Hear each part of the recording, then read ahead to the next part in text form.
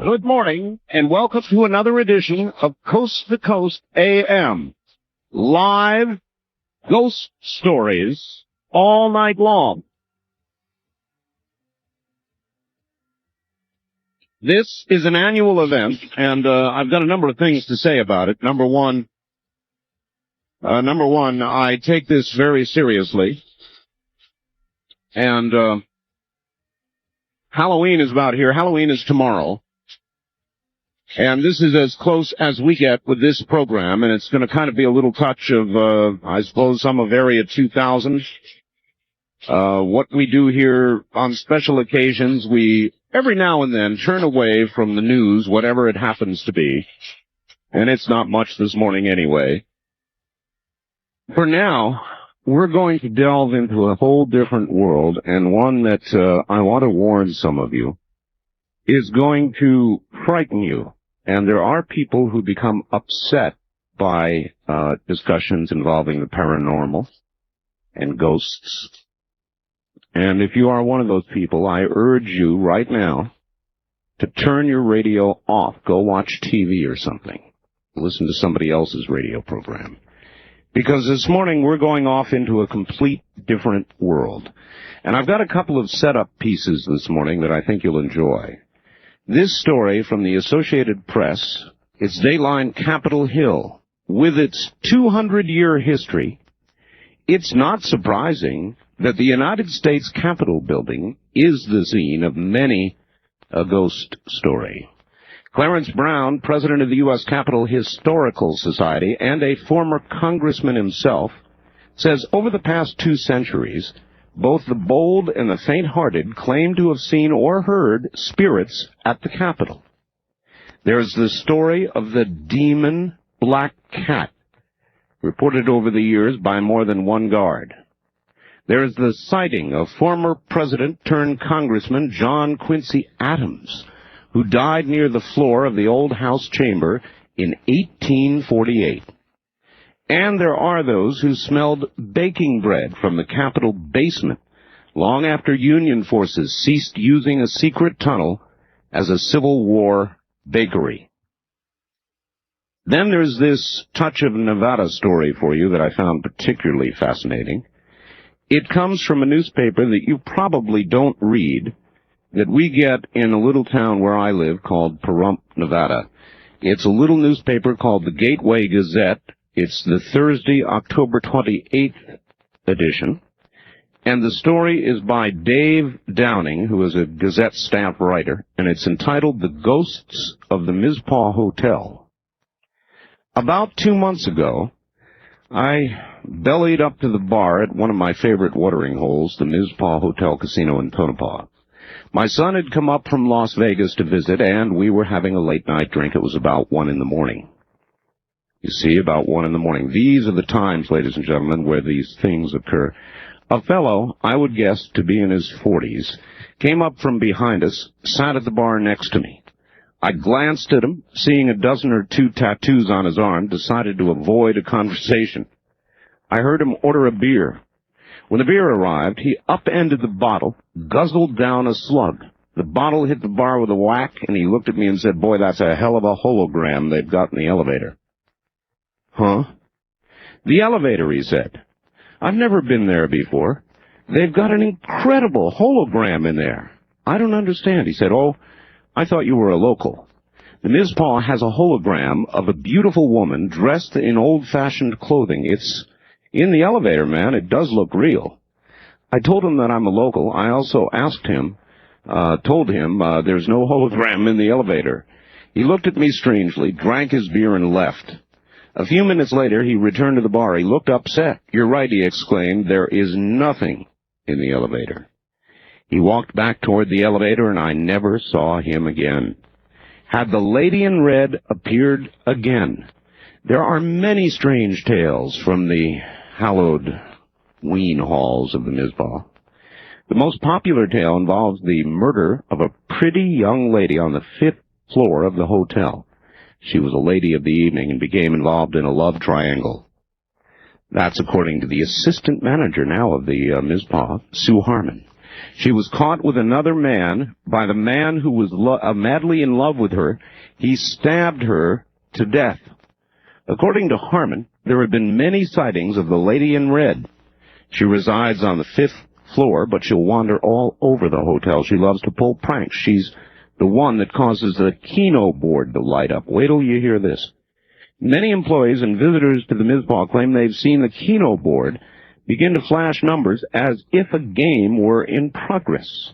The Keno boards at the Mizpah haven't been connected to an electrical source for years. Many claim she can be heard at night, moaning and walking about the floors. She's been known to carry on a conversation with people. We'll only later find out no one is there.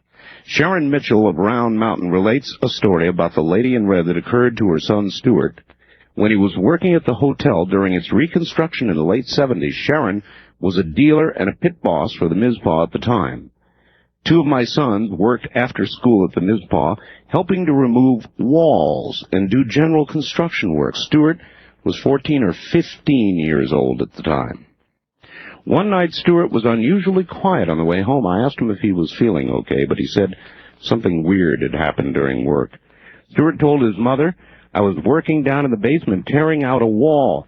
There was a woman with me. She asked me what I was doing, and I told her I was taking the wall down. She told me she didn't want the wall taken out. I asked her who she was, and she said, 'I live here, and I don't want that wall taken down.'" Stuart went to get his boss. When they returned, the lady was, of course, no longer there.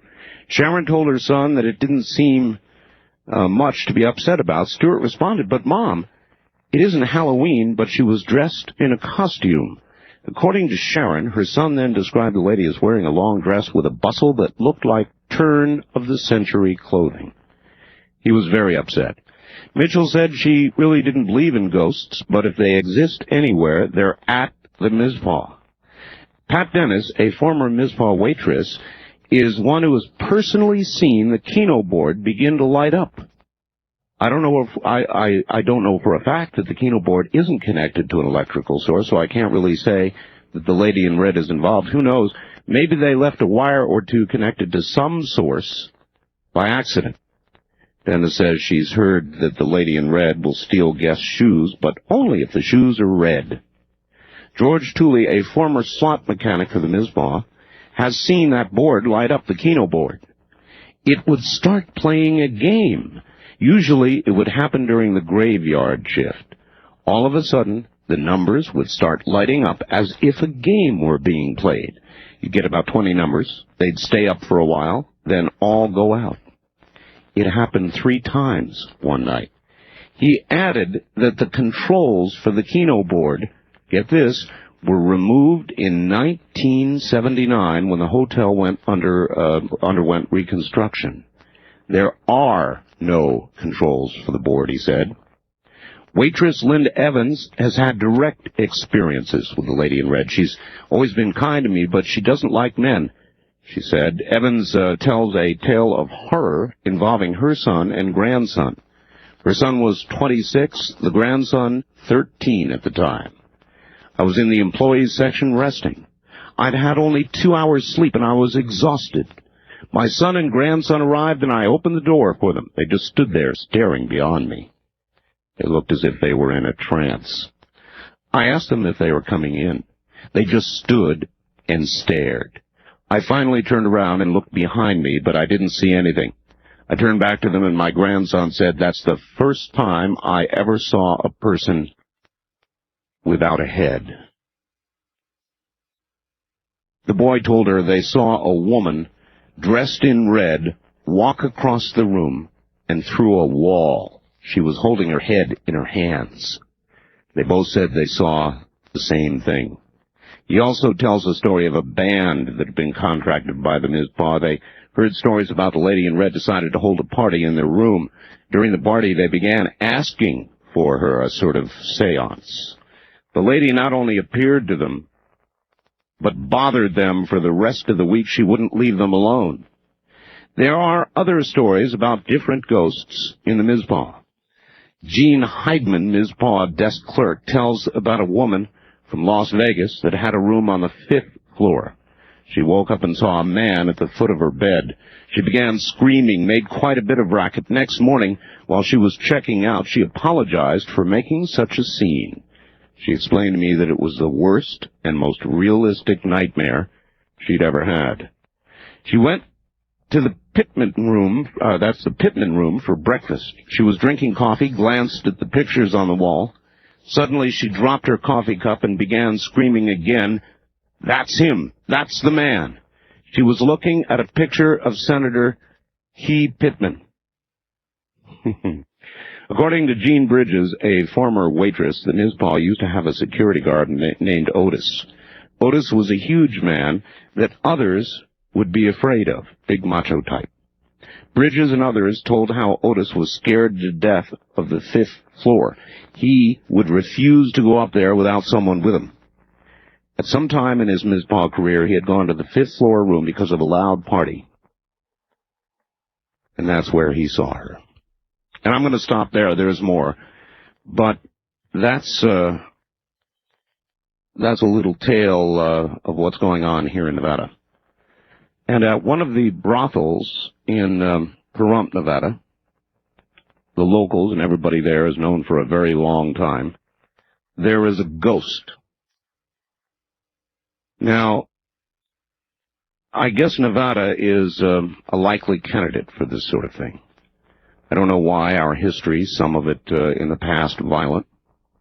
And that brings me to why so many ghosts appear, or so many spirits appear to remain here on this world. I think they can't go anywhere else. Frequently, when a death is unexpected, early, violent, when there's something utterly unsatisfied here on earth, unrequited love, frequently, will bring a spirit that seems to stay.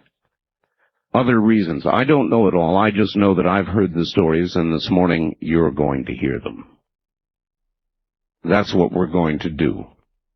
We're going to talk about ghosts, poltergeists, spirits. And one of the reasons that I've found this topic through my life so fascinating, and I always return to it, is because for a very long time I've been on a search, a hard search, for some sort of proof of life after death.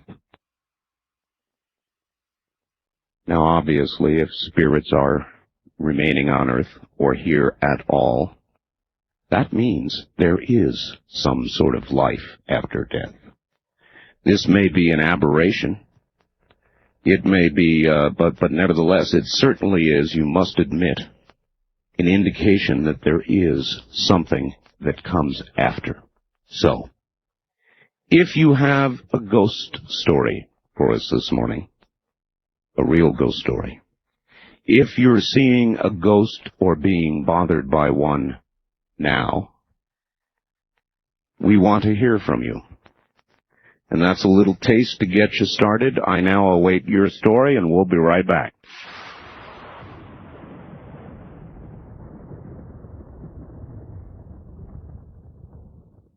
All right, if you're ready, I think I am, and if it starts to get scary enough, I will extinguish my lights and sort of get in the spirit of things. I've done that every year. I'm not allowed to bring a candle in here. No fire. But I do extinguish the lights and kind of get myself into the mood. Here we go. Wildcard line 3, good morning. You are on the air. Thank you, sir. This story revolves around a historical building in the town of Provincetown, Massachusetts, which is a town that's out on the very tip of Cape Cod. A number of years ago, this is going back about 20 years ago, my uncle was a former California contractor, a builder, who took a job as a caretaker in this building called the Provincetown Inn. Oh, yes. And he was there basically living rent-free to do some restoration, renovation on this old building. Mm-hmm. And this is a guy who watched, the hockey games, that didn't care about ghost stories, didn't believe in that sort of thing, but as he and his wife were living there for a while, they began to see more and more evidence of what I guess you would call poltergeist activity. And this was in the... pranks, things flying around, that's Yes, absolutely. They would be watching a hockey game, and his wife would be cooking some spaghetti sauce in the kitchen, and they'd be watching together. She'd come out, and she'd leave the wooden spoon in the pot, and they'd hear this clatter in the kitchen, and they both run out there, and the spoon would be across the room, and spaghetti sauce would be all over the place. And then they began hearing footsteps in the upper story of the inn at all hours of the day and night, and would rush upstairs to see who was there, because this was generally in the off season when they didn't have any people renting rooms and so forth, and there was never anyone there.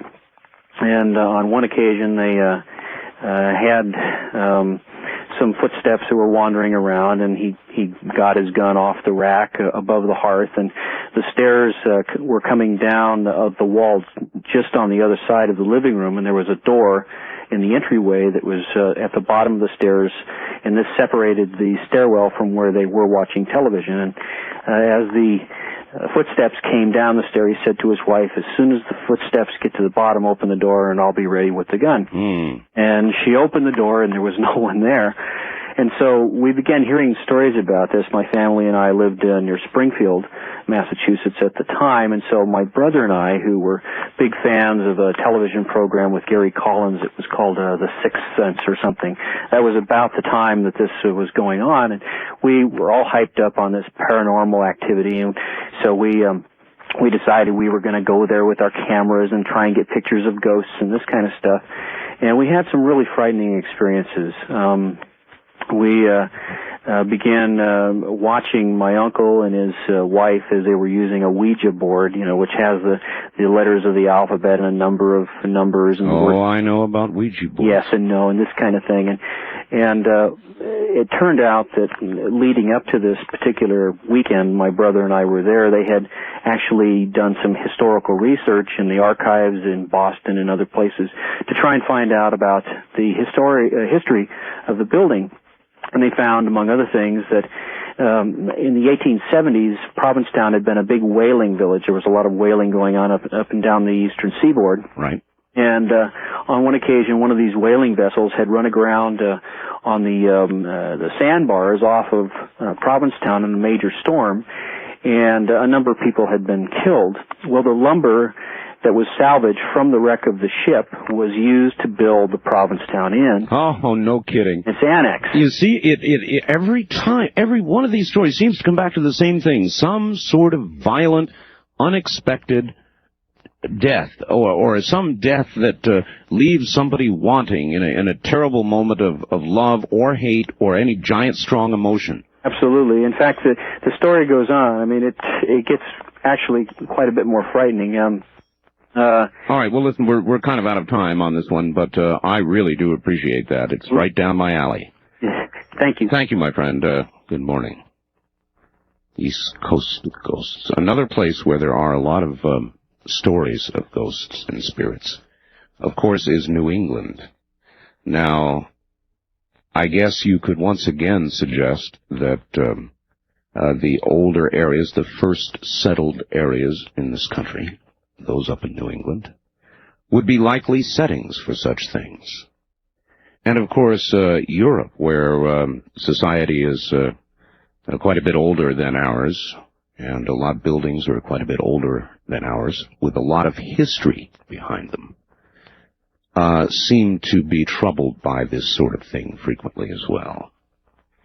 Again, the reason I find all of this so utterly fascinating is that obviously any proof of ghosts, any confirmation of spirits is, in effect, confirmation of life after death.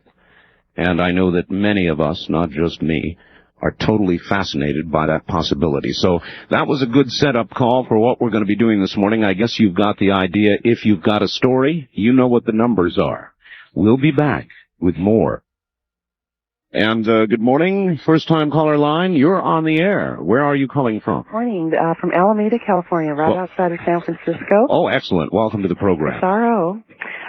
Last year, my 5 children and I, we live in a big, old, rambling house, And I started hearing things, but I thought it was the children. The house was so big that you might hear from the next room. With 5 kids, anybody could be anywhere in the house. Absolutely.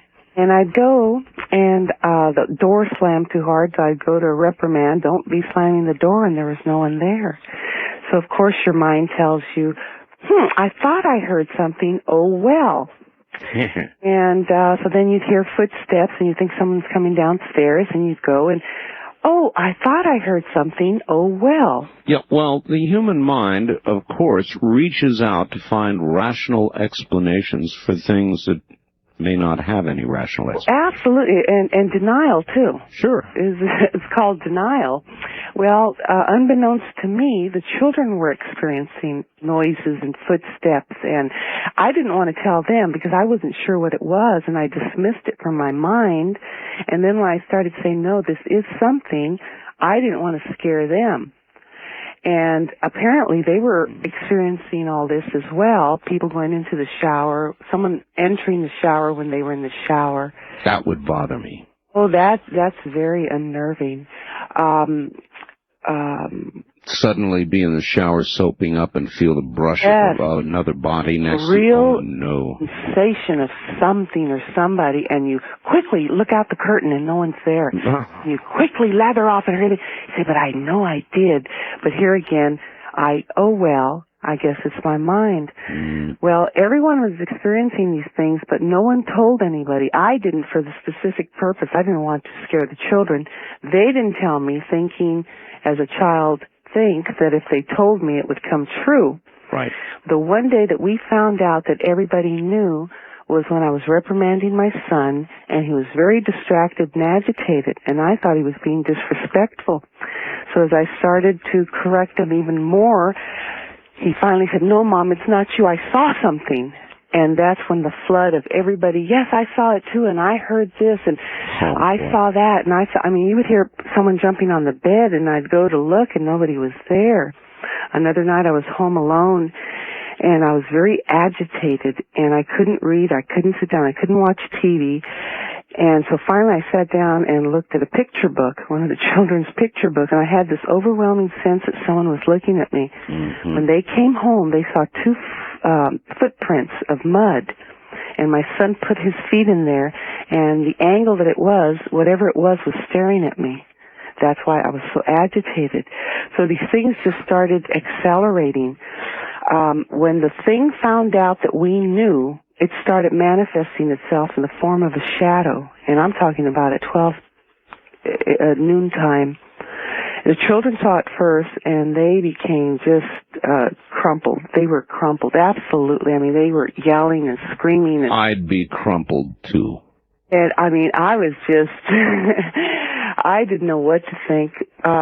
So I called my priest. I went up, and we right away got in the van and went up there and told him, and he didn't believe us. He said there were mice or, people, hysteria, and all the common explanations that you get. I was so upset that on the way home I ran a stop sign. I knew that we saw and we heard what we saw and we heard. Finally, till that night, I saw the shadow.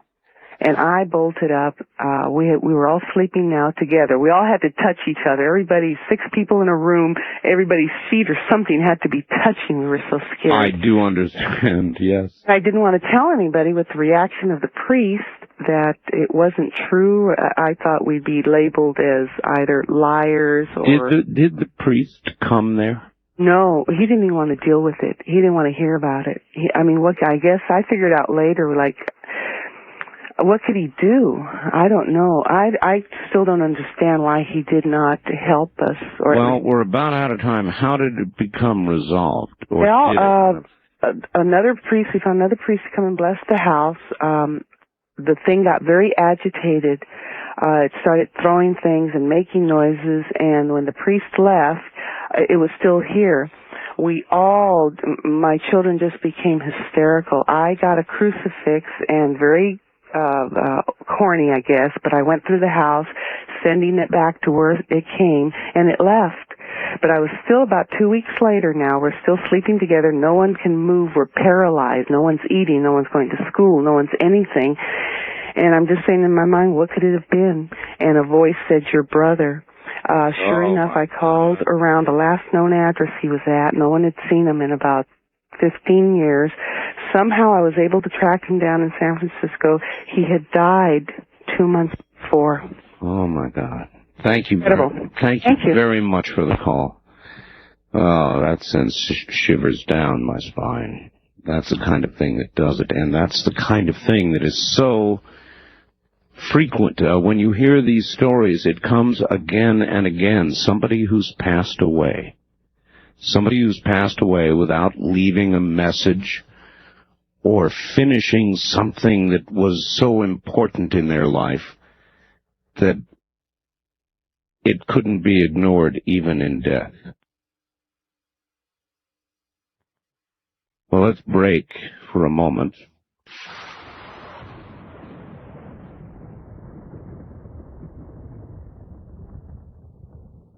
Good evening. You're on the air. Oh, yes, Art, I had a brush with something eerie in 1956 in Pittsburgh, PA. As a young couple, my husband and I had moved into the third-floor rooms of a very old house, probably built around the turn of the century. Mm-hmm. And we rented the third-floor rooms. An old couple in their 80s were our landlords on the first floor. The second floor was empty. And so among our 4 rooms, there was one particular small room that for some reason I had a very strange, eerie feeling about it. It just never felt right. We just used it for storage and always kept that door closed. So this one particular night, my husband traveled on business and he was away. I came home from work about 6 o'clock. The old couple were in their rooms downstairs, but with their doors closed, so I felt very much alone in the house. And I was up there. Our bathroom happened to be on the second floor, which was empty. So I was up there for a couple of hours, and I kept having this terrible feeling that something or someone was in that little room. Mm-hmm. And I kept thinking, well, I must be being silly. So after a couple of hours, I went down to use the bathroom on the second floor. And while I'm in there, something seemed to be telling me, do not go back upstairs. And I had to really drag myself up there because I had this horrible feeling. And You mean you went anyway? I went anyway. Well, why do people always do, even in the movies, the scantily dressed women always go to the basement? Well, I wasn't scantily dressed. Well, that's fine. So anyway, I decided I'm being foolish, so I go up these stairs, and I'm climbing up this very long flight of steps, and I get almost to the top, about the third step down, when I hear the latch of that door open up. It made a click, a loud click, and that door opened. It made the biggest squeak you ever heard in your life, just like in the movies. And I raced down those steps back to the bathroom, 3 at a time, literally. Went back in that room, closed the door, locked that bathroom door, and I sat in there for about 2 hours till my husband came home. When I heard that front door downstairs opening, I was so relieved. He came in, and I told him what had happened, so we went back upstairs. And that door was open, yes, about a foot or so. And we looked inside. Of course, we saw no one, nothing. And I can't explain why that happened to open that night that way. But in any case, I always, gave me heart failure. But a postscript to all this is that within a year after we had moved out of that house, the old man downstairs in his 80s had died.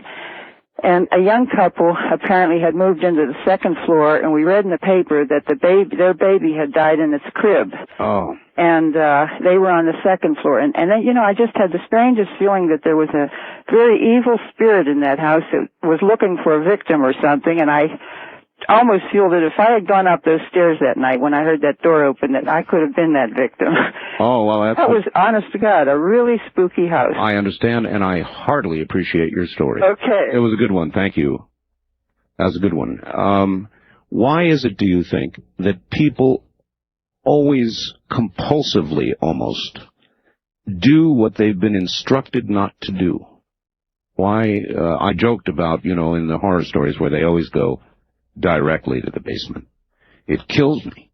No, I screamed, no, not the basement. They open the door and down they go, where they're eaten alive by something, inevitably. But even in real life, listen to that lady. Listen to the story we just got. Something told her not to do that, and what's the first thing she did? She forced herself to do it. Maybe the answer is that we want to return to a rational thought pattern. If something disturbs us, we want to deny it. We want a rational explanation for it.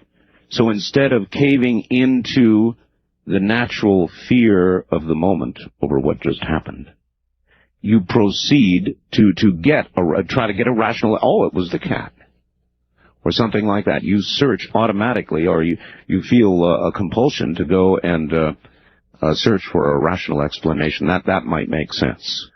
Top of the morning on our first-time caller line. You're on the air. Hi, is this Art? Yes, it is. Welcome to the program. Where are you, please? I am in Seattle. Seattle, Washington, all right. This is the most livable city in the nation, and I don't care what the people in Cincinnati say. Hey, we're talking about spooky, eerie, weird kind of stuff happening. That's true. Well, I have a story for you that'll probably won't send goosebumps up your spine. It'll probably make you go, oh, isn't that sweet? If that's possible. I had an aunt that I was very, very close to, actually a great aunt, very close to her. She was kind of, I just always kind of looked up to her in life. She was kind of my... Sure, mentor. My mentor, thanks. And I had gone out to the cemetery, as I do once a month, to put flowers on her grave and kind of trim the grass and all that. Right. And as I was driving around the curve, you have to go down a hill and around a curve to get out of the cemetery, she ran out in front of my car, and I thought, no, I'm seeing things, but when something runs out in front of your car, what do? You slam on the brakes. I got rear-ended by two other cars, one of them being the security guard at the cemetery. I jumped out of the car thinking, oh my God, I'm going to pay for this one through the nose.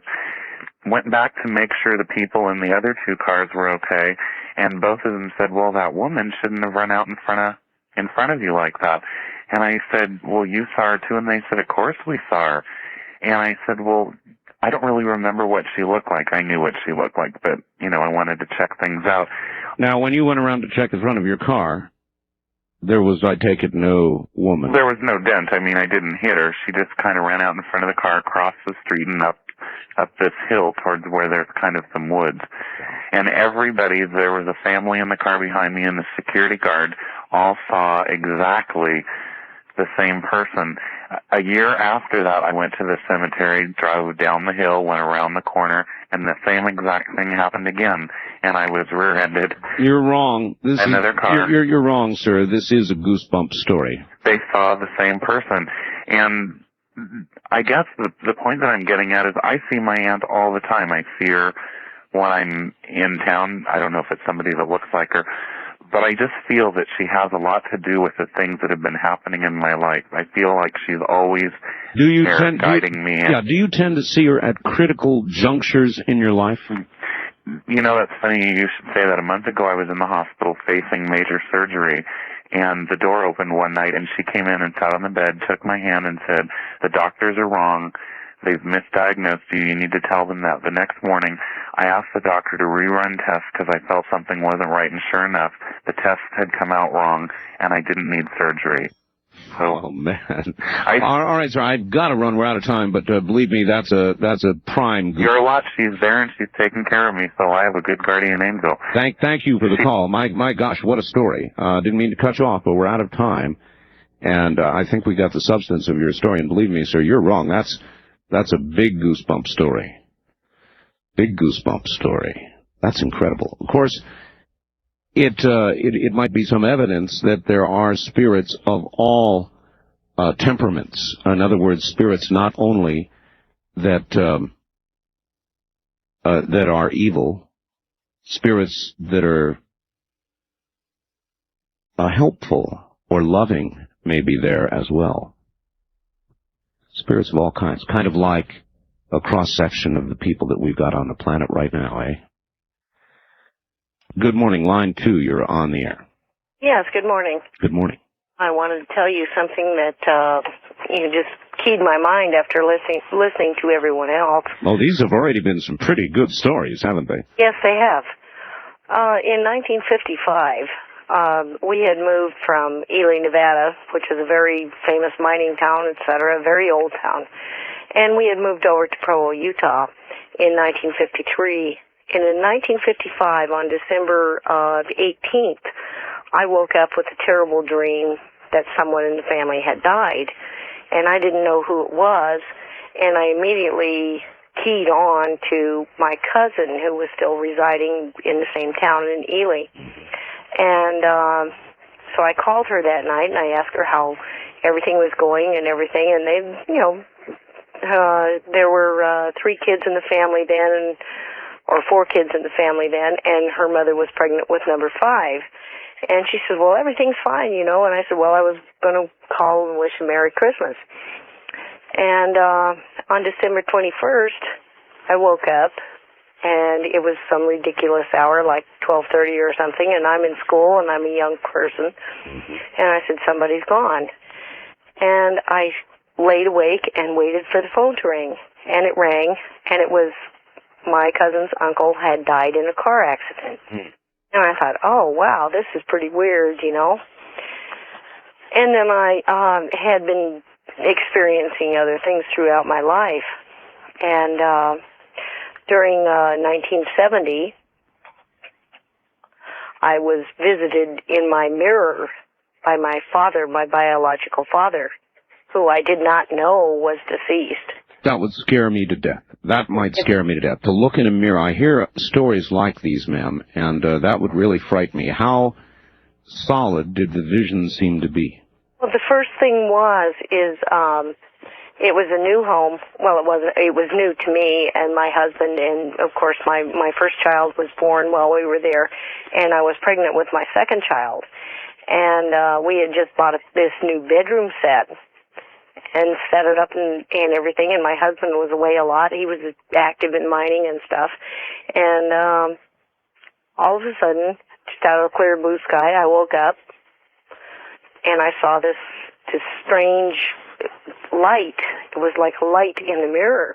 And it got brighter and brighter and brighter, and I got scared. I really did. I understand. And all of a sudden, it came out of the mirror, and there was my biological father. I had not seen him since I was Wait a minute. old. Wait a minute. It came out of the mirror? Out of the mirror. In a solid form? In a solid form. And it was my biological father, and I had never seen him since I was 3 years old. And you had a conversation with this man? Yes, I did. Yes, I did. And what he said not to be afraid. And he said, kiss the children for me. And it brought tears to my eyes. I was so frightened, and yet I was at peace. It was just amazing. Believe me, I understand that cross of emotions. I've got to go. Thank you so much for the story. Did you hear her voice at the end? Did you hear that? Do you believe that, lady? I do. Do you believe these stories? I do. Do you understand what it means? I think I do. Is there life after this one? I think there is. Are these things we don't understand? They certainly are. Are they a little frightening? They absolutely are. All I can conclude so far is that in the matter of somebody's death, which is violent, or is unexpected, or in the manner of somebody who dies and has something that they must do, something they didn't finish, somebody they didn't say goodbye to, somebody they wanted to tell that they loved before they left and didn't get a chance to. Children that are left behind that you wanted to be sure understood that you loved them, because what could be more important at that time? Really nothing. Does all this add up to life after death? I think that it does. That's why we do these programs. Good morning, everybody. You're listening to Coast to Coast AM from Las Vegas. If you're just tuning in, we are exploring areas that some would say we ought not. Ghosts, the paranormal, things that people have seen and heard. If you'd like to be part of it, pick up the telephone and join in. You're back on the air, sir. Hi, thank you, Art. As I was saying, this house out in Marinwood, after all this activity started taking place in the house, now they haven't had any sightings. You don't have to see something to be haunted. A lot of poltergeist activity, they don't see things. Mm-hmm. But electrical sockets burning out, doors getting slammed. Her father came out to the house. He is in construction, a contractor, did some work on the sockets, and toasters would plug in, and then they'd burn out. One day, a woman friend of hers came over to pay her a visit. Comes into the house, has a small 3 or 4-year-old child. The child says he sees a lady in the hallway. Oh. A little while later, he's playing in the hallway, door slams shut. The woman, the mother of the child, and the woman who owns the house, it takes them 20 minutes to get the door unstuck, at which point the mother becomes hysterical. The little kid is scared because the lady he had felt or thought he had seen the lady there. They finally did get the door unstuck. There was no reason for the door being stuck. Mother and child left the house, haven't been back since. Theory. You were talking about how a lot of these people get separated from their bodies. The Indians and a lot of people believe that people who are addicted to drugs or drink alcohol get separated from their spirit. I've heard that. Now, if somebody gets separated from their spirit because of drug abuse or they weren't ready to leave because they've died a violent death, then I think if there's that separation of body and spirit like that, or the Indians say drugs and alcohol will punch holes in your spirit. If you beat your spirit up or yourself up, you may wind up being grounded here. Well, that would seem to happen, wouldn't it? Story after story after story. And like I say, they looked into it, and they had found out that, yes, a woman had died there years earlier, and then later on they looked into it and discovered that, the cause of death was a heroin overdose. And this is one very angry spirit. Some people get in that house, and they're fine. Some people go in there, and they aren't fine. Well, if it does punch holes in the spirit, that's a big hole. Yeah, they tried to get my girlfriend to babysit out there, house sit rather, and when she found out about the house, she didn't want to go.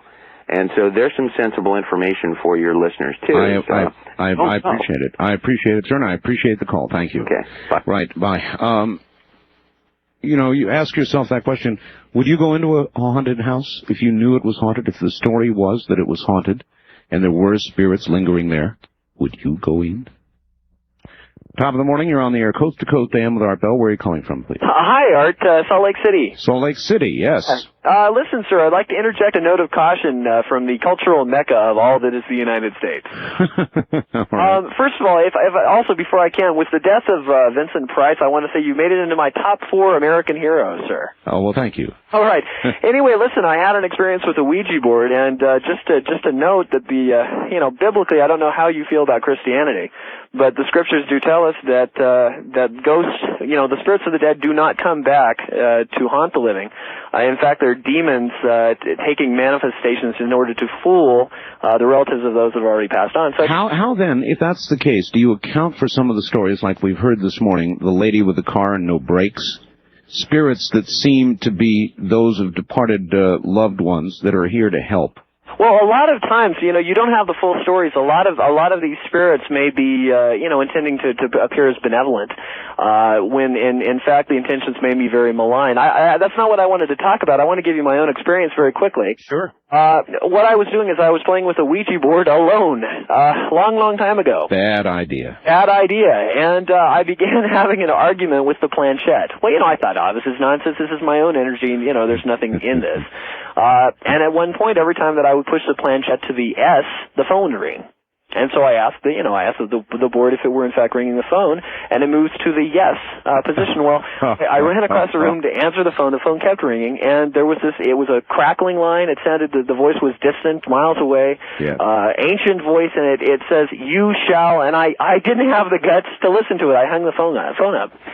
And, for the next 7 years, this phenomena have been happening in my life. For example, I'll pass by cars. Haven't you forevermore, if I can stop you, wondered, you shall what? I don't know. How could you hang up? I really did not want to know. I didn't want to hear what it was going to say. Okay. But it is a warning. Don't, I've had an aversion to the paraphernalia of the occult ever since.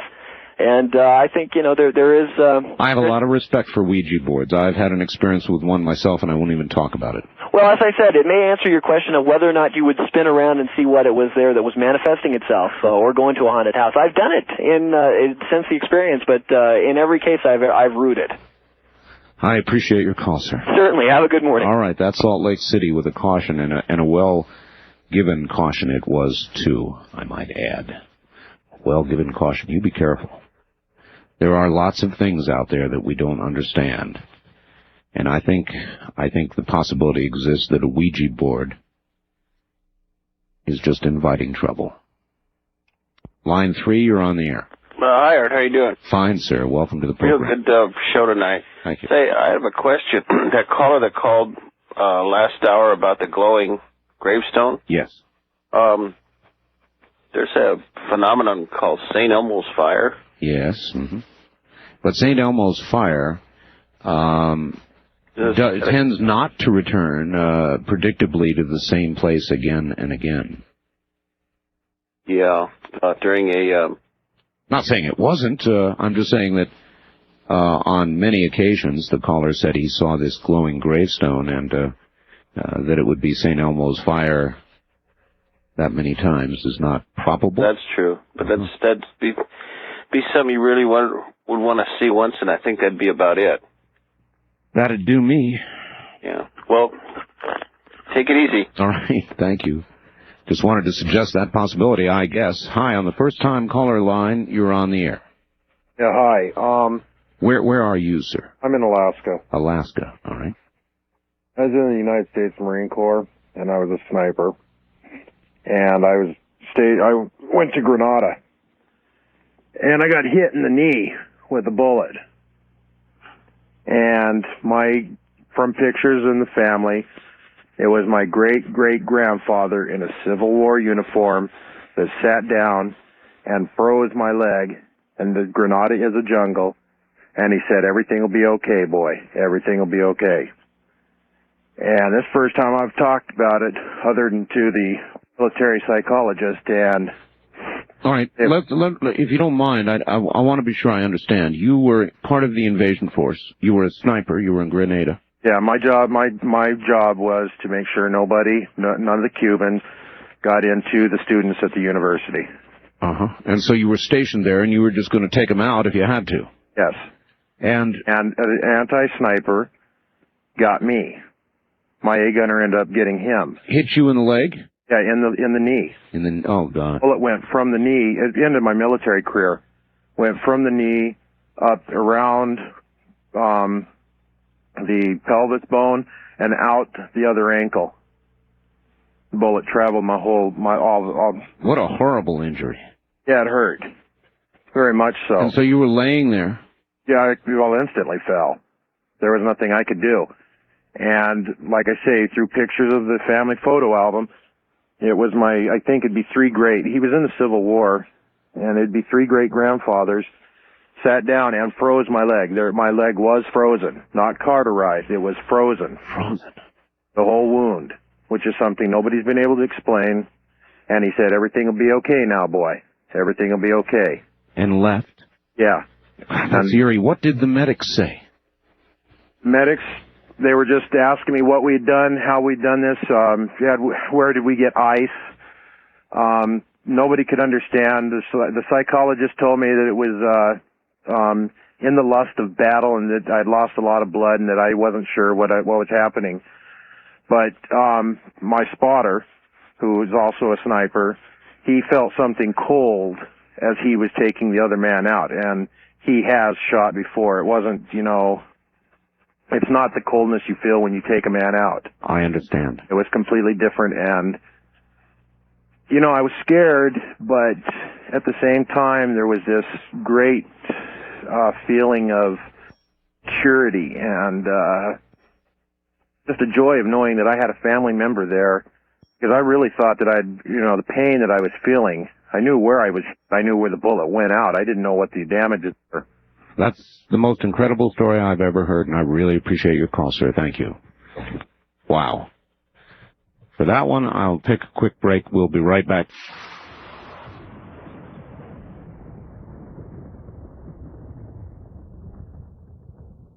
Good morning, you're on the air. Coast would have been. You were a dial tone. Spirit of a dial tone. Wildcard line 3, you're on the air. Hello, Art. Hello. Yes, this is Mark from Anderson, California. Hi, Mark. Yeah, I had a situation that happened a couple of years ago. I was sitting at a friend's house, and it was about 1 o'clock in the morning. And we were sitting there talking about, people that we've known throughout our lives. And I was sitting in a chair, and all of a sudden, I bent over in extreme pain. I mean, it took me to the floor, out of the chair onto the floor on my right side. And then I kind of got a headache, and we were just, for some reason, my friend Craig and I both noted the time. Right. The thing that was strange was the next day, my friend was looking through the paper and noticed that a friend of mine had been killed.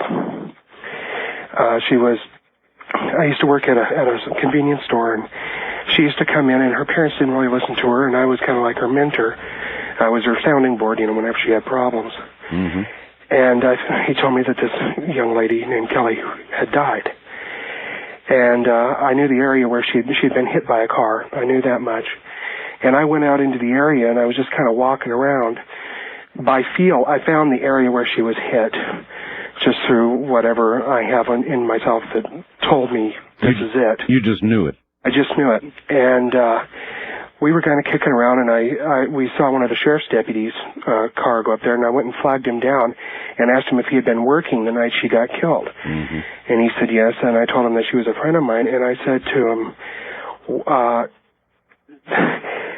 I know this is going to sound morbid, but what side of her body did the truck impact her on? He told me that the initial strike hit her on the right side, fracturing her pelvis. She flipped up over the truck and landed on her head and was killed immediately. Mm. Now, this was within 5 minutes. This was the night before that I fell over. This was in 5 minutes of that time that the time of death was pronounced. And my belief is that she came to me and said goodbye. And it was just too weird. And a friend of mine, if you'd like, he was there. I told him if he would like, he could call back and verify, because he was there, and he was kind of freaked out. As the couple of days where we talked to the sheriff's deputy and stuff, I'm just convinced it happens. People come back. People do come back, and they do say goodbye. My friend and I are researching a book on. We're going to be writing a book basically on poltergeists and demonology.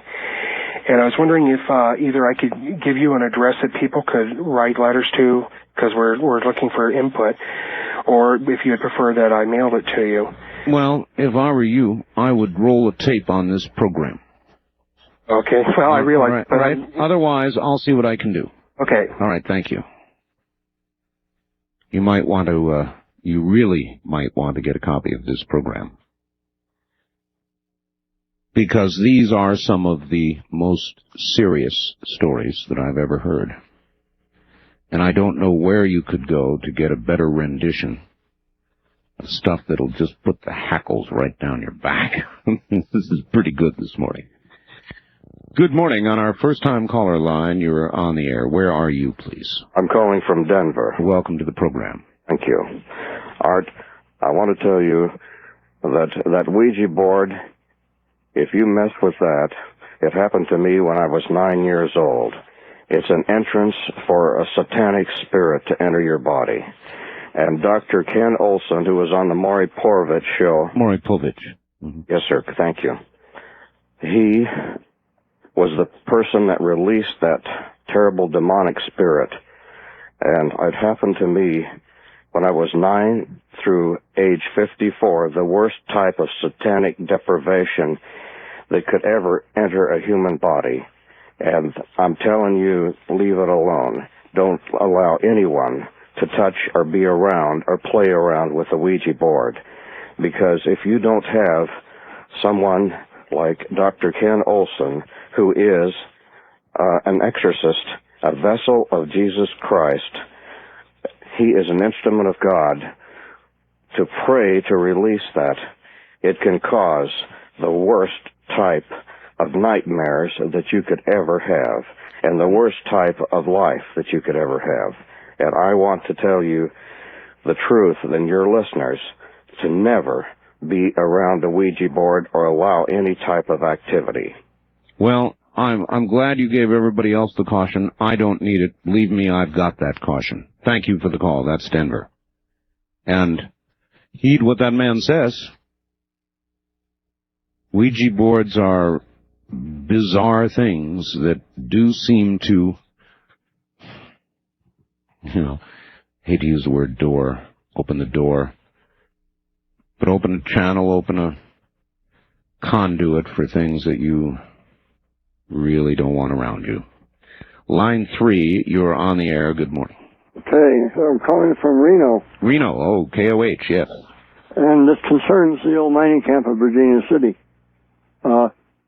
Where the big mines, excuse me, the big mines been abandoned for many years, but there are 700 miles of shafts and tunnels and drifts and winzes underground.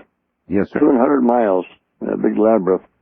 And I was having lunch with my parents in Virginia City, and knocking at the back door, and in came an old friend of my dad's, very agitated, a big lump in his forehead, and it was split, his cuts, and blood was coming down, so folks patched him up, and he, like many of the old retired miners, he liked to roam through the abandoned mines, pick samples out and stuff like that, and he was in a mine called the Ward Mine, southeast of Virginia City. Is that W-A-R-D, Ward? Yes. Uh-huh. And I guess he had his carbide lamp in his hat. And he turned the corner and come down a corridor. There, kind of illuminated, was a man buried up almost to his head in cave-in dirt. His arms were free, and he was shaking them and waving his head back and forth. His face was contorted, and obviously a cave in there. Our friend was so startled that he turned around and started to run timber over the roof of the mine, and he ran into it. That's where he got that knock on the head. Well, when he told the story around town, people just laughed and said, well, he must have bumped his head first and had a location. Sure. Several years later, some mining engineers were looking at the maps of the old mines, and they were examining the Ward, and it has all the details. And they said, my goodness, there was a fatal cave-in the tunnel number so-and-so. And that was the one. That is really eerie. True. That's really eerie. I understand, sir. I understand. I really thank you for the call. Okay, Art. And so there you go. There's a mining story. A man buried almost to his head, who had died violently and quickly and unexpectedly.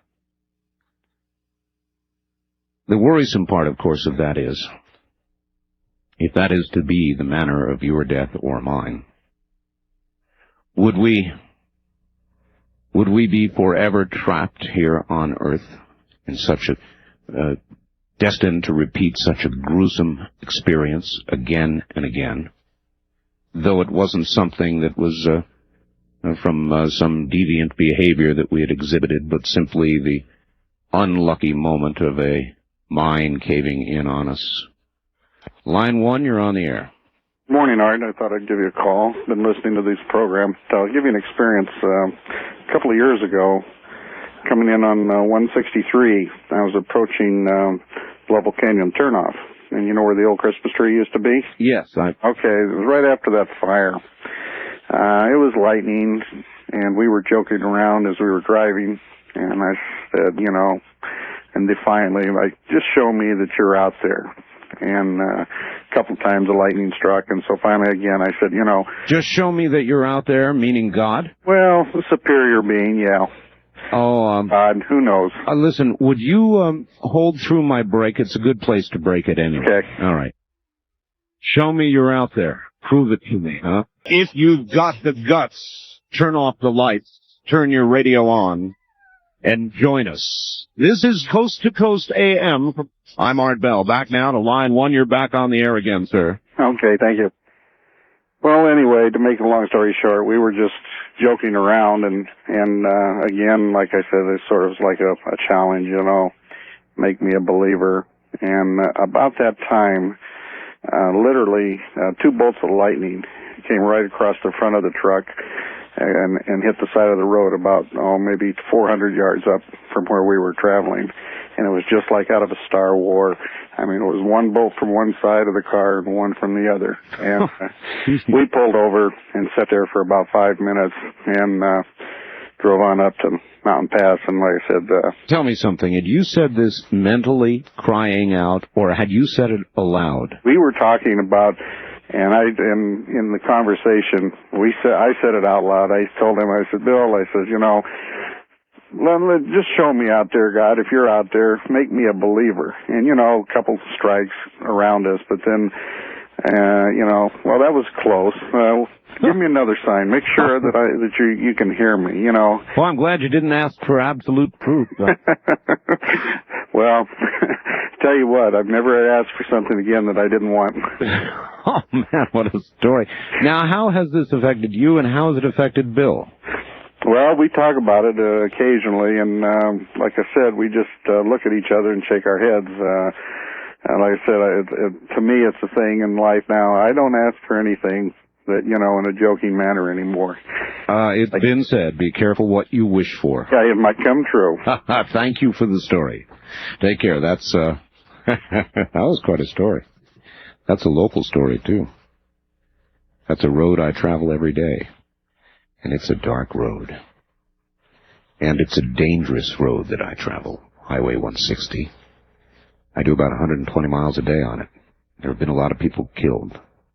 There are a lot of crosses placed on the roadside to designate the place where it's occurred. But I've never seen anything. Not yet. Good morning. On the first-time caller line, you're on the air. Hi, I'm calling from Genoa, Nevada. Where in Nevada? Genoa. Genoa, Nevada. Oh, Genoa. Where is that? It is just about 10 miles south of Carson City. It's the first Nevada settlement. Very good. And anyway, this was about 2 years ago. My story, I'm a recovering alcoholic, and I was going out with a girl who had just got into recovery, and we were in counseling, and we were doing a bunch of inner child work. And, you know, one of the reasons we got along so well, our therapist says, because we played so well together. Well, this whole relationship went sour, and she began dating this other man, and they were going to move to Cleveland, Ohio. And anyway, so one night, I'm laying in my bed, and this therapy work that we're doing with inner child, you have to close your eyes and imagine this child and you know, what that child was doing at the time. And I was laying in my bed and my eyes were open, and all of a sudden, this little girl, about 8 years old, she had a pixie haircut and she was wearing shorts and a small halter top, came up, and she was standing right next to my bed, and my eyes were wide open. And it was that my girlfriend is like, you know, a smaller version of her, right? And yes. And this girl, without opening her lips or anything, said, you know, to me, I've come to play with Chris, who was like, and that's my name in my inner child. So anyway, this little girl is standing there, and she's talking to me. She says, and I'm leaving. I'm moving. And I wanted to come and play. And so she starts taking off with this other little kid. I'm assuming it was me. And they're running, and all of a sudden then I don't see walls in my room or anything. I just see them out like in a field running. Wow. And I keep saying out loud to this girl who I was, you know, had since not dated, Gary, do you feel this? I was wondering if there was a connection between her and me. Right. And I kept saying, do you feel this? Are you here? Do you know, are you seeing what I'm seeing? And then after they got done playing this, and this went on for, I'm going to guess 10 minutes. And then the little girl walked back up and said thank you, and that she was leaving. and that, you know, hopefully she would come back to see us again. And I had told her, I mean, I'm talking directly to this. She was transparent, but she was still standing right there. And I was telling her, I said, you can come back anytime you want. It was not a fear thing. I was not afraid. Why not? Well, because I guess because it was somebody you knew, somebody you know. Right, I think so. And she was just, you know, 8 years old, 9 years old, and just real shy, and you know. I would like to think I could react as you did. I'm going to have to leave the line because we're out of time. I thank you for the call. I would like to think that I would react that way. And maybe, if it was somebody that I had known, somebody that I was comfortable with, and the experience felt benign, maybe I would be. But I'm not sure of that.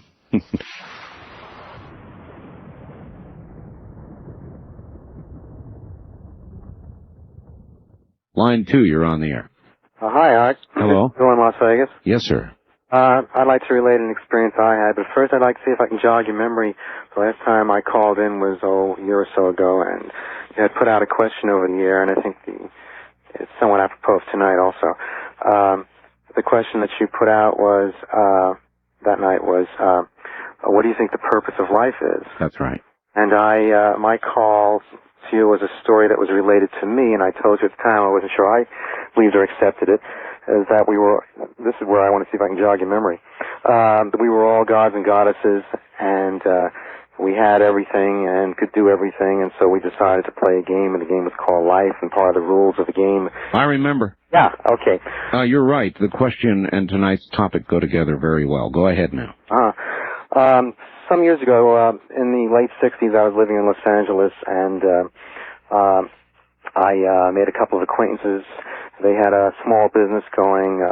One was a writer, the other was a printer, an artist, and they had made up copies of a poster that they came up with. And in our dealings, they asked would I sell the poster for them. I agreed to, and for a while I sold it around the Los Angeles area to bookstores and so on. And then they suggested, why don't you make a trip to the Bay Area, to San Francisco, and see how it'll go up there.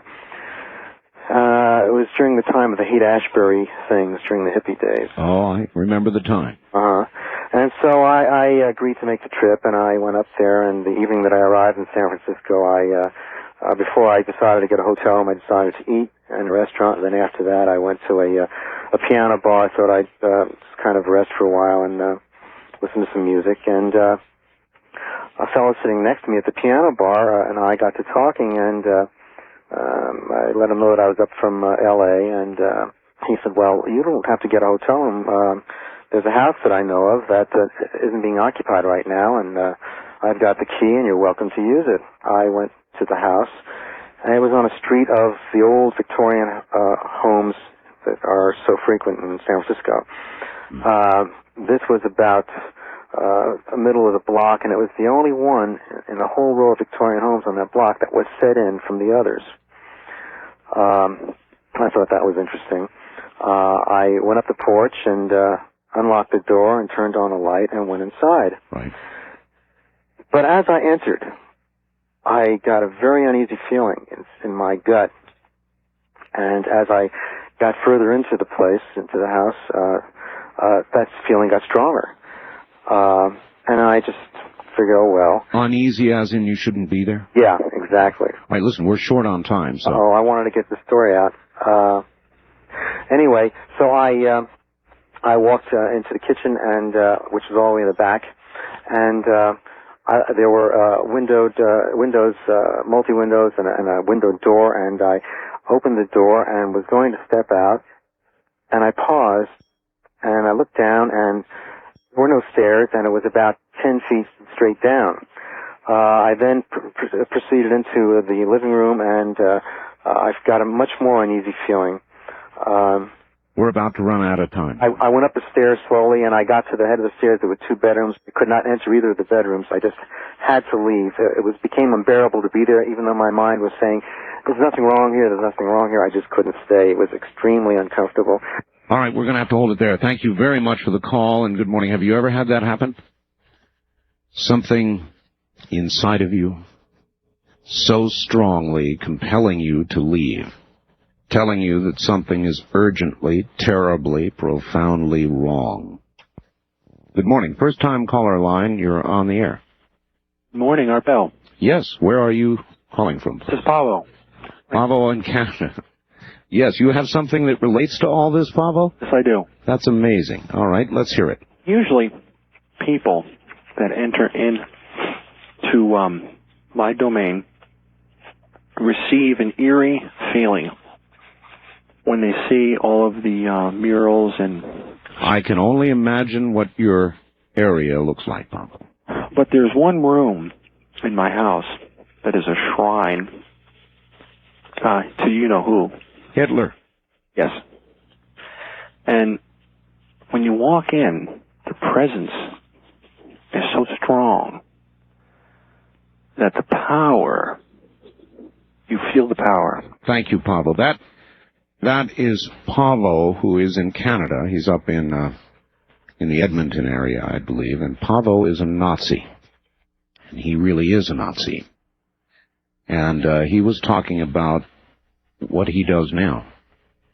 And his shrine, I don't have to be there to imagine what it is like. And I can easily imagine that it imparts the exact feeling that he was just talking about. Eerie.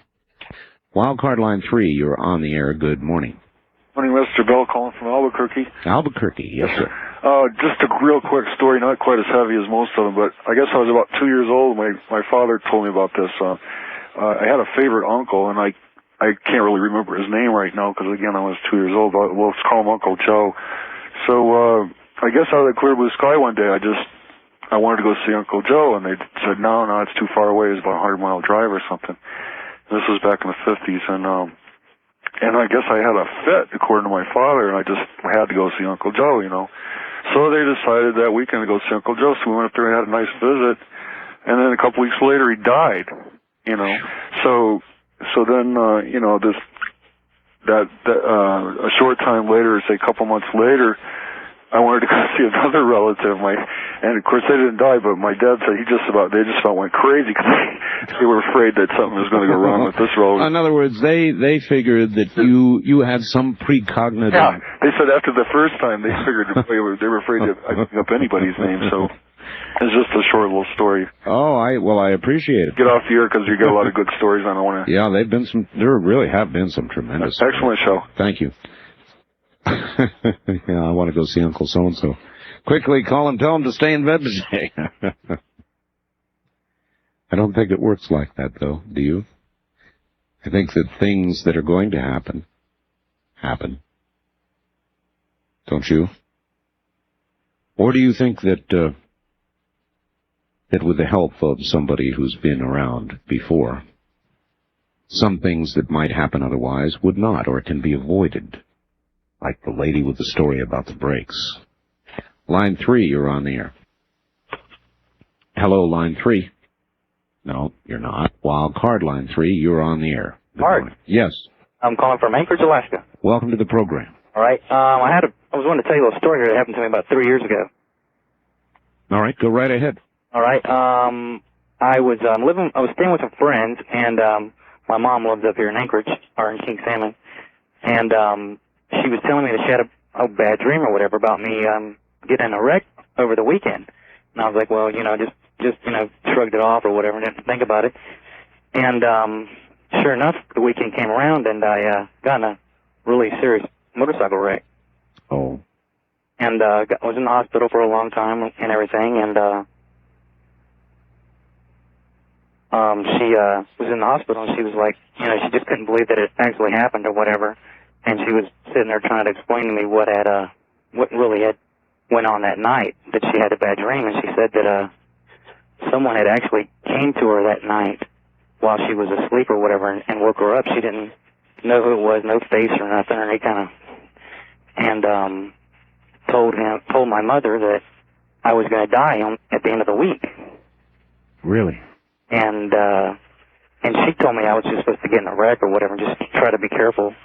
And she didn't tell me I was going to die. She just told me I was going to get in a wreck. And she And she was like, tell me what. Why, if she would tell you that, I'm curious, if she would tell you, be careful or you're going to be in a wreck, and she would go to all that trouble to caution you about that, why wouldn't she give you the original message and try to warn you away or try to change what was to be?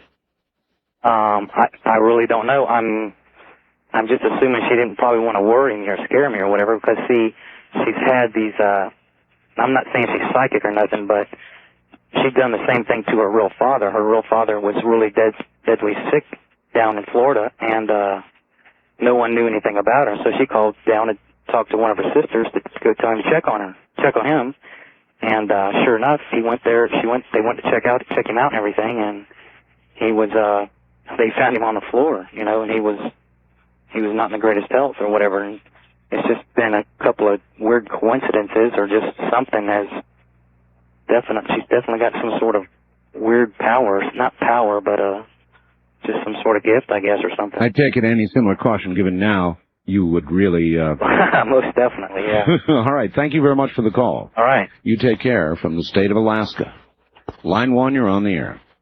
Oh, it's me? It's you. Oh, hi. Hi there. My name's Don. I'm a first-time caller. Hi, Don. And I'm coming from Vegas. I used to live out there in Pahrump, and I have 2 quick stories, and both of them happened while I was living out there. All right, go right ahead. It is a strange place. Yeah. Well, one of them, the first one is I was dating this girl in St. George, and I happened to be there late for one weekend, and I had to be back in Pahrump for work the next morning, but I was there too late, so I stayed the night at her house in their guest bedroom. And I had already gone to sleep. You know, the doors were shut and the lights were off and everything. Right. And for some reason, I woke up and I looked towards the door, and I could see, I don't know, 3, 4, 5 people looking in at me. So I rubbed my eyes because I thought, you know, I was seeing something. And after I rubbed my eyes, I saw someone standing next to me in the bed. And you know how you can see, even though it's dark, you can still kind of see him. Yes. He had, I could tell he was blonde. And I was about to say something to him, ask him what he's doing, because it didn't appear to me that he might be a spirit. Yes. And just before I started to talk, he proceeded to fall on top of me. And I jumped back, and... So you felt the physical presence? No, I didn't feel it. I jumped back because I thought someone was going to fall on top of me. And as soon as he was about to fall on top of me, he disappeared. And that was in Pahrump? No, that was in St. George. All right, and now you've got a story about Pahrump. Yeah, I used to play football out there in Pahrump. I graduated in '82. I think I was a junior at the time. All right, listen. Hold on. I'm going to put you on hold. I'm going to do a newscast, and I'm going to come right back to you. Okay. All right, stay right there. And he's got a story about my hometown, Little Pahrump, Nevada, which I'm sure in large numbers is listening this morning. So all of you out in Pahrump, get ready, because here comes a story that comes from right there in town. It is a very odd place, and in Pahrump, Nevada, which is Nye County, there are brothels, for it is a legal business there. And in one of those brothels, there has for years and years and years been a ghost named Harold. We'll be back. Once again, here I am. Hi, everybody. What a program this morning, huh? And it's all you. Thank you very much for a very, very, very, very unnerving, entertaining, provoking evening. We're telling ghost stories, real ghost stories. If you have one, feel free to join us. If you don't, sit back and listen. Turn out the lights if you dare and the radio up. And you may want to tell us as the morning wears on how you're doing. Line 1, you're back on the air again. Okay. And now, Pahrump, Nevada. Yeah. I was playing football for him, and I think I was a junior, and we had an away game. So I was on the varsity bus, and my sister was on the junior varsity bus. And for some reason, the junior varsity bus got way behind us. And So we showed up at the high school, and I had the car with me. And so I decided to just stay there and wait for my sister with the car. And after everybody had left, I got in the car, and I laid the seat back just to go to sleep. And then next thing I noticed, the JV bus came, and I could see people walking out. I could hear the voices. I recognized the voices. Then I woke up and looked out, and nothing was there. I didn't think much of it because, I just thought, I'm just dreaming. Dreaming, yeah. I went back to sleep, and I saw the exact same thing again. I saw the bus, saw the people getting out of the bus, heard the voices, but this time I knew I was dreaming, and I tried to wake up, and I had a hard time. But finally I woke myself up, looked out, and there was nothing there. So then I decided to go back to sleep. That was a little scary, but I went back to sleep, and I saw the exact same thing, only this time I saw my sister walk up to the side of the car. She had one of her friends with her, and she was asking to be let in. And this time, and I knew I was dreaming again, but this time I had a real hard time waking up. And finally I had to scream just to wake up. And that time I decided I'm getting out of here. And so I just went home and decided to wait for the phone call at home. And I've grown up in the country, so being out in the country alone at night never really bothered me, but this really did. And I understand. I think it odd that you knew you were in a dream. I've never had that experience. My dreams have always been as reality until I woke up and knew, when you wake up, you had a dream, right? Uh-huh. But I've never known in a dream that I was dreaming. That's odd. And I lived about a half a mile from one of those houses of ill repute that you talk about, so you know how far I had to drive home from high school. I do. I thank you for the call. All right, thanks. And, yes, indeed. I know the area. Good morning on our first... you would have been. Wildcard line 3, instead you're on the air. Hello. Hello, Art. I have a little story. This goes back to, about the early 70s. Where are you? I'm calling from Linwood, Washington. All right. AVI. My name's Tom. I was traveling across Nevada from Idaho down to California, and it was early in the morning, and I was outside of Winnemucca about 5:30 or 6 o'clock, and I was by myself, and I'm out of breath. Okay. As I was driving along, it was out in the desert area, and there was virtually uninhabited. Right. And a car came up behind me with two inhabitants who they started following right on my bumper. And I became concerned because it became apparent that they were really interested in getting me stopped. And they would pull up alongside and motion me over and things like that. Mm-hmm. And I was afraid that I was afraid they were going to assault you, rob you, whatever. Uh-huh. Yeah, sure, that'd be natural. So as we went along, this played out for several miles, and they kept motioning for me to pull over, and they come up alongside, and I became quite fearful. Well, the oddest thing happened. I had a flat tire, and I could feel the car start to sway. Sure. And I pulled up to a stop, and off to the right was a house, and this car pulled up along and stopped behind me, and I didn't know what to do. I was afraid to get out, and somebody came out of this house to a pickup that was running. I mean, this was the only house in the area. There was nothing else around. Right. And he walked out and he looked, and one of the people in the car pointed to this guy, and then they went ahead and pulled on by me and took off. So I got out, and I looked at the man, and he was doing something around the pickup, and so I went ahead and got my tire out and changed it and went on my way.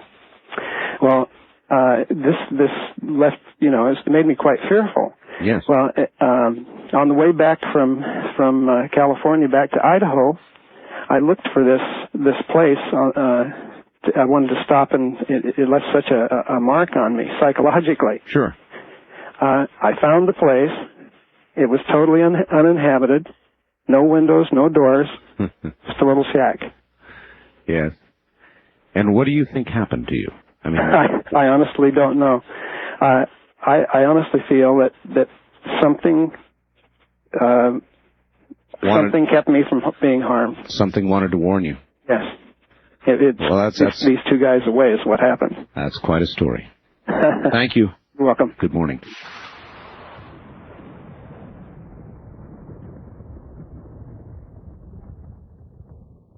On our first-time caller line, you're on the air. Good morning. Yeah, good morning. Where are you, sir? I'm in Reno. Reno. My name's John. I'm from, I'm in Sparks. I've been listening to your show on spooks and goblins here, and let me turn down this radio. No, just actually turn it off all the way. Just extinguish it. There, it's out. Right. And I got an interesting story. My wife used to, or my ex-wife used to dabble with Ouija boards and what have you, and I understand exactly how you feel. I can hear it in your voice, but we were horsing around with it one night, and the following weekend I'd gone out fishing with a friend of mine and came back later that evening, and we watched TV for a while, and we went to bed, I guess about 11:30, 12 o'clock at night. And the back door of the house and the front door of the house were in line with each other. And our bedroom was at the other end of the house. Right. And I was just dozing off, and I swore I heard the back door open. And somebody in heavy boots closed the door and walked through my kitchen. Mm-hmm. I went to my dresser drawer, and I grabbed my 9mm, and I took it out, and I'm standing in the hallway thinking, God, I hope I don't have to do this. I got locked and loaded, and I swung out into the hallway, and there was just enough residual light in the living room where I could see the silhouette of this individual, about 6'3", pretty stocky person.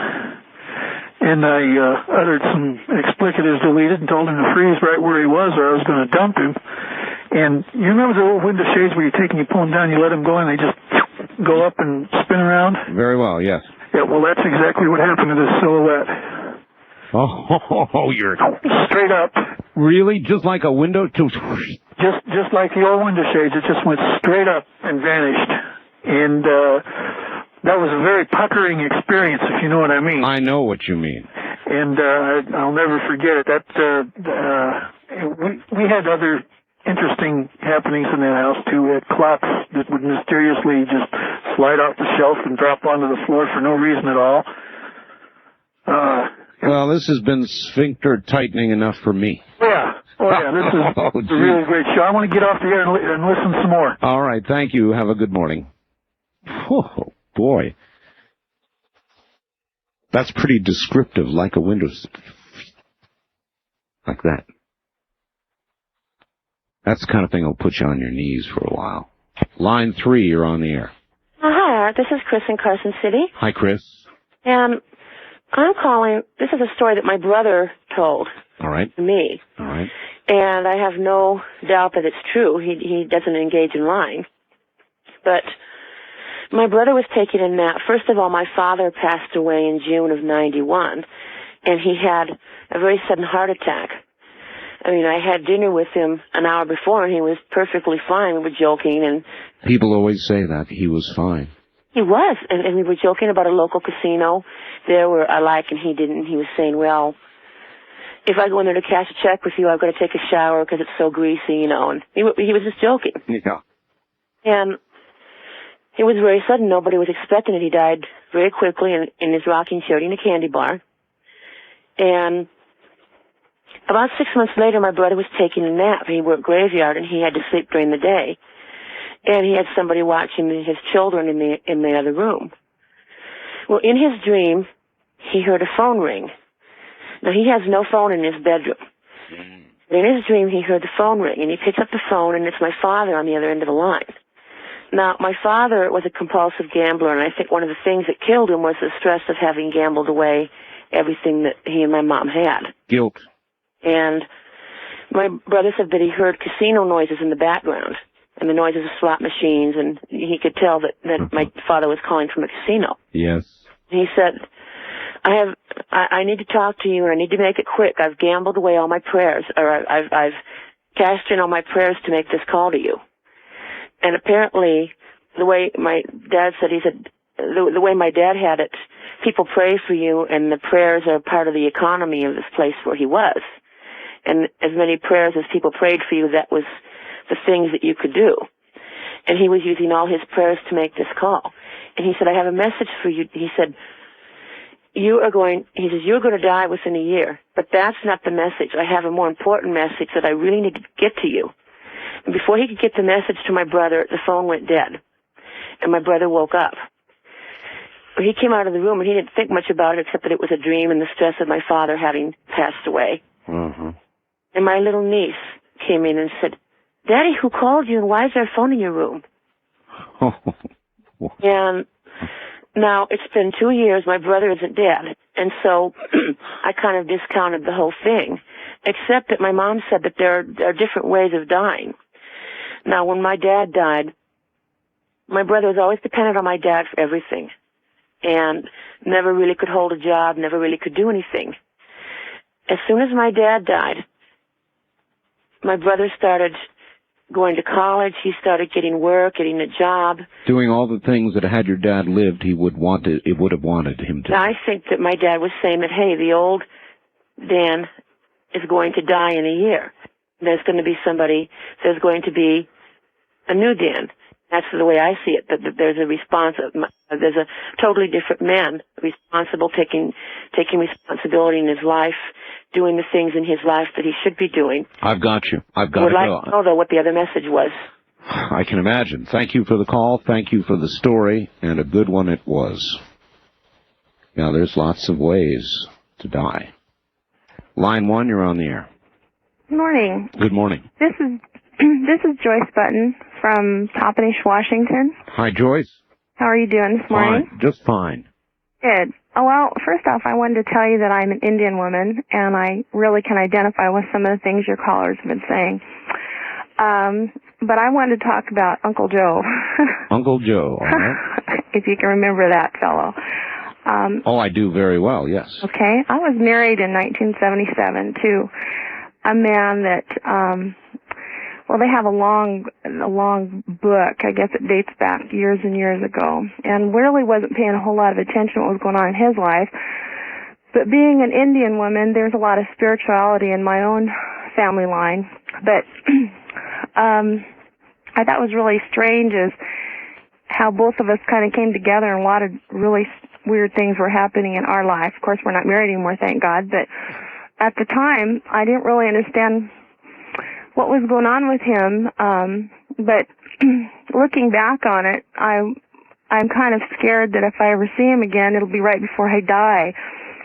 Because that fellow said, well, I got to go see Uncle Joe. Everywhere he went, and I know that his family, they were older, but he would go to see, he'd want to go see his aunt or his uncle or whatever, and right before he got there, they'd already be gone. And the same thing happened with a teacher that... It would be just a sudden impulse. He didn't have these frequently, right? But when he did have them, somebody actually died? Right.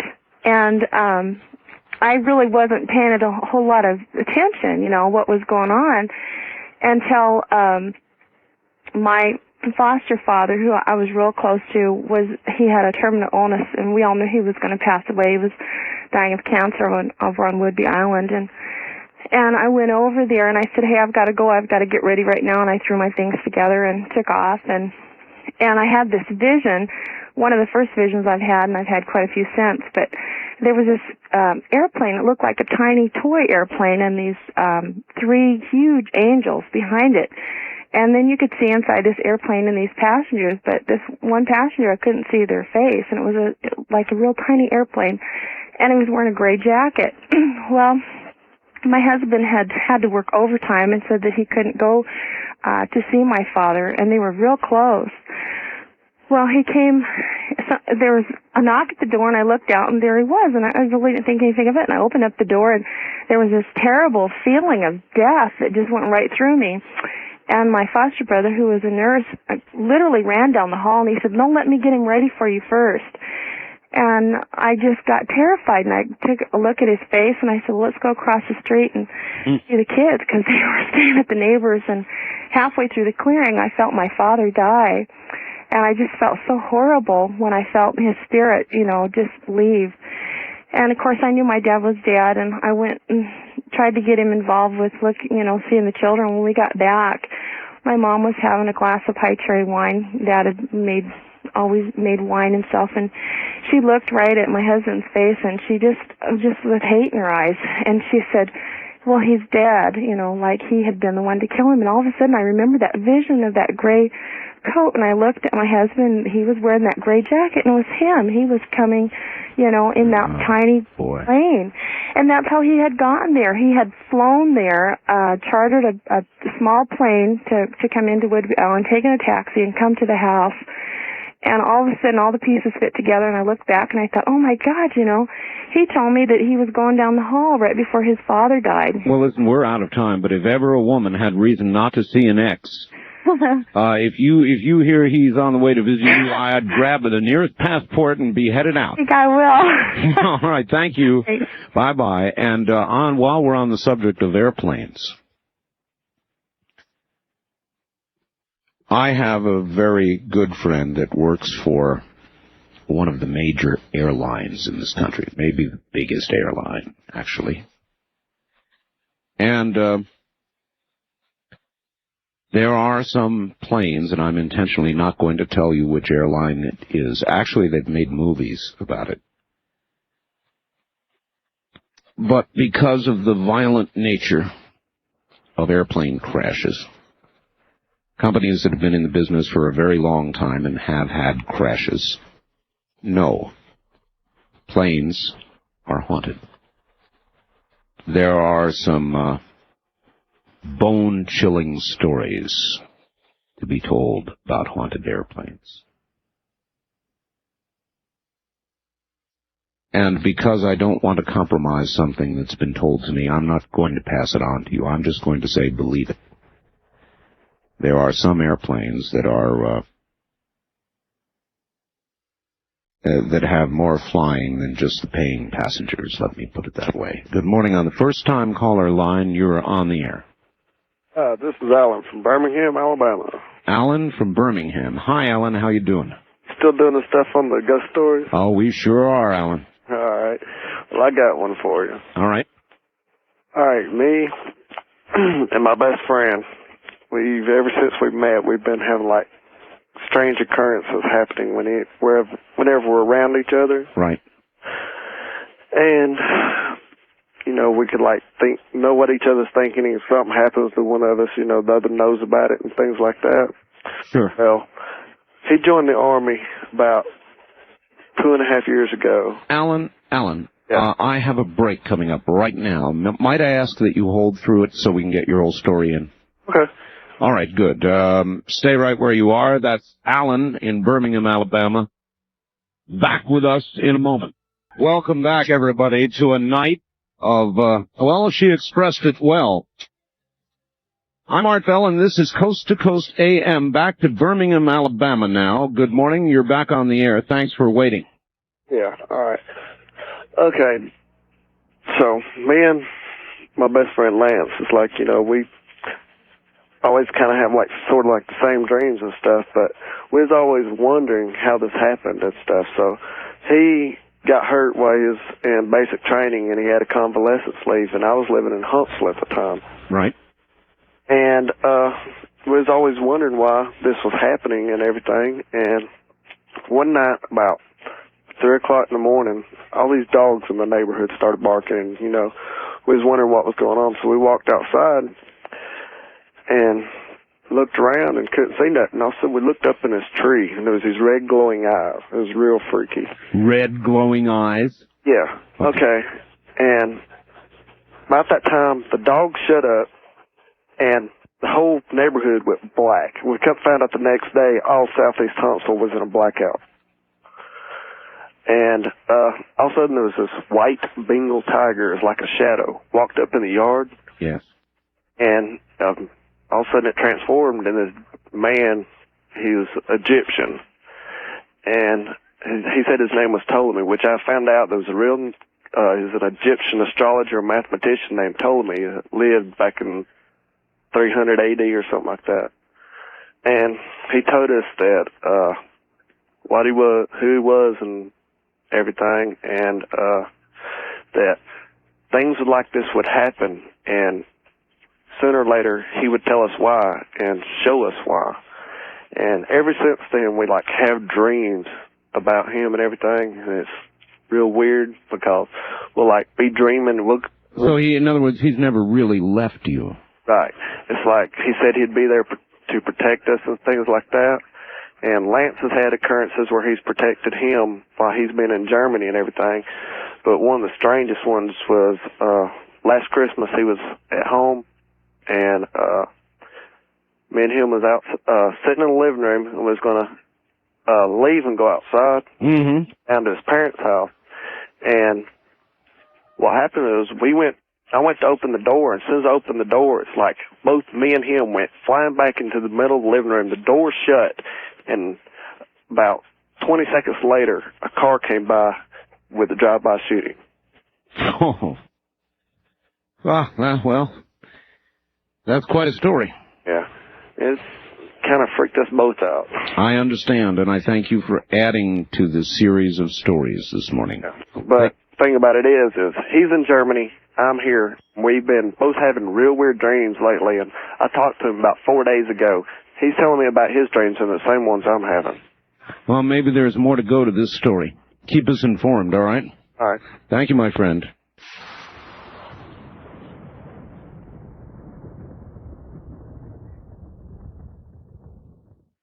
Line 2, you're on the air. Morning. Can you hear me? I can hear you, but not well. Let me see if I can make it better. Can you hear me now? Oh, much better, yes. Okay. What I'm going to tell you, I've never told anyone before. It started many years ago. I was born in 1949 in April. And April 5th, 1952, 5 days before my third birthday, my older brother died. The only memories I really have of him is him laying in his coffin.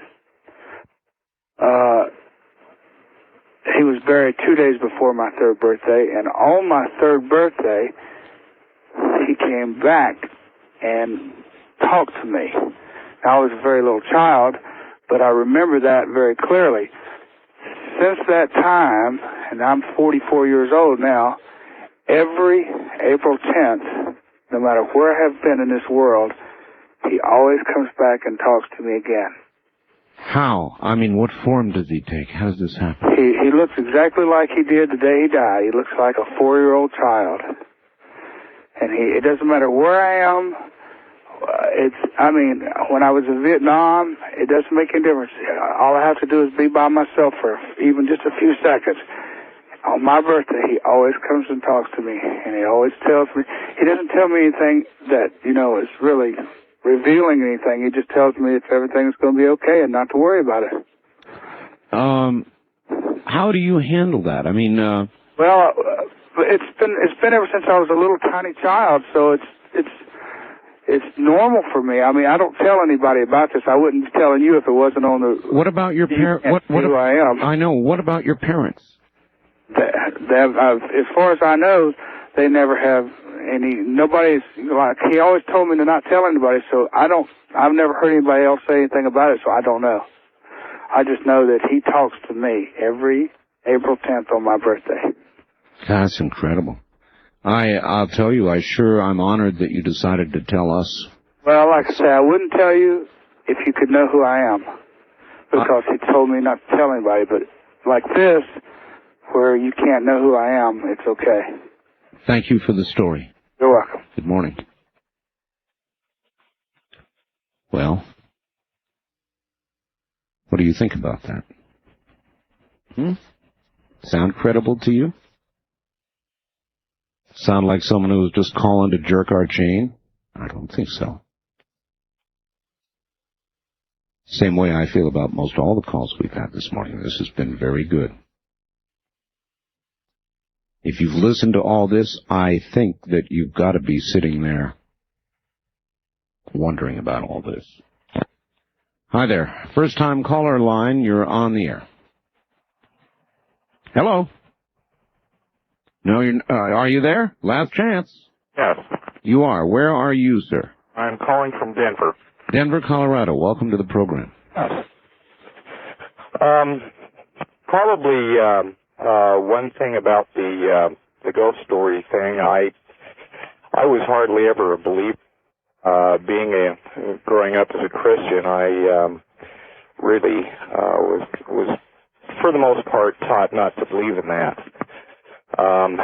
However, back in 1984, I was dating a lady, and she had told me that through some friends of the family, she had the opportunity to go out to an old farmhouse south of the Denver area, and there was an opportunity for her to pick up some old leaded glass, some light fixtures, and some chandeliers from an old farmhouse that was on the property out there. So I agreed to go out there with her.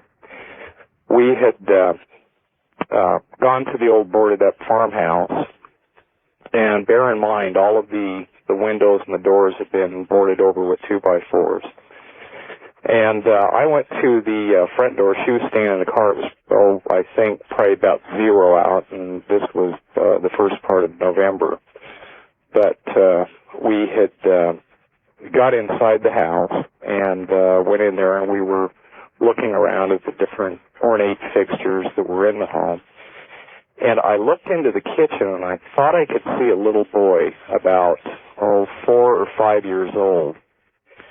And I looked over there, and for a brief second, I was sure that I thought I saw a little boy there. Mm-hmm. And it just came and went, and I didn't think, at the time I thought, well, maybe I was just imagining it. Well, another 5 minutes went by, and we were walking through there, and I looked over to Shelley, and I said, I thought I saw a little boy in here. And she said, oh, don't worry about it. You're dreaming, this, that, and the other. And I walked into another adjoining room where the chandelier was, and had grabbed a little step stool and was getting ready to get up on that. And Shelley let out this blood-curdling scream and came running in, and she said, there's a little boy in here. And I said, I thought I saw something too. So we walked around on the bottom floor of the old farmhouse, and I said, if you'll be real quiet, if we could hear him running through here,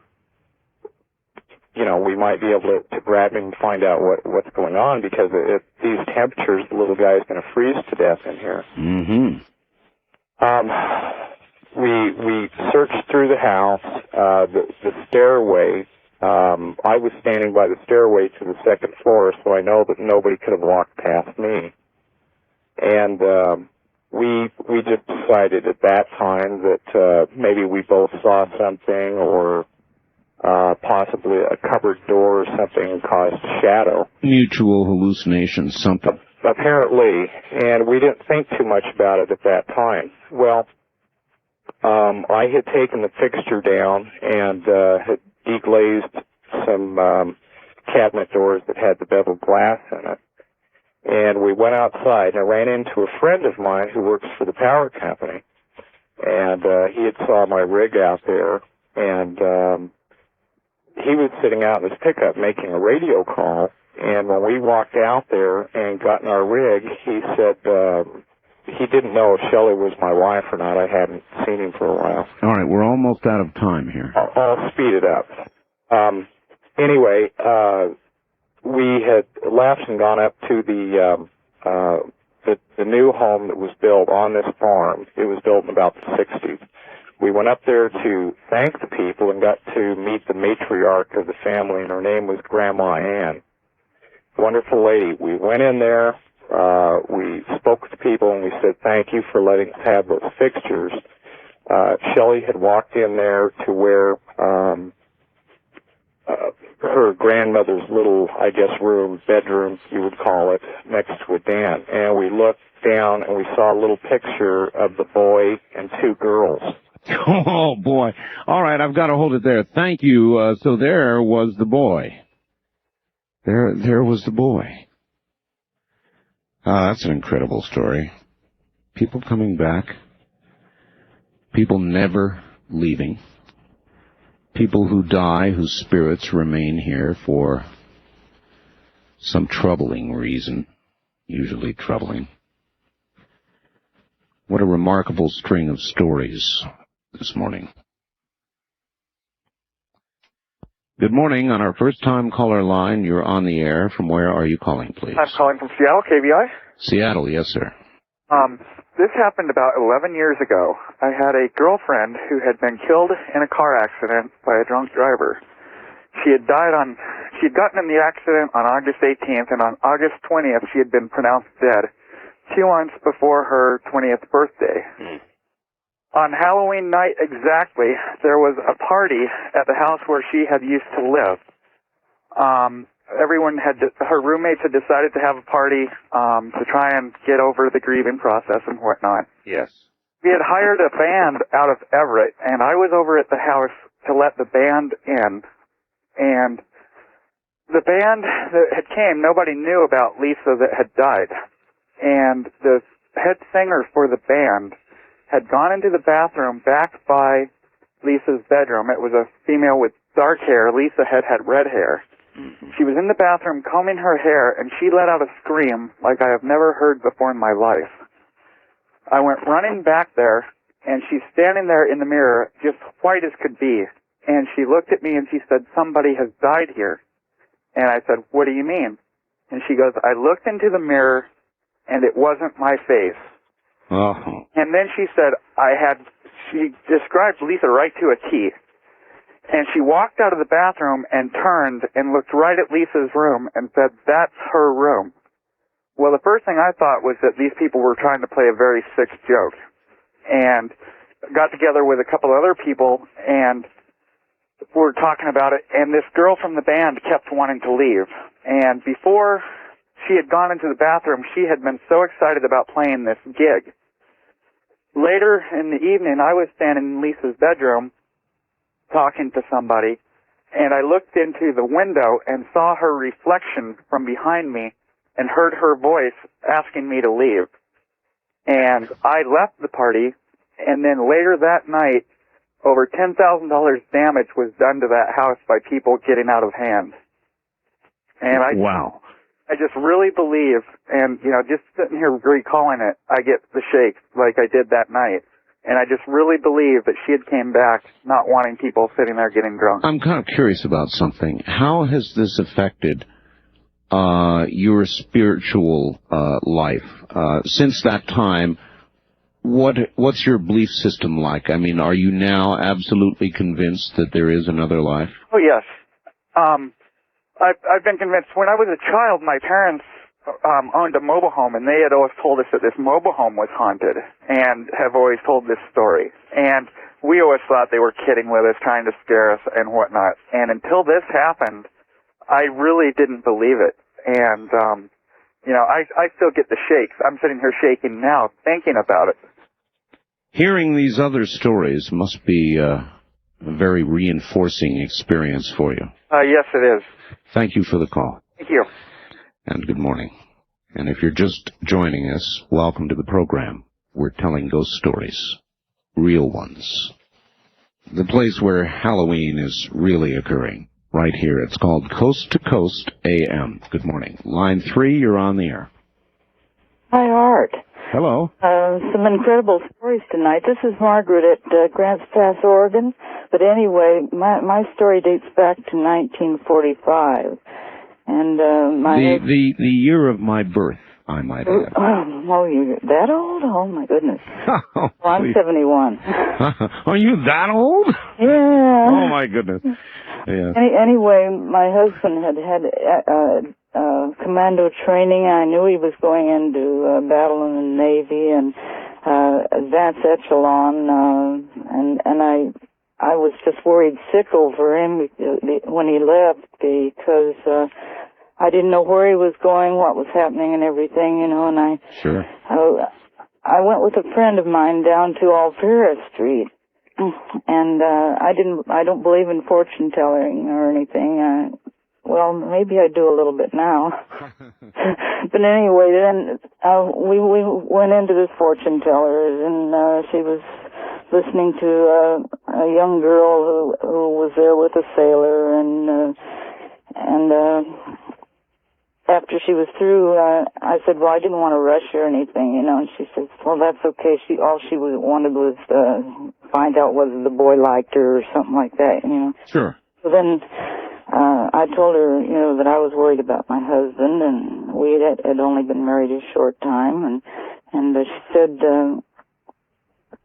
not to worry about him, to take care of myself, that he would be just fine, but just take care of myself, So I didn't think too much of it, but sometime later I went by myself to an elderly man in Maywood, in southeast L.A., and he was a fortune teller, and after he told me that he was going to be just fine and I should take care of myself, and called me all the way out to the car, kept telling me, now you watch out, you take care of yourself. Well, how come you didn't turn around and say, why? I mean, what's going to happen to me? I think I'd have to ask.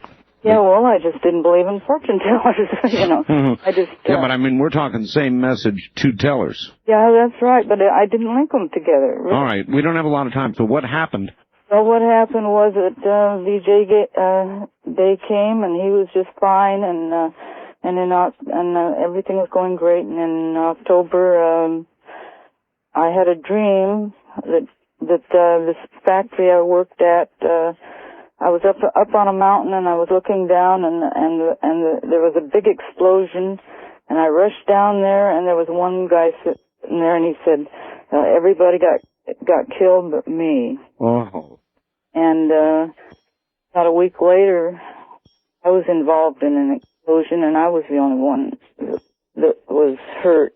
And I was in the hospital, and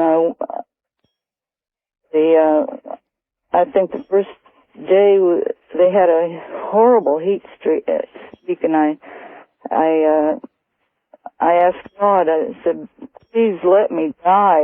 This heat is terrible, because all the good hospitals were filled up, and this was... All right, we're about to not be able to continue, so I'm going to have to say we'll hold it there. Call me next hour if you can get through. Thank you. I'm sorry, but that's the end of the time. But not the end of the program, by any means. The place where Halloween is really occurring, right here. It's called Coast to Coast AM. If you have a story for us, come on ahead. We've only got one more hour of it, and this is it. Wildcard line 3, you're on the air. Good morning. Good morning. I kind of like to share a story, well, 3 stories if I have the time. All right. Where are you? Where are you, please? I'm in Little Lake, California. Little Lake, California. All right, go ahead. The first time that I ever had some sort of strange experience, I was lying in my bed with my eyes closed, and I could see these faces floating through my room, and they were a lot like the faces out of the death pits of the concentration camps. They were hollow-eyed and gaping mouths, and at first I was kind of mystified by it, and it seemed like minutes, but I'm sure it was only seconds. And I thought to myself, well, if you're here for good, you can stay. If not, if you're here for no goodness, go now. And immediately the faces disappeared. The other story, my husband was in the Pacific, and he was fighting the Japanese. And there was a young Marine that came back across a no man's land, and the Japanese were shooting everything they had, and when he got to the other to their lines, he was riddled with bullet holes from his waist down. His legs were, all his bones in his legs were shattered. And whenever the chaplain asked how he got there, he only replied, "My father brought me back. My father brought me back." And whenever it come to find out, I think the Yank magazine wrote it up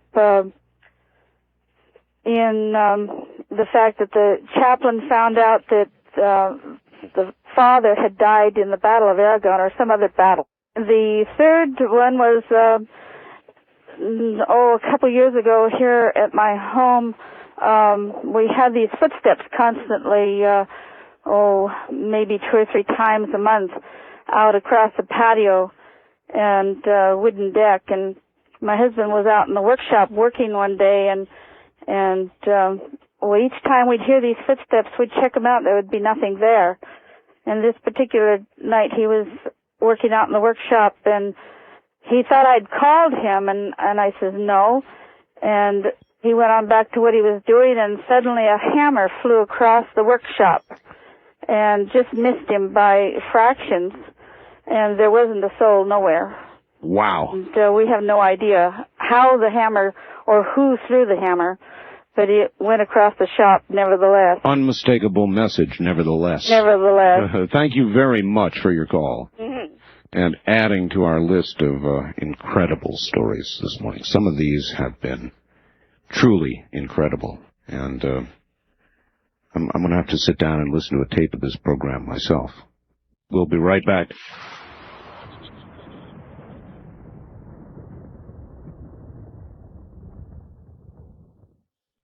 Good morning. First-time caller line. You're on the air. Good morning. Hi. Where are you, ma'am? Spokane, Washington. Spokane. This is back in the 50s. Oh, gosh, wait till I turn the darn heater down. I'll be right back. Oh, that's quite all right. Go ahead. We have no open lines right now. When we do, you know the numbers. Pick one and call it. Hold up here. Yes. Back in the 50s, my husband and I had, he was a hard rock miner up here in Washington State, and I had gone down to California, and I tried to talk him into coming down there and get a job in the shipyard, which he used to work in, and got that all arranged. And I had just a one little apartment, and I went and got had a lease option to buy on a place, and I transferred my mail over to a little mailing thing. Well, he called me up and said he would be down in a couple of days. Mm-hmm. So I was busy from one place to the other and so forth. I'm driving down Vermont Avenue, and I look in the rearview mirror, and there he is in a black sedan with another guy driving, and he smiled and waved at me. And I thought, oh, that son of a gun, he got here 2 days early.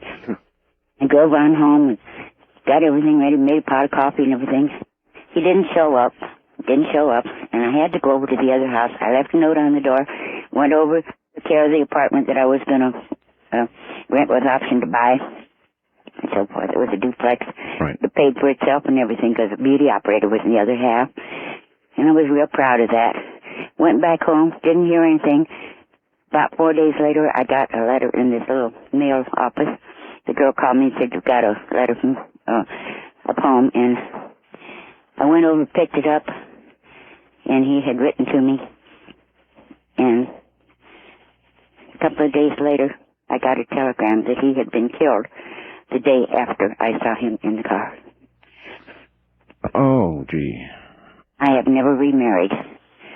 It was such a blow. I just couldn't believe it. I mean, he was killed.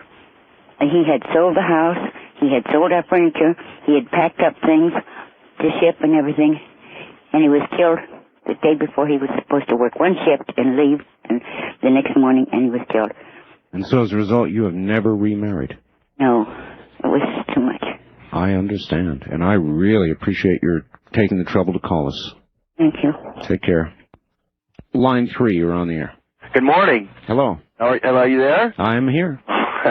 I just wanted to say I had an incident happen about 4 years ago. I went to my mother's house, and my mother has her grandmother, at the time was her mother, was living with her, and she was approximately about 90 years old, and pretty well bedridden. I mean, she couldn't get out past the kitchen. Sure. And we went to dinner. I just happened to stop by and see her, and she said, "Let's go to dinner." And I said, "Fine." So before we left, she always keeps the windows locked. We always lock the doors. I mean, that was just one of her pet peeves. and we went to dinner. It was about 20 minutes away from where we were at. And we were at dinner, we were talking, and I never really got to know much about my grandmother. And I had said something about, well, what was my grandfather like? And we talked, and she said he was real mean and vindictive to your grandmother, and that was one of the main reasons why they divorced. And he died, he was an alcoholic, and he passed away so many years before this. So, I mean, we went into other conversations, and at the end of the evening, we went back to the house. We came out, went to the back door, and in my mom's bathroom, which is at the other end of the house, there would have been no way my grandmother could have got, because she had a wheelchair to the kitchen. That was as far as she could go, because she was in a trailer house. Right. And we got to the back bathroom, and I happened to go in first. And I walked in, and I was just about to shut the door, and just something told me, don't shut the door all the way. I looked up, and on the inside of the door, she had one of those lengthway mirrors of the door length. Oh, yes. It had been lifted up past the doorway, and then it was like about 2 feet above the doorway, and it had been tightened all the way. And it had it probably had about 12 or 13 of those latches you screw in and tighten. Right. Every one of the latches was completely tight, because I just completely went over this thing. There was no forced entry. There was nobody had a key. The only people that have a key to that house is my mom and my dad, and he lived up in Ely. And this chill just ran down my back, because if anybody was to break into the house, I mean, there's been just no godly reason why they would just raise this mirror up and tighten it down like they did. And I told her to come in. I says, were you messing with the mirror earlier this afternoon? She said, no, I've never messed with the mirror. And she looked in, and her face just turned white. And, I mean, it was just really weird. And we went in to check on my grandma to make sure she was all right. And she was in the other room. She was just muttering my grandfather's name, just kept muttering. I mean, she never really ever talks about him. And she just kept muttering. I mean, she didn't say, but just kept saying his name over and over and over again. And, I mean, after that, I mean, I've heard stories and stuff, and I used to be skeptic about it, but never again. I mean, to this day, when we took the mirror off the next day, I mean, she didn't even want the mirror in the house. I took it to the dump and got rid of it. But, I mean, that is probably one of the weirdest things I've ever had happen to me, or to her for that matter. Well, you've told that story on the right morning, sir. Thank you. Thank you very much. Take care. And I know that a lot of you sitting out there listening to all this morning have got to be going through some changes, because I sure am. These aren't nuts. These people are literate, obviously well-educated, articulate, young, old, middle-aged. That last caller was just another example. How can you ignore it? Good morning. On our first-time caller line, you're on the air. Hello, Art. Hi. Hi, this is John calling from Fairbanks, Alaska. Hi, John, all the way from Fairbanks. Yes, I want to know if perhaps you're having some poltergeists in your radio feeds tonight. I hope not. Why do you ask? I don't know if any other callers have picked this up. I don't know if it's in one of your network feeds or what, but periodically, starting with your first hour through your second, third hour, every so often, I'd hear a background noise. It sounded like a duck quacking. I mean, come on. Now I'm recording your program, and there are quacking ducks or poltergeist or something on your program. I'm sure other listeners. Do you have the tape there? I have the tape going right now. Look. Oh, well, you have it going now to record your own call. Exactly. I turned everything way down, but hopefully I can still record it. But periodically. All right, I'll tell you what I'm going to do. Okay. I'm going to terminate this conversation with you now. Mm-hmm. And what I want you to do is cue your recorder to where you've got that on tape. Okay. And call me back and play it. Okay. Will you do that? Tonight? Tonight. Okay, I'll try, because it's been probably an hour since I've heard it, but I'll try to get it for you. If you can do it, call me back on the same line. Okay. All right? Okay, I'll try to do that, because I wanted to share a couple stories with you. Well, if you want to do, all right, fine. Go ahead and share. You've got time to share one now. Go ahead. I'll try to do that, but when I went to school with this boy, and he had a pretty rough life. He lost one brother in the 8th grade due to some childhood illness, and then a brother that was a couple years older than him went to Vietnam.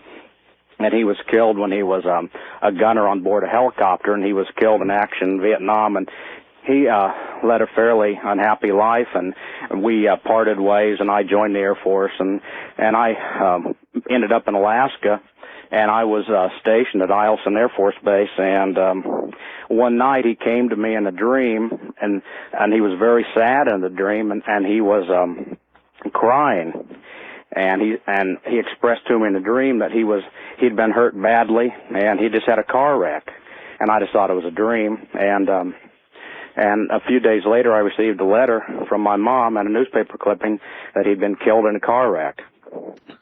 Oh, boy. All right. And it was more than a coincidence. I understand. All right. Look, let's hold it here. Call me back with that tape. Line 3, you're on the air. Yeah, actually, I have a ghost story that I'm still trying to resolve now. I'm trying to find out who the ghost is. However, it's kind of a mundane ghost story. You mean this is going on now? Yeah, where I work. All right. But it's real mundane. He just walks through the place and doesn't bother anyone.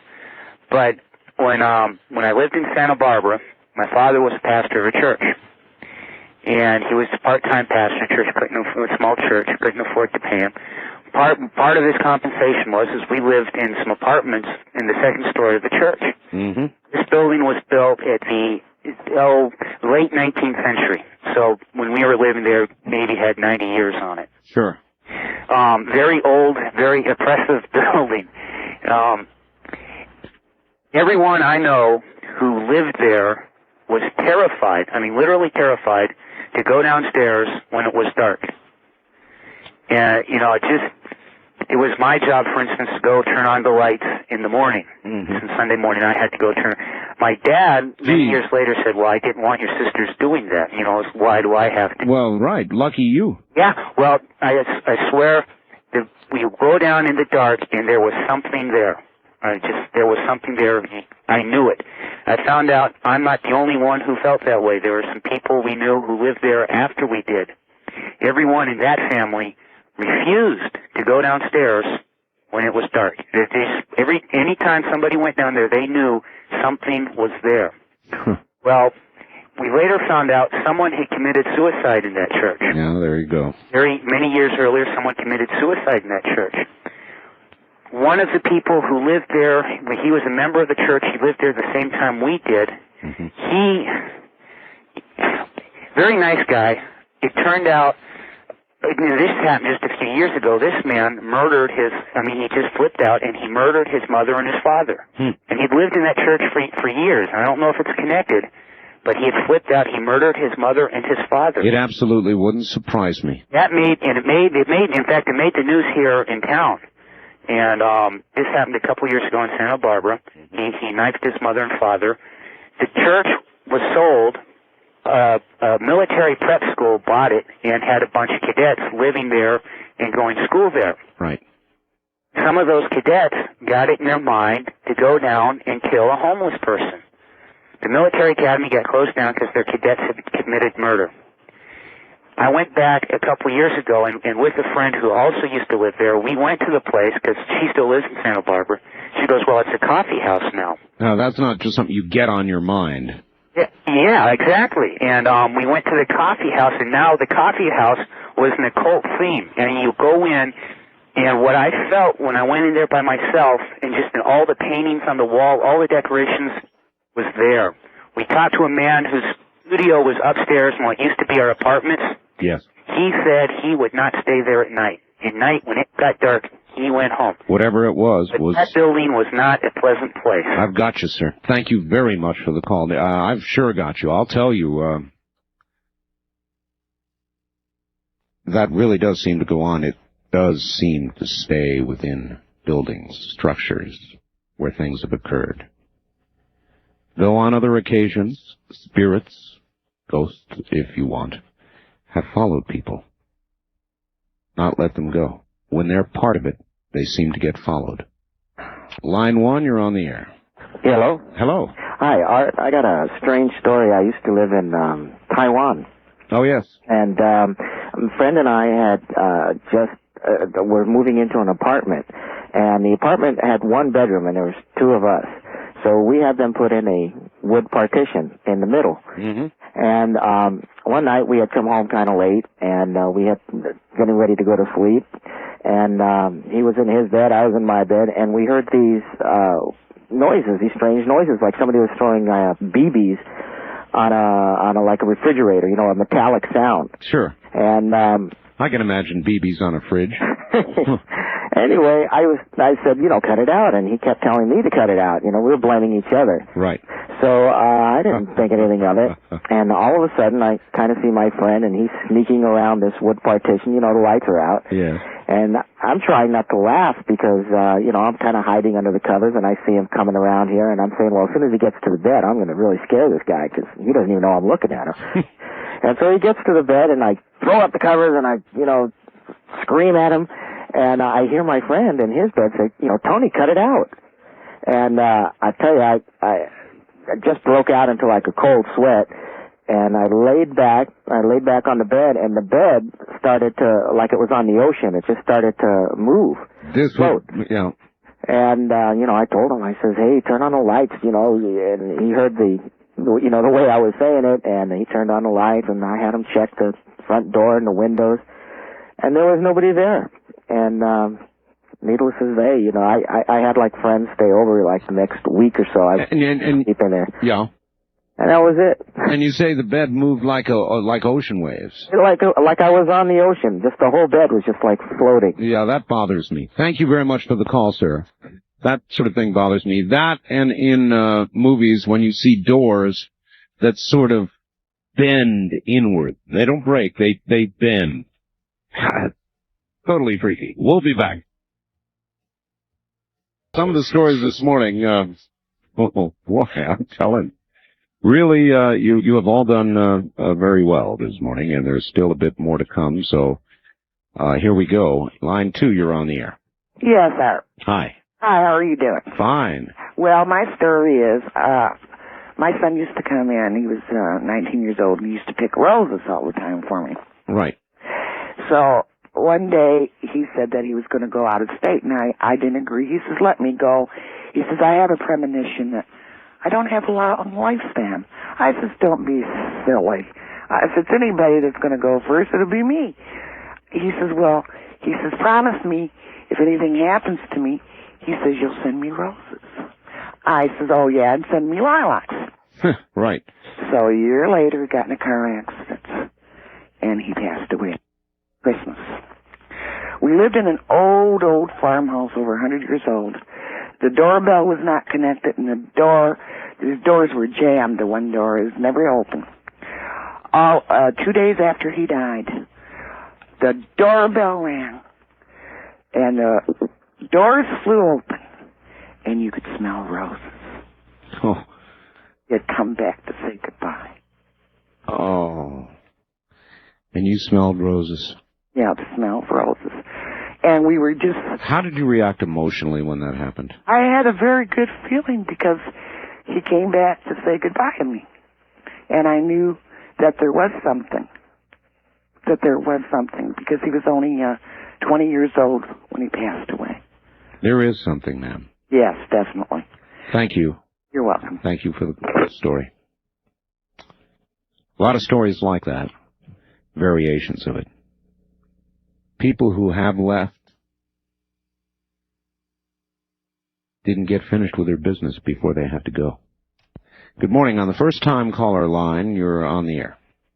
Art, this is John calling you back from Fairbanks. Hi, John. Oh, yes, John. I've edited the tapes. Now, I'm going to try to let you hear this duck quacking, and this was just a few minutes ago when you were talking to the young gentleman just before you took your station break. Yes.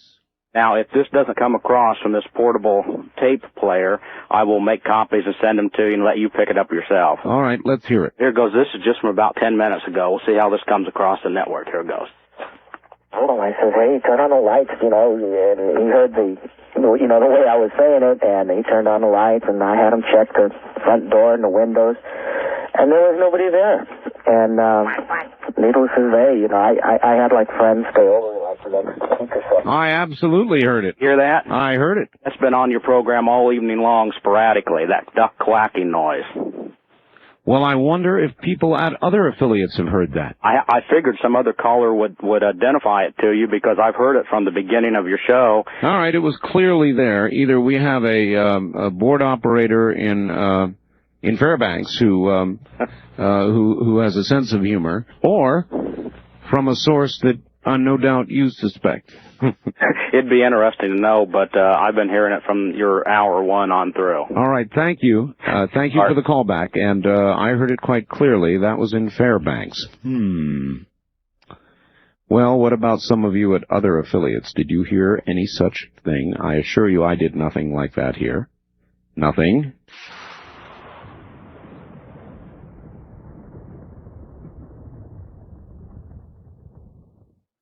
Line 2, you're on the air.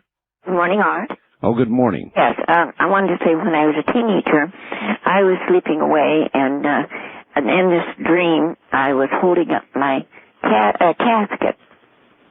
So I was screaming, and my mother come running in, and she said, "What's the matter?" I said, "I'm holding up a casket." And she said, "Who's in it?" And I said, "Your brother." So in 2 days, she got the call he had died. Oh, how did she, when you told her that in the first place... I'd seen his face in the casket. How did she react to that when you told her? She was more or less a psychic herself, and she believed it, and he had a sunstroke. And then another time, my dad we lived on the farm, and he had to go to another city in the same state, not far away. And his sister wasn't expected to live. So we didn't have a phone. So a friend had come over and told him that his sister was sick. So he went, and sure enough, about 4 days later, in the middle of the night, the clock, we had a clock that struck the hour. Sure. And sure enough, the clock usually went bong, bong. This time it went bong, bong. So my mother said, "Hey, she just died." And she did. Well, your mother had the power then. Yes, the clock really told us that she had died. Thank you. Have a good morning. Coincidence? Maybe. All of these stories, coincidence? Not likely. What do you conclude? Wildcard line 3, you're on the air. Well, this is a true story. This is Patrick Fitzpatrick from Silver Springs, Nevada. This is a true story about an Irish and a British ghost, and about whom a poem was written by William Butler Yeats called "The Ghost of Roger Casement." In it, Casement was executed by the British, and the Irish government, since they became independent, wanted his body. Every year they'd ask for his body, and finally they got the body back 30 years later when a Labour government came to power. But one of Casement's last wishes was, "Do not let my body rest in this place," which is England. Yes. So Butler wrote the poem. He said, "I can't sleep at night. I hear a knocking on my door. I just cannot sleep." And finally, at the end of it, he says, "It's the ghost of Roger Casement knocking on my door." And then the British got, and of course that poem, it was published by Yeats just when Ireland was about to go in on the British side in the Second World War, and because the British government had refused to give the body back, the Irish government stayed neutral. That's quite a story. Yeah, William Butler Yeats, The Ghost of Roger Casement. Thank you, my friend. Bye. Have a good morning, Mr. Fitzpatrick. Line 3, you're on the air. Good morning. Good morning. I'm gonna relate a story that goes back to 1968. I was drafted, sent to Nam because of the tremendous turnover of people and whatnot. Well, I was in the infantry. We were stationed in a small fire base close to the Cambodian border. And it was an evening where it was our turn to go out and set up an ambush. We set it all up. We had everything laid out so that if Charlie came walking along, we could do our thing. Sure. And one guy was awake. The rest of us were asleep. That gentleman woke us all up. There was 6 of us, and we all saw a small party of Vietnamese coming at us. They were armed and whatnot, and at the appropriate time, we sprung the ambush and whatnot, and nothing happened. I mean, they just kept right on walking through it, not even looking at us. Like, incredible. It was the most crazy thing that happened over there while I was there. Imagine everybody check their ammunition. Well, you know, when you let go of the claymore, you know something goes. Absolutely. And it was the most. I mean, the country itself is a spiritual country, but then to have that happen, and I've never seen. You know, I don't know. Any of the other gentlemen. I don't know if it's with us. Yeah, I don't know if it's that surprising, sir. People who die violent deaths tend to linger, and there are a lot of violent deaths in war. I've never experienced anything like it, and I doubt if I ever will. But it was, and I've never told anybody about it. Big effect on your life? Well, without a doubt. Without a doubt, the whole thing was a big effect on my life. Well, I'm honored that you chose this moment to tell the story. It was a good time. Thank you. Thank you. for Letting me say it. Thank you. Have a good morning. Do you believe him? Did he sound crazy to you, affected? Oh, I suppose you might say that with the strain of war, combat, things like that might happen. Might be a mass hallucination. Or more likely, not. Good morning. On the first-time caller line, you're on the air.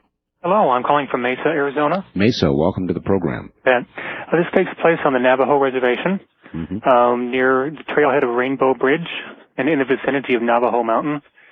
My father and I were camping in about 1976, and we were camping in the ruins of the old Rainbow Lodge. It had burned down I don't know how many years ago. Yes. And as we were going to sleep, after we'd put the campfire out, we both felt a presence of some sort. Didn't see anything. It was something we both felt. The most notable thing is that my father's a preacher, a Free Methodist preacher, and he also has a master's degree in archaeology, or anthropology, I should say. And he felt it too. I know he did, because he said he wanted to offer a prayer, and he prayed something about having a shepherd, watch the sheep. Sure. And well, I guess eventually disappeared because we both went to sleep and didn't really talk much about it after that.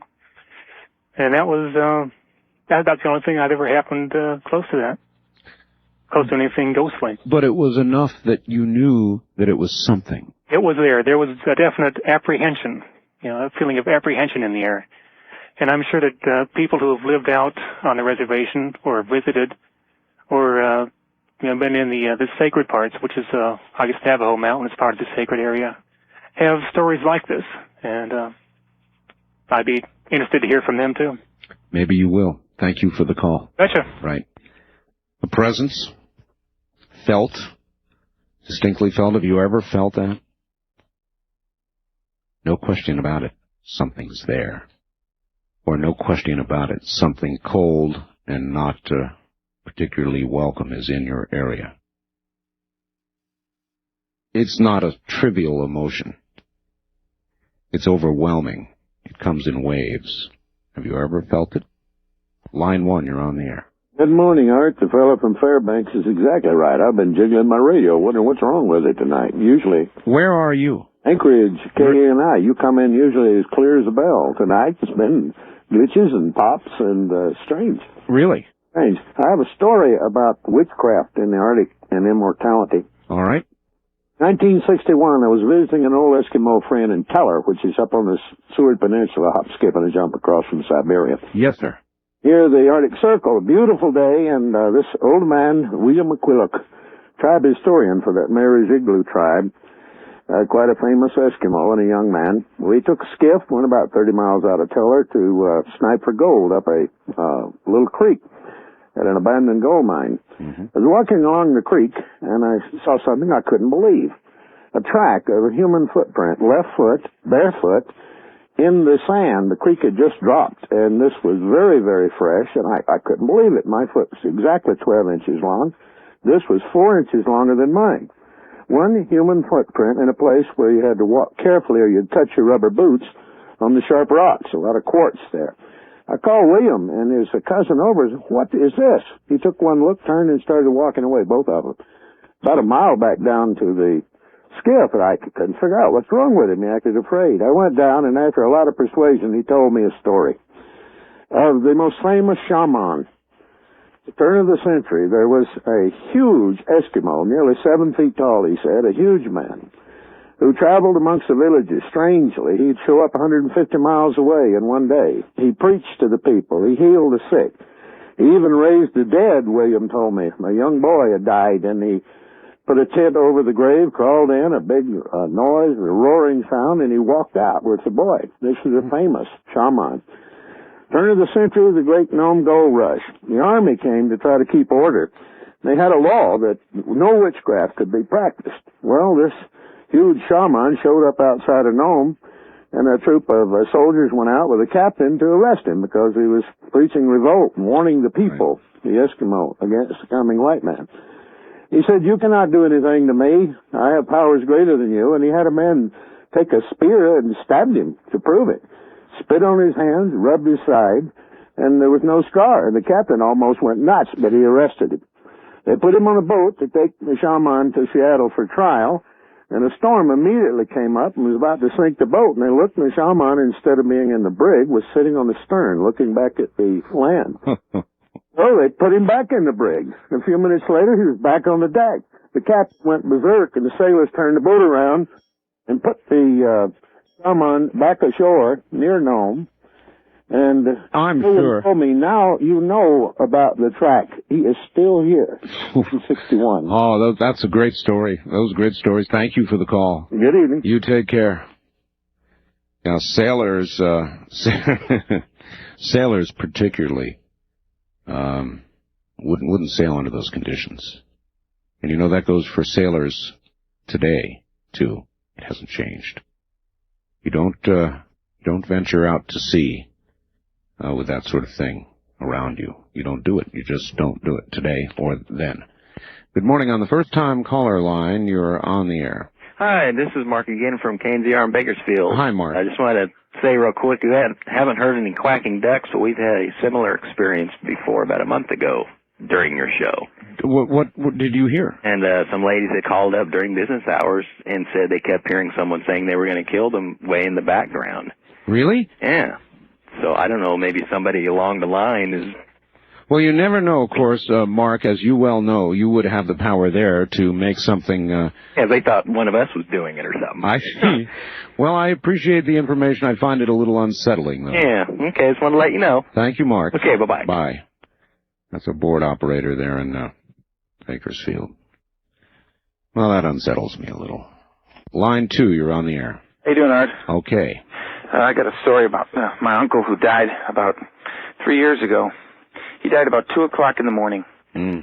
So we all go to the hospital and, condole my aunt. And then it was, getting pretty early in the morning, so we all went home for a few hours.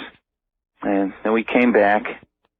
And as we all come back in the morning to her house, there's this dog that has just parked itself outside the front of the house. And every time somebody got out of the car who was part of the immediate family, the dog came up to them, sat there until you petted it, and then walked away. And as soon as the whole immediate family who was there, came to the house, the dog went away, and we never saw the dog again. What? Do you have any idea what dog this was, or? It looked like a little terrier or something. Well, not what kind, but whose or why it did what it did? Any idea? I don't know, but it was just a little tiny dog that was so full of life, and my uncle was the same way. Here was a guy who was just so full of life, and it was just strange. It waited to greet everyone that came to the house, and after everyone got there, the dog was gone. We never saw it again. Well, that's really something. Really weird story. I don't know what it was, but it's weird. I thank you for the call. You're welcome. You take care. Good morning. On the first-time caller line, you're on the air. Hello there. Hello. Yes, sir. You're on the air. Turn your radio off, please. Oh. Turn it off, all the way off. It's off. Very good. Welcome to the program. Where are you? Fairbanks, Alaska. Fairbanks, yes, sir. And quack, quack. Yeah. Anyway, I want to go back to this story from this guy from Alaska, that Anchorage. And you don't want to believe anything that anybody from Anchorage tells you because they're full of bull. Well, now, is that Say about the shaman, that is really ridiculous. Well, now, is that a kind thing to say about a sister city? Sister city, oh, they think they own Alaska, for God's sakes. I've lived here all my life, 65 years in Fairbanks, and I don't like Anchorage. Okay, you got her. Yeah, you know, thank you very much for the call, sir. Never let them know who you are. I guess I'd better take a second out and do as I always try to do and say thank you for wonderful talk radio. Another truly wonderful week of talk radio. Good evening, and welcome to another edition. Halloween weekend edition of Coast to Coast AM live talk radio on the CBC radio network throughout the nighttime for those living and not. I'm Art Bell, and it's good to be with you. This is the annual Coast to Coast AM Halloween show. And this morning, this evening, whatever the case may be, across all these time zones, we are going to talk about nothing but ghosts. A rather unlikely topic, save perhaps this weekend, this particular upcoming day, All Hallows Eve. It's very dark out there. There is no discernible moon, save the dimly illuminating stars. There is no light out there at all, and on this kind of night, of course, anything can happen. Now, when we do a ghost show, there are a couple of things I want to say before we get started. One, I treat this subject seriously, despite the opening laugh for you. I treat this subject seriously, ladies and gentlemen, for a lot of reasons. I've heard too many stories. I've done too many programs of this nature not to treat it seriously. As you may know, over the last year, I have been fortunate in receiving from a number of people photographs of what purport to be, and certainly seem to be, apparitions, ghosts. Something. Surely it is something, and I cannot tell you for sure that I know that there are ghosts, nor that I even understand for certain there's an afterlife. I don't know. I'm continually searching, and I want to know, and I suspect that mimics many of you out there. You want to know, and you're searching. And these stories, and this morning, may help you in your struggle with trying to understand whether there is really something to all this or not. So we take serious ghost stories. We don't joke. These are hopefully true stories. And I guess that's what makes it all the more frightening, the fact that they are at least given to us as real ghost stories. So anyway, welcome to the weekend, welcome to the Halloween program, and we'll get started shortly. A couple of beginners for you, I've got a note for you. CBS Television, this Sunday evening, no doubt when we're on the air with Dreamland, will be airing a special Without Warning program. It's kind of an H.G. Wells sort of thing with regard to the possibility of an asteroid hitting the Earth. I think it may be called Without Warning. It actually is in TV Guide, so I'm not giving away any secrets here. But you may want to run your VCR on that Sunday evening. And I believe it is called Without Warning, and it's going to be a realistic presentation with regard to the possibility of an asteroid hitting Earth or, being detected to shortly hit Earth. That'll be Sunday night, and I'm going to be rolling a tape on it, and I would suggest you do the same thing. Either that or roll a tape on us and watch that one way or the other. A couple of stories that I thought worthy of presentation to. Simple little stories, really. Mr. Bell, my dad and I have been doing a paper route for 3 years. We've been listening to your show for 2 now, and I feel this story might be good for your Halloween show. For 1.5 years, we've been delivering newspapers to this house. that has a large German shepherd that is kept on the enclosed porch where I put the paper. The dog had always been friendly, always waiting for a pat on the head. Well, about a month ago, I didn't see the dog for a while. Didn't think very much about it till he was on the porch. There he was one morning about 2 weeks after the last time I'd seen him. He was laying down. When I entered, he raised his head, and I gave him several pats, and I left. I didn't see him again after that. About a week later, we were collecting for the paper at that house. So I asked the owner where his dog was. He said the dog was very old, suffering from spinal problems. So he'd had to have him put to sleep. Had done it 3.5 weeks ago.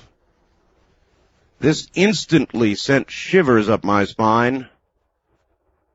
And now I get into and out of that porch as fast as I can. That's from Josh in Spokane, Washington. This comes from Internet. Several years ago, I experienced a disturbing sight. I'm going to relate it as best I can. This gets all the dog stories out of the way. My wife, now ex, was lying in bed next to me. Light from the Circle K store next door was illuminating the room. I was laying there thinking about how good she looked in the yellow light when something black rose up out of her body. My first thought was, I thought I was awake. The blackness moved over me and formed itself into a black dog with glowing yellow eyes and dripping red, yes, the blood-glowed fangs. I screamed and held my arms over my head. My ex turned over and tried to comfort me. The neighbors pounded on the wall. The black dog took its time to dissipate. It seemed amused by my struggles while Brenda attempted to comfort me. The black dog has never reappeared, but I'll never forget it. Several sad events happened since that night. The most notable was the discovery that Brenda was cheating on me with an old high school flame. That's from Darkman in Seattle. Art, this story is not much, but it happened, and I thought it was a little weird. When my wife and I were first married, in about a year or two, we purchased a brand new home in Northridge, California. One night around 10 o'clock, my wife and I went to bed. I left the bathroom light on. Now my wife had on a violet-color night clothing. She was sleeping on my left side. I was not dreaming. I was still awake, just thinking about things. Looked over at the bathroom door. It was open. I saw what I thought was my wife standing in the doorway of the bathroom, and I said, "What are you doing up?" My wife said, "Huh?" The image at the bathroom door immediately vanished. My wife was still on the bed next to me. Weird. Wasn't a dream. The image I saw was so vivid and real, I actually thought it was my wife. As soon as my wife answered my question from her position on the bed, and the being in the doorway immediately disappeared, I told her what had happened. Now, any way you cut it, this was a strange event. I only conclude that there may have been something in the past that happened at that location before the housing tract was built there.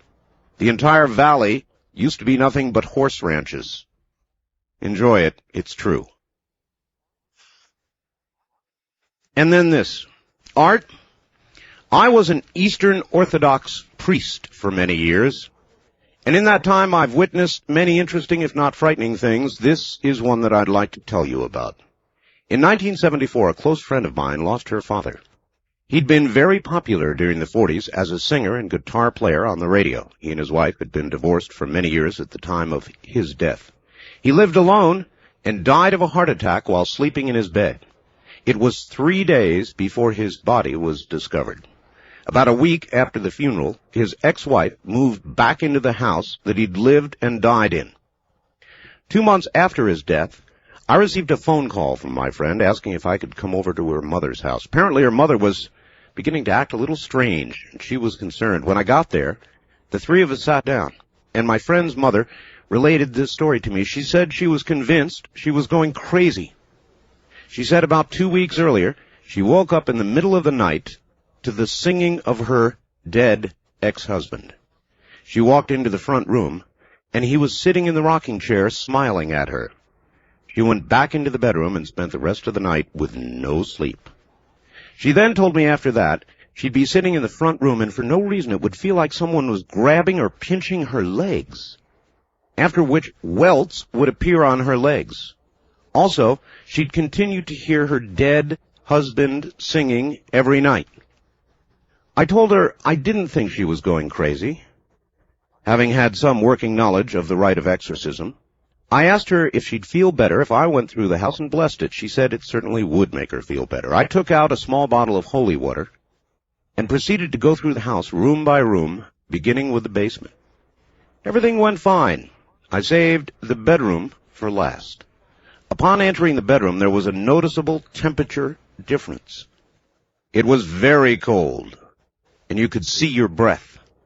The mother stood in the doorway, and as I threw the holy water around the room, the mother was thrown backwards out of the doorway into the hallway. When I asked her what was wrong, she said something had hit her in the legs, like something was trying to push her out of the way. I was a little skeptical until she pulled her pants legs up, and there they were, large red welts on both legs just above the knee.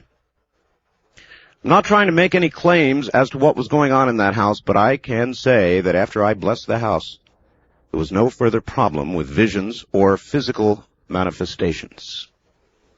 A bit of a primer for you, and a couple of stories sent in. I have many, many more that have arrived by fax. If you have one and you'd like to fax it in, you're welcome to do so. My fax number is area code 702-727-8499.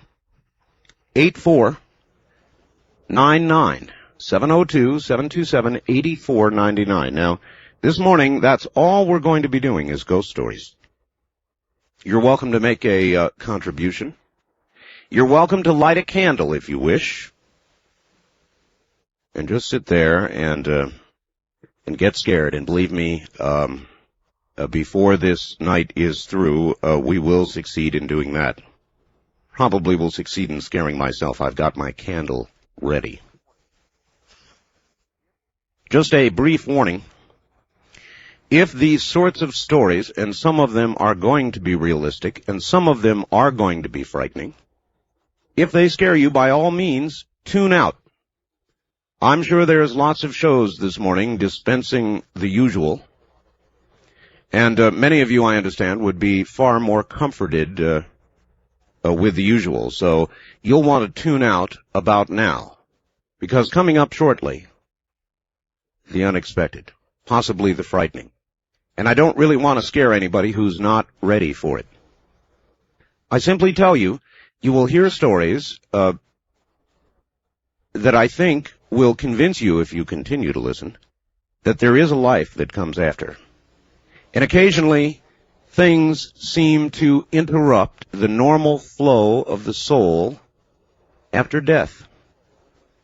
Whether it's unrequited love, whether it's a murder, whether it's an unexpected, untimely death, occasionally things seem to interrupt the flow of what ought to come after this life. And those are the stories you will hear this morning,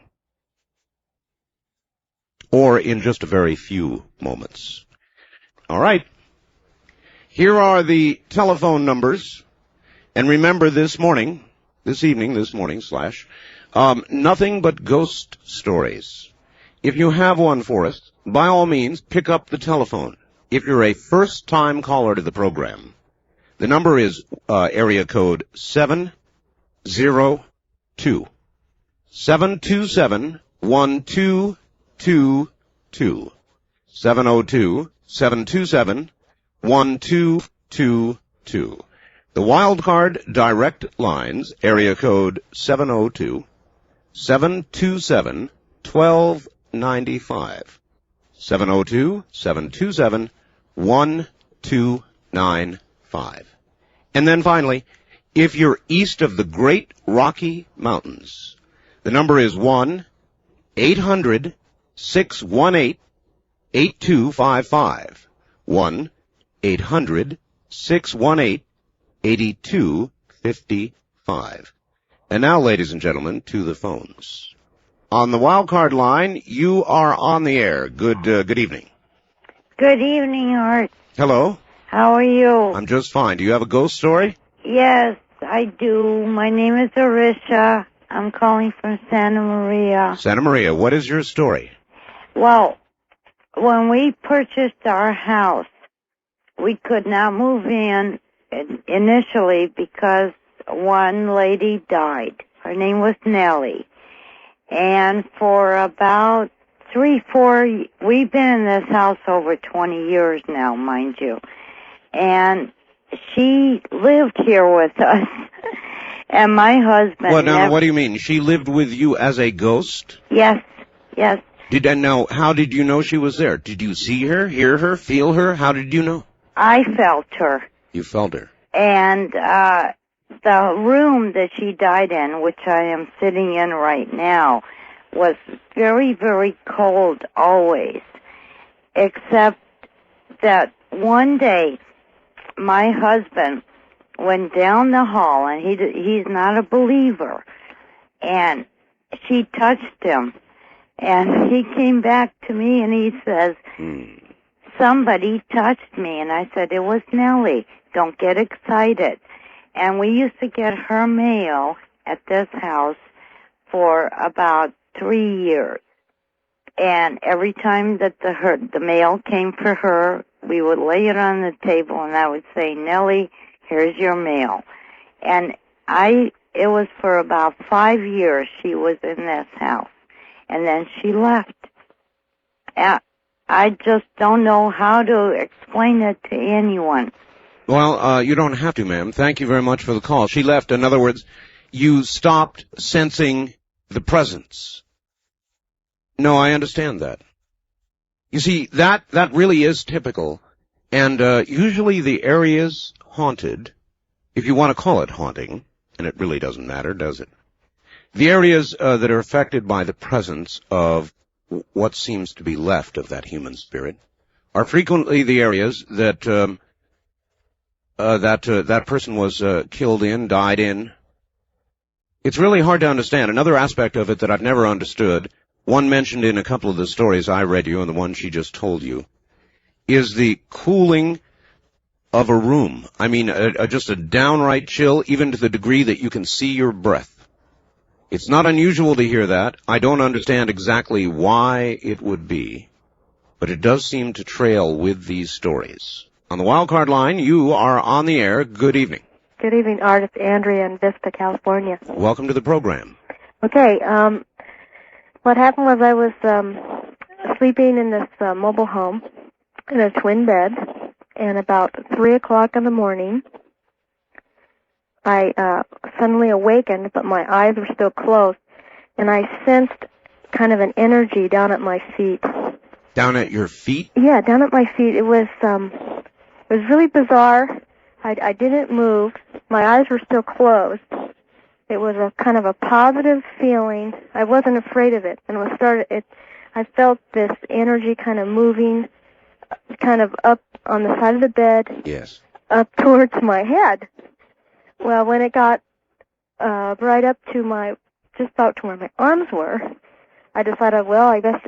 The first thing. Wait. I thought for a minute. It was this whatever it was warm and good. And the first thing I said was, "Mom, is that you?"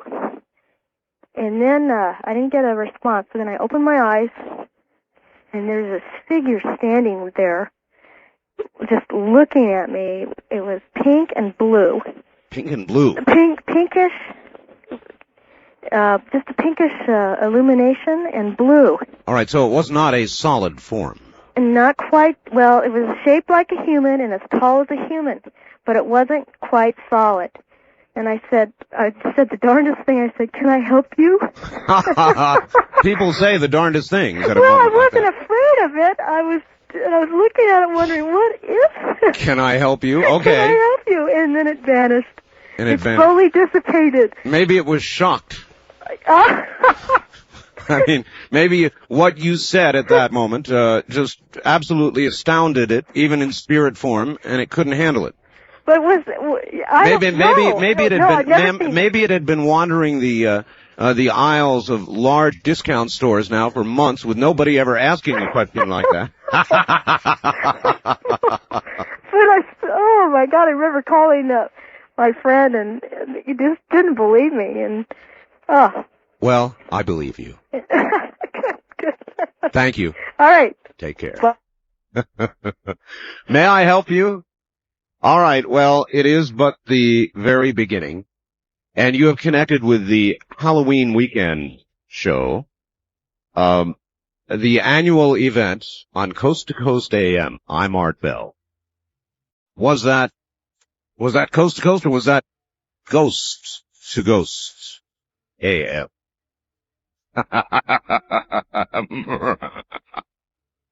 Welcome, everybody. This is Halloween weekend. And we're telling ghost stories. If you have one, join us. If you don't have one, sit back, light a candle, turn the lights down, and prepare yourself. We're going to do a little commercial continuity here and get it done so we can go roaring through without interruption. And now, back to the lines. On the toll-free line, you're on the air. Hello. Hello, Art. It's Anthony, Mr. Friday Night from St. Louis. Well, welcome to the program. I got a ghost story for you. It's not very scary, but it's worth telling. All right. Anyway, I never really knew my grandfather consciously, although Mom said I did love him. He died when I was 2 years old. That was 15 years ago. Just about almost a month now. Right. And there was a time period after he died. Mom told the story to me and a lot of other people where Mom was sitting there doing something, like just a couple months after he died, and he came back in full form, fully recognizable, just like he was in real life, just before he died. And he didn't say anything. He was just sitting there with a smile on his face, and the impression Mom got from the apparition/grandfather is that he was sending some kind of message that he was all right, so to speak. No, that makes sense. And I'm sure the one thing that any spirit, anything or anybody who has left this earth would want to be able to tell or assure the people who are left. And that is that they're all right. That it is all right. That they're not gone forever. In fact, we're all not gone forever. What I do find interesting is that the apparition appeared in solid form. Not too many of them do. And the one, by the way, actually a couple that appear in our current newsletter are about to appear in the current newsletter. You've got to get hold of our newsletter, incidentally. Let me plug it while I'm at it. It's got the ghost photograph in it. And I may read you the letter that is connected to that ghost photograph. It is very good. A lot of people have had comments on it. The one taken by the Stone Mason. Thank goodness we managed to get it into the newsletter, and I hounded them to be able to do that. And so it is in there. If you'd like to order our newsletter called After Dark, the Art Bell newsletter, you can do so by picking up the telephone and calling right now, or throughout the weekend, I might add, 1-800-917-4278. Now, this is for people with Visa and MasterCharge and such. To get the newsletter, it's only $29.95 for a year. It's 1-800-917-4278. On the toll-free line, you're on the air. Good morning.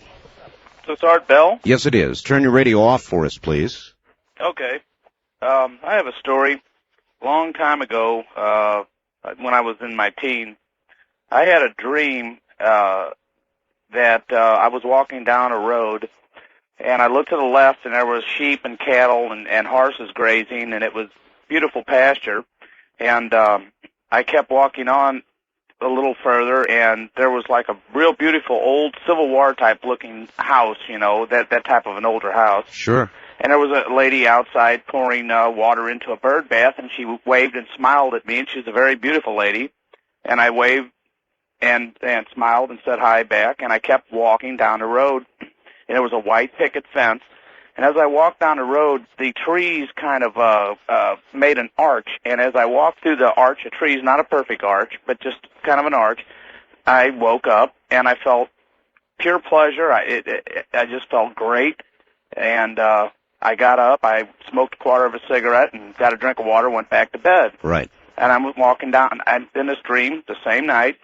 I'm dreaming, I'm walking down this road. I'm feeling very uncomfortable. And all of a sudden I notice, I look to the left, and there's that same sloping pasture, and I noticed a sheep first in a long, tall, very unruly pasture. The sheep is laying there. You could see its body deteriorated. You could see the cattle and the horse is dead. And as I walked to what was a pretty picket fence, it was just unmaintained and paint peeling off it, and the house was in shambles. And I saw a man chasing a woman with a axe that looks like an axe on the back of a dime. Yes. And hit her in the head. And then she screams as he's hitting her. I didn't see her hit her; I just saw her chasing her through a open window without a screen. And then she comes back, and you could see her just kind of walking almost zombie-like. And she had the same axe in her hand with blood coming out of her head. And this was the same woman I saw before, only she was a little more aged, like she'd be 60 or so. Yes.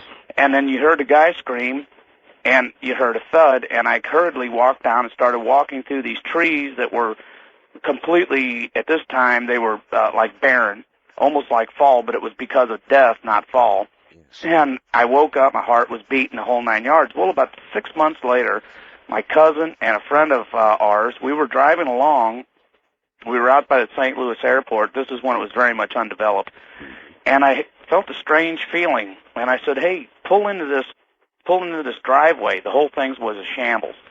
We pulled in, got out of his Jeep, and started walking up towards this so-called remnants of a house where there was like half of a brick chimney down, and the roof was like down on the ground. Yes. We all started getting bad vibes.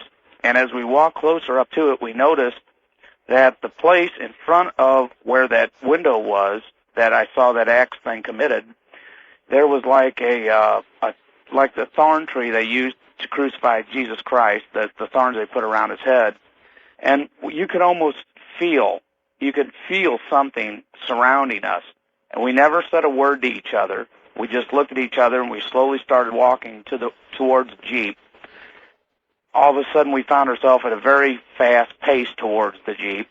Next thing we knew, we were in the Jeep, and it didn't want to fire up. My cousin threw it in a neutral. My buddy got out, kind of pushed it. We popped the clutch. It fired up. We left the place ASAP. And the thing of it was, when we got up to the Big Boys, and of course, Big Boys hamburgers aren't anymore, right. We shut down the vehicle, and it fired right back up. And we never did return to the place, but it seems like that was a very strange situation. It was, and possibly, what do you think your dream was then? Do you think that it was sort of a foretelling of what occurred there? We've analyzed it over the years. I'll speak for my cousin, and not Bob or myself. But my cousin is very, very, very, very high up in AT&T, and he's a very intelligent man, and we've sat and talked about this. And one proposal we came up with years ago that it had something to do with the one thing we could come up with, that the dream happened to me, but everything happened that way. The only thing we could come up with that we could all agree on that the maybe cause of it was what's going on in America economically today. Economically today? Yes, isn't that strange? It's something like that, but... And I have one more thing real quick. Well, our current economic situation is a little like an axe in the head. Sir, we're very short on time, so if it's very quick. Okay, when my dad died, my mom started going into she just started deteriorating physically and weight and bags under the eyes and black eyes. And I was down at a place that I was working, a buddy of mine owned, and I was standing there, and all of a sudden I felt his presence. And I said, Dad, don't take Mom, just go. She'll be with you later. The family needs her too much. And it was only about a couple days after that she started improving. That was a very strange thing as well. Thank you very much for the call from, I believe, the St. Louis area. Well, it does bring up, though, another topic. And that has to do with the feeling of a presence. Now, that much I can say I have had. There have been a few times during my life when I have felt distinctly a presence. And I don't recall that it particularly scared me, but I was absolutely aware of it, and I'm sure that it may have happened. Well, guess I shouldn't say I'm sure, but I would bet that it's happened to many of you. And you can feel human beings, much like animals, I believe, have an instinctual sense about them. As you can sense somebody's actual physical presence in a room, I believe that the sensitive among us can feel the presence of other things and beings nearby. Does that make sense? It always has to me. And I don't think it's anything all that deep. I think it's just a purely instinctual thing that human beings have and have always had. Some are able to feel it now and use it now. Many are not because of the noise of modern civilization. It tends to blot out these more obscure, but I believe real feelings. On the wildcard line, you are on the air. Good morning. Hello, let me turn off my radio real quick. Thank you. Yes, remember to do that, everybody. We have a delay system here. It's very confusing. Yes, have you ever heard of about going into a mirror and, like, saying a word like any ghost or, like, Bloody Mary? Or Candyman? Well, not that, but I've done it before. Well, I have heard, sir, that people have had very strange experiences with mirrors. Yeah. What is yours? Well, I did it like around 12 o'clock. I think it was about when I was in 7th grade, and sorry, I'm a little bit nervous too. It's all right. So, you in 7th grade, you looked into a mirror and did what? Well, I turned off all the lights because that's what you're supposed to do, and I locked the door. Yes. It was late at night, so everything was quiet in the house because that's how it has to be. Right. And I went, and I turned in a circle once, and I stared at the mirror and said Bloody Mary. Then I closed my eyes, turned around in the circle again, and said Bloody Mary. Then I went again, and I did it. And I saw this like face that had like blood on one half of the side end, and like something hit me in the head. I think it was a toothbrush hit me in the head because I saw it laying on the ground and I didn't see it before. Odd. And I've had other friends who said that they've had scratches from doing that. And I've had a friend in the 7th grade who I was a really good friend with named... No, don't give me the person's name. Well, not her full name. And she's related to Bloody Mary, the Queen of Scots, you know. All right, sir, thank you. I have heard about this before. Maybe some of the rest of you know something about it. But there is something about mirrors. And I believe there is something about, in effect, inviting something to appear. And it may not matter the words that you use. But if you, in effect, put yourself in a mood of being receptive to this sort of thing, and then you exercise some sort of ritual, in this case, the use of a mirror, you may, in fact, be inviting something in that you may be sorry you invited in. Just a word to the wise. On the wildcard line, you're on the air. Good evening. Okay, I'm calling from Reno. Hi. This happened whenever I was about 7 years old. My dad had already been married about a year. His wife started dabbling into the occult, but I didn't know what the occult was. So we were going to church, and of course my brother, he went up to the altar and committed himself to Jesus Christ. And I didn't, because I didn't understand it. But once I decided to do this, I had said my prayers, and I told the Lord that Sunday morning, I'm going to commit myself to you. And, so that happened on a Friday. And so I was real excited about going to church because I was going to do this thing. I understand. And I went to bed. And later on that night, I have no idea what time it was, my door was open. It was always open. My parents' door is closed because they don't want, the snoring to wake us up. Yes. And I woke up, and there was a bull standing at the front of my door. It was a demon, and it was in a shape of a bull. And it was about 4.5 feet tall. And I looked at it, and I just said, God, I don't know what it is, and help me go to sleep. And if I don't move, then maybe it won't hurt me. Well, then I had this really strange dream, and it was very unrelated to what was in front of me. So I dreamt this certain dream, and when I woke up, that bull was still standing there. It had horns and everything. And I thought, no, it's not going away. I was thinking this, and all of a sudden it disappeared, and it had attacked me. I was struggling in bed. I was trying to scream, and the worst thing you can do is you're screaming and nothing comes out of you. I couldn't breathe. I felt like I was being smothered. I understand that feeling. You are screaming internally, but nothing will come out. And I was thinking, what am I to do? What am I to do? I'm going to die. It's going to kill me. And sure enough, I said, okay, God, you're going to have to take it away, because I can't do anything. I'm going to die, and I don't want to die. And so it let go, it dissipated, it never showed up again. When that thing let go and it ran out of the room and it left, I just screamed, totally bloody murder. And my dad comes running in there seeing what's going on. And I was telling them, there's a monster in here. A monster. And it was trying to kill me. And nobody really believed it, but it really actually happened. Maybe ahead of your commitment on Sunday, it was one last shot, so to speak, of the dark force trying to get hold of you. I believe that. And one other thing about my mom and the power of God, what I had to deal with was that very quickly she had a 4-foot mod poster. This was back in the 70, 71, 72. Mod came back. Okay, very quickly. And it was a picture of the devil. And I wouldn't go into her room. So I asked God to take away that poster. And within 3 weeks, it had torn itself apart. Thank you for the call.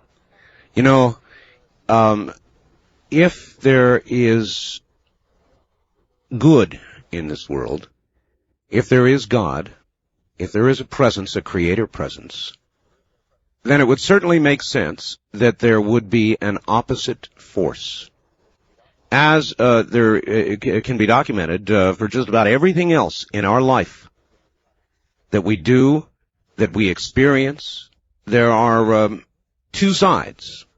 There's good and evil. There's good and evil, for example, in atomic energy. There's good and evil in just about every force that we do control on Earth.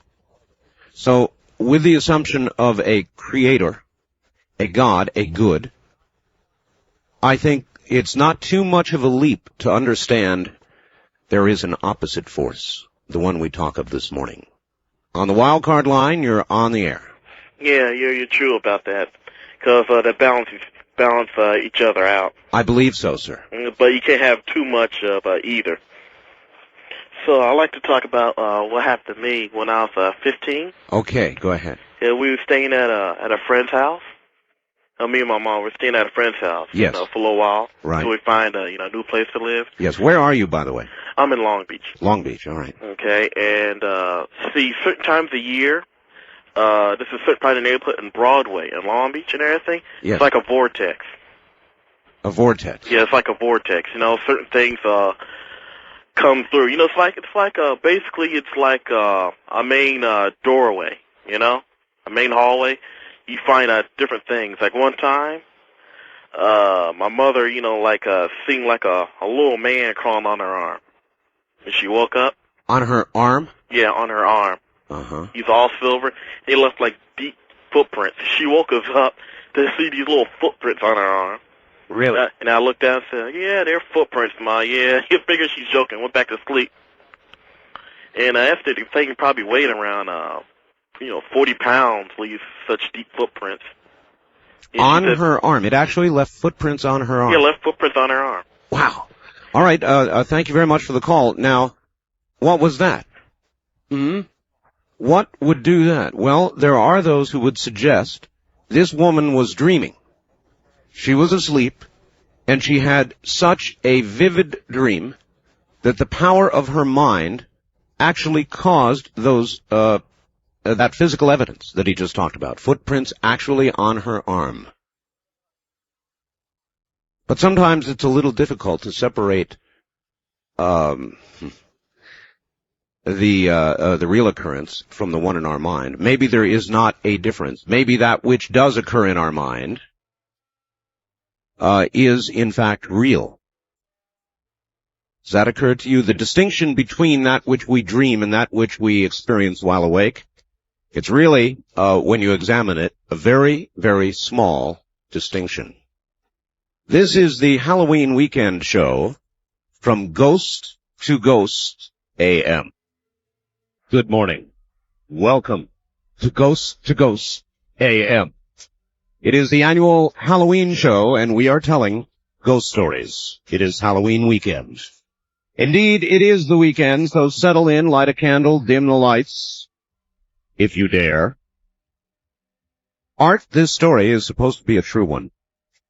Dick and Clyde had been friends since August of 1918, nearly 15 years. During their friendship, they had done some pretty remarkable things. However, none can compare with the prank they pulled on their girlfriends, Betty Lou and Mildred, on October 31st, 1933.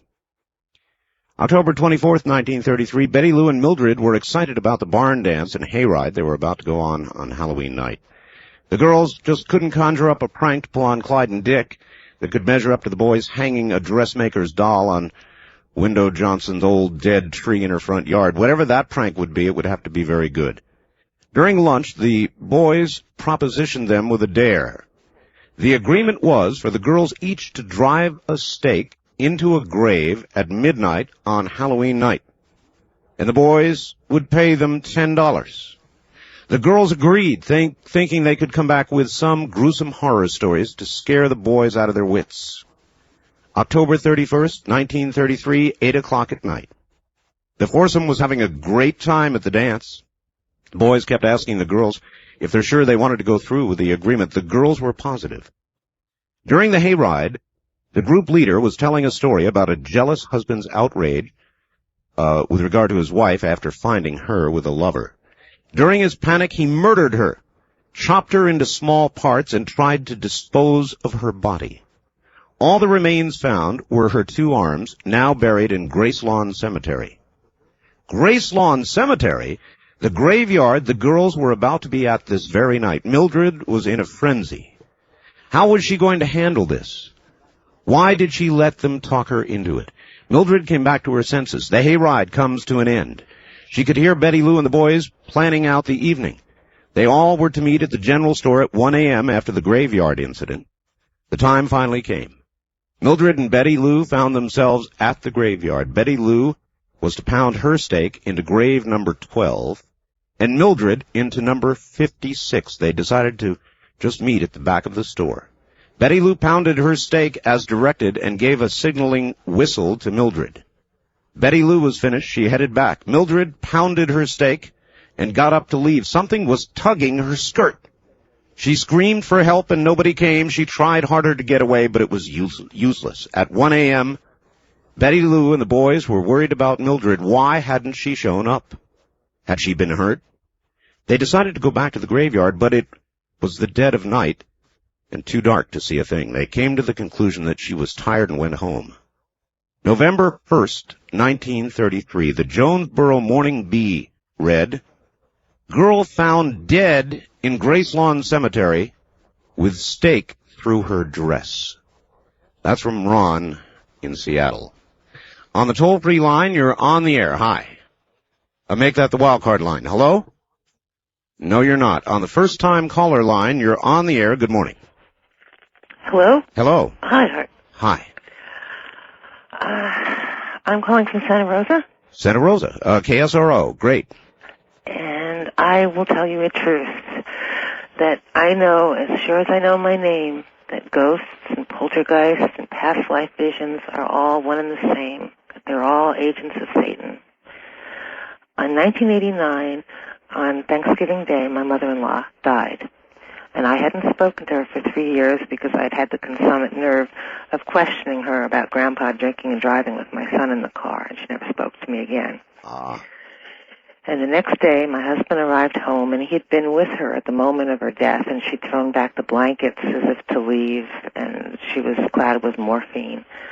And he and I stood outside on the sidewalk and watched this cloud about 50 feet long and 40 feet wide, just about the height of the telephone poles. It was a brown, dirty mist.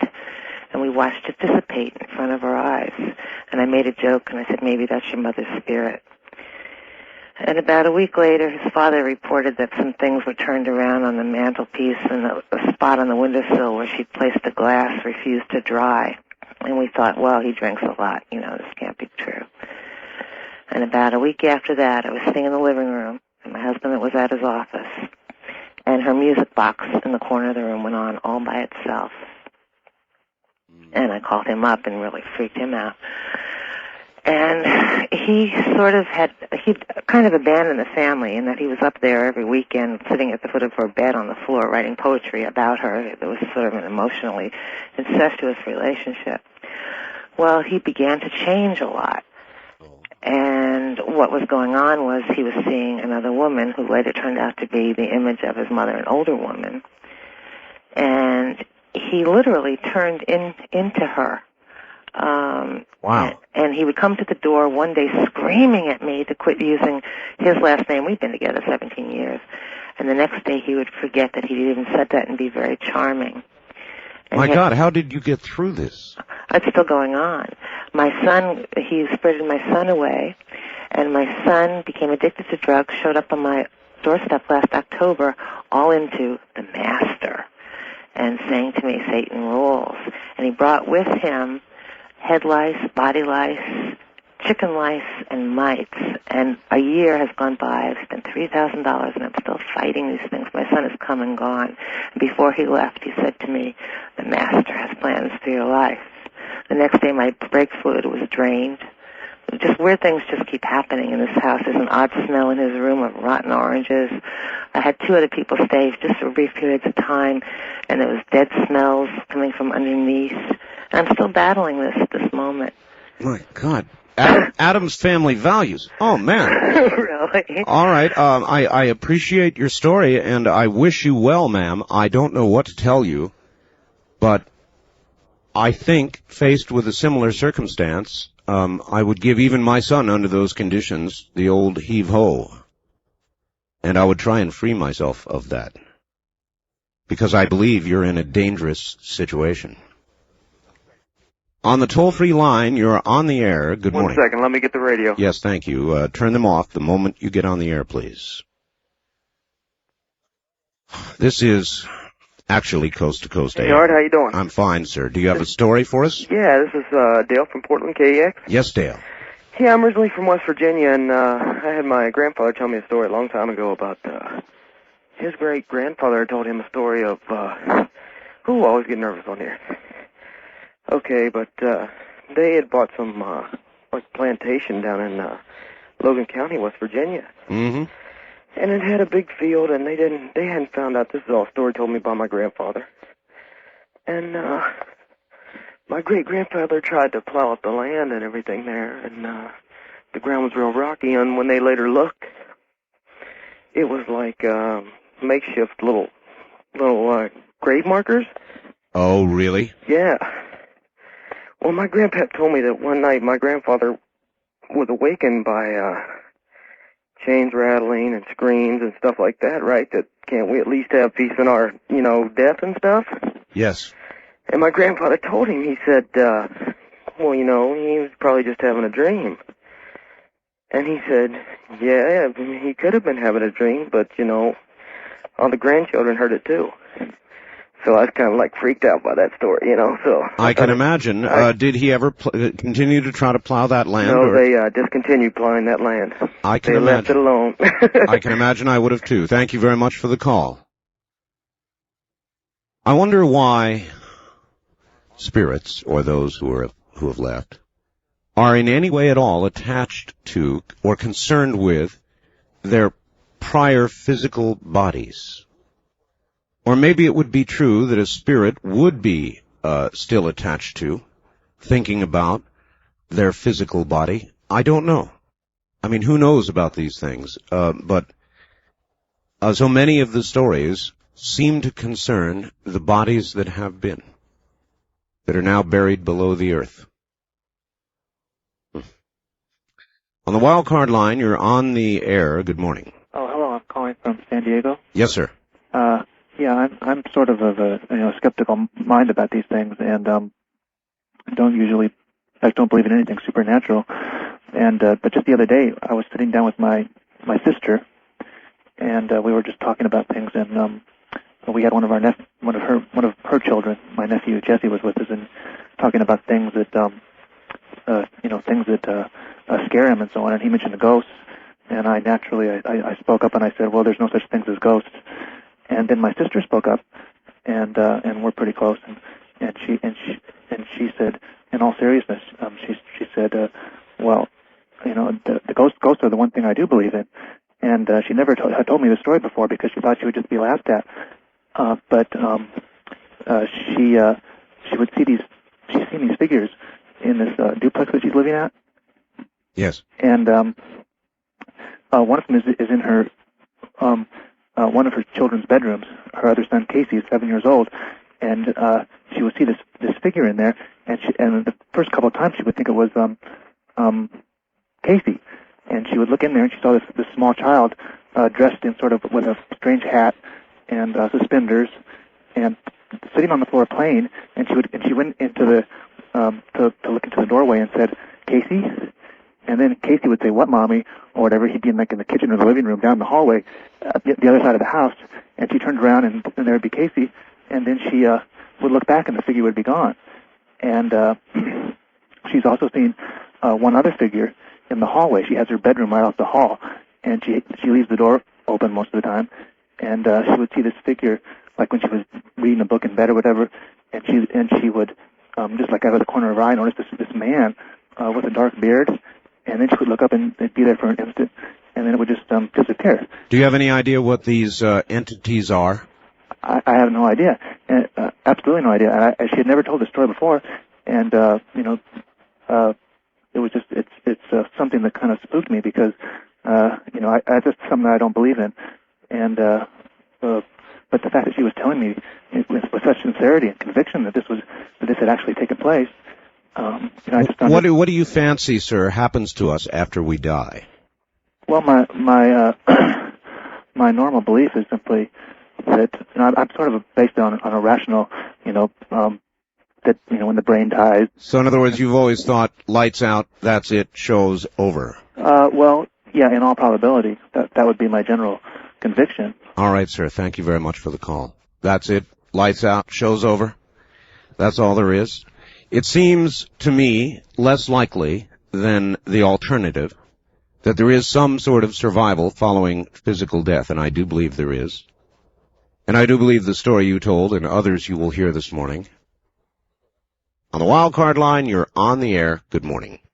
Morning, Art. Hi. This is Dave from Portland, Oregon, KEX Country. Wonderful, Dave. Glad to have you. Have I got a ghost story for you? All right. I rented a place several years ago above an old store called Liberal Store just north of Malala. Huge, 3-bedroom, what they call a upstairs apartment above the store. Right. My wife and my mother and I moved into the place. I love the place. There was a room in this place that it was about 110 out that summer, most of the summer, beautiful swimming weather. There was a room I used to go into and play handball against the wall because it was a huge bedroom we had no need for. I understand. I never sweated. I never got hot. I never had any trouble in this place. I worked graveyards. Right. I slept perfectly in this apartment, even in the heat of the day. My mother began having episodes, swinging chandeliers, fingerprints left on her arms from something touching her. She'd scream, "Oh my God, something's touched me." And you could smell lilac perfume vividly. My wife and I, and her little sister and her little brother, were sitting eating hamburgers one night, watching TV. They had done the dishes after dinner was made, before we ate, and we heard a big crash. Went in there, and all the dishes were scooped into the sink. Oh, boy. My wife's stepfather has a beautiful Alaskan Husky dog, a large dog. He says, "Oh, I think you're crazy. I don't believe in it." He said, I'll bring my dog over. Dogs are supposed to know about these things is what they say. I said, you bring him on over. His name is Butch. Brought Butch over. Butch came in, looked around for a few minutes. We let him go. He was snooping around. Pretty soon we heard him whimpering in the bathroom. Now, this is a 65-pound Alaskan Husky. He would not come out of the bathroom. When we finally forced him to come out of the bathroom, he walked around an invisible pylon in the doorway. No. And he would not go back, and he ran out the door. 3 nights later, I come home from work off the graveyard. I'd come home early because I'd worked like a half shift. My mother and my wife were sitting on the tailgate of my pickup. I drove my mother's car that night because my truck wasn't running right. And my wife says, I want to move. She says, I want to move tonight. And I said, what's wrong? She says, you know we've been having these problems. I said, I've never had a problem. She says, let me show you something. Went upstairs, and all of our Bibles were on the floor, and they were all open to the area of the Bible where it talks about King David quite often. And my mother... Look, for one thing, let me stop you. I agree with your wife. I'd be gone. Well, we did move immediately, actually, that next week. My mother believes it was my grandmother who was upset with her because I was out of the state when she died. One more thing that did happen was a chandelier would swing at any given time in the dining room. My cat one time flew backwards out of this room that I liked, and the cat wouldn't come back in our apartment. My wife one night called me at work and said, somebody's beating on the upstairs door. Well, this was 2.5 stories off the ground. Somebody was knocking on the windows. We moved the next day.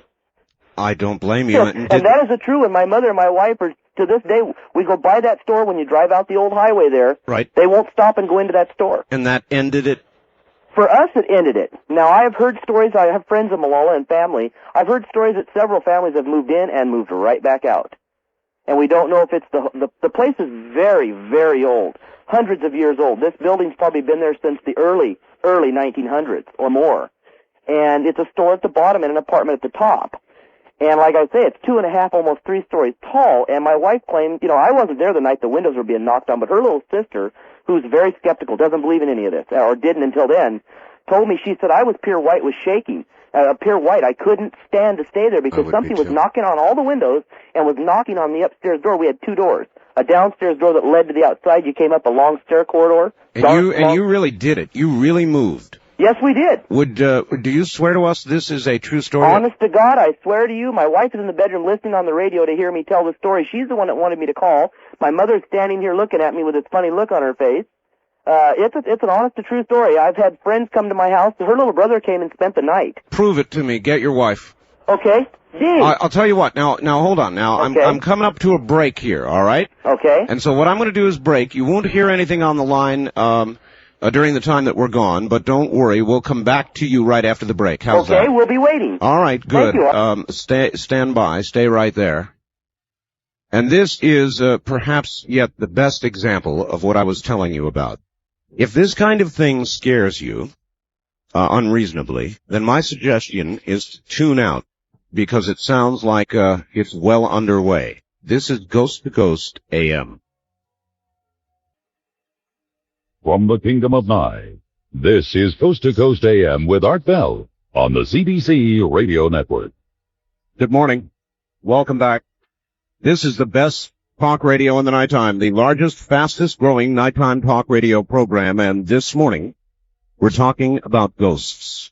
If you have a story, we'd love to hear it. If not, sit back, dim the lights, and prepare yourself. Now, if we are lucky, back to the telephone now, and the continuation of the story we were hearing, or the confirmation of it. Hello? Hello? Yes, sir. Yes, I'm back. You're back, okay. And my wife is sitting here, we were discussing this, and she says, well, I was a skeptic until this happened. I didn't believe in poltergeists. Now, she's here to tell you about it. All right, put her on. Here she is. All right. Hello. Hi there. I swear this story is true, I swear. It is true. Yep, I never ever believed in anything like this before. It is so bizarre. And you are the one who said, that's it, folks, we're out of here? Yep, I refused to go back. We went and stayed with relatives till we could move. I refused to spend another night there. Wow. I wouldn't go back. Well, I must say, I am with you, and I would have been the person first saying, we're out of here. Yeah, well, it happened for like 2 weeks before any of us ever mentioned it to each other. We'd all been having like little episodes separately. And then me and my mother-in-law were sitting there one night, and I said, what's going on? And this cabinet door was opening and closing in the kitchen. Oh, boy. And that's when we discussed with each other and said, we think we're living here with a ghost. Mm-hmm. Well, I can imagine that would occur, that everybody would have little things that would occur to them, and you kind of dismiss them, or... Well, yeah, because you don't want to believe it. You don't want to believe it. You never want to believe it. That's right. But then you start putting it all together, and you all see and it. it is, and Mm-hmm. it just, too much started happening. Look, I appreciate your confirmation. It's really kind of you to come on the phone, and thank you both. Thank your husband for me. Okay, thank you. Take care. There you are, folks. That's me. I think I would have left. On the one hand, I would like to have the experience. I would like to experience something that I would definitely call an apparition, something that would confirm for me the afterlife. But on the other hand, it would scare the pants off me, and I think I'd be out of there as quickly as possible. On the first-time caller line, good morning. You are on the air. Yeah, Art, I'm calling from Overland Park, Kansas. Overland Park, Kansas, on a portable telephone. Yeah, sorry about that. I've got a really strange story. This happened to me. I'm 22 years old now. I was between 14 and 16 years old. True story. I was in my parents' house, which we had built. You know, nobody lived there before. Mm-hmm. And my parents had gone on a walk for the evening with my brothers and sisters, and I was sitting at home, and I remember it was really well, 'cause it was a Thursday night, because I was watching Simon & Simon. I'm watching TV, and I just got a feeling of disorientation around me. It was really strange. And there's plants hanging above the television set. And I look up, and this thing, it distracted me, and it was like if you would see it was like almost invisible thick shape going through the plants. Okay, just something. An invisible shape going through the plants? Yeah, and it's the only way I can explain it is if You mean as though you could see the plants moving aside for something that was moving in them? It was as if inside the little shape that was moving, it was like a swirled clear color. Just you could tell something was there moving really fast, and it was just gone. I understand. And I just got a really odd feeling, disorientation around me, and I kind of, I'm looking around just turning around, looking around, having this odd feeling, and I turn back and look behind me down the hall, and down the hall, there's a figure standing there, just as plain as day, nothing you could see through, just solid, and it was not facing me, it was facing a different direction down a different hall, and I'm getting goosebumps just talking about this, but this figure was standing about 6'5", 7 feet tall. I couldn't tell, it didn't look like anything was touching the ground, and it was a white figure. It had the head of this figure was like almost like a knight in armor's helmet. Ooh, that's weird. But it was completely white, and just a shiny white, and the helmet came down around his chest, and there's a white robe hanging down off of the helmet, and that went down almost to the floor. I don't know if it touched the floor. It was just all it was a white robe with this helmet, and it was facing a different direction. And as I sat there and stared at it and just could not move, it slowly turned towards me, just pivoting, no leg movement or anything, just moving towards me, just not moving towards me, but just turning towards me. And as it faced me, I was just so scared. I closed my eyes and opened my eyes, and it was gone. And now I'm curious. At that moment, you closed your eyes and opened them, and it was gone. A lot of people would say to themselves, that means I was imagining it. Right. Well, nothing like that had ever happened to me before. No traumas in my life to do anything like that. And when it turned to me, it was a matter of 5 or 7 seconds as it turned. I was watching it turn towards me, and it turned towards me, and it was gone. And I just sat there, curled right next to the TV until my parents came home. It had just gotten dark, and I just sat there for 20 minutes or so, just not moving, just shaking. And I do understand, sir. When this occurred, did you have a feeling of evil or fright, or how would you describe your emotions? No evil. My emotions were just I don't know what was happening, and there's just a feeling around me of just a tingling feeling, just like what is going on, because nothing's ever happened to me, like that in this house before, and it seems like no reason for it. I've never heard a story like that before. Well, a young lady called earlier and said too scared to scream, to actually make noise. Yeah, I can understand that. It's just a feeling of awe. It's just like, you don't think about it when it's happening at all. You don't think about it until it's over with, and then it's frightening. I appreciate your story, thank you. It was a Sunday night. I worked the graveyard shift and got done getting ready for work a little early. Since I had about a half hour to kill, I sat down, put on the headphones to listen to the stereo. As I relaxed, I got that eerie feeling that someone was watching me. Couldn't resist the feeling, so I turned around and saw someone run down the hall. I knew my roommate was out for the night, but thought, well, maybe he'd come home and was playing a trick on me. Went down the hall, turned on all the lights, called out to him, no response. Okay, my mind is playing tricks on me. So I sat down and put the headphones back on. I started getting that strange feeling again that someone was watching me. This time I turned around quickly and again saw someone run back down the hall. At this point I was getting scared. I ran out of the apartment, went to work. Later called my roommate, told him what happened. He told me I was cracked. The next day seemed fairly normal. I went to bed around noon. About 7 that night I was awakened by the sound of a girl crying. It was dark in my room, but I could see the living room lights from under the door. I thought to myself, my roommate and his girlfriend had gotten into a fight. I laid there for a while, and the crying continued. The more I listened, I could tell that the crying wasn't coming from the living room. So I sat up in bed. And there was a girl sitting on the chair in my bedroom. She was about 16 years old, wearing a blue dress from the late 1800s, long blonde hair, and crying.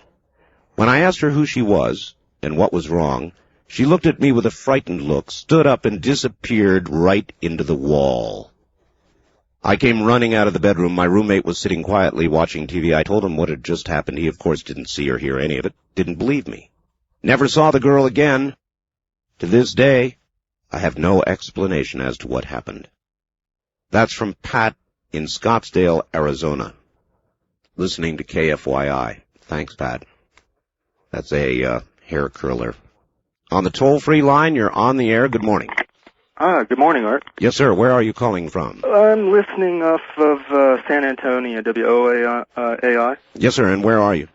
Well, I'm in Denver, Art. I can't listen that late on Sundays here. No, I understand. Go right ahead. Okay. Well, I don't know how scary this is, but it's true. One night I was sleeping and I woke up to find myself.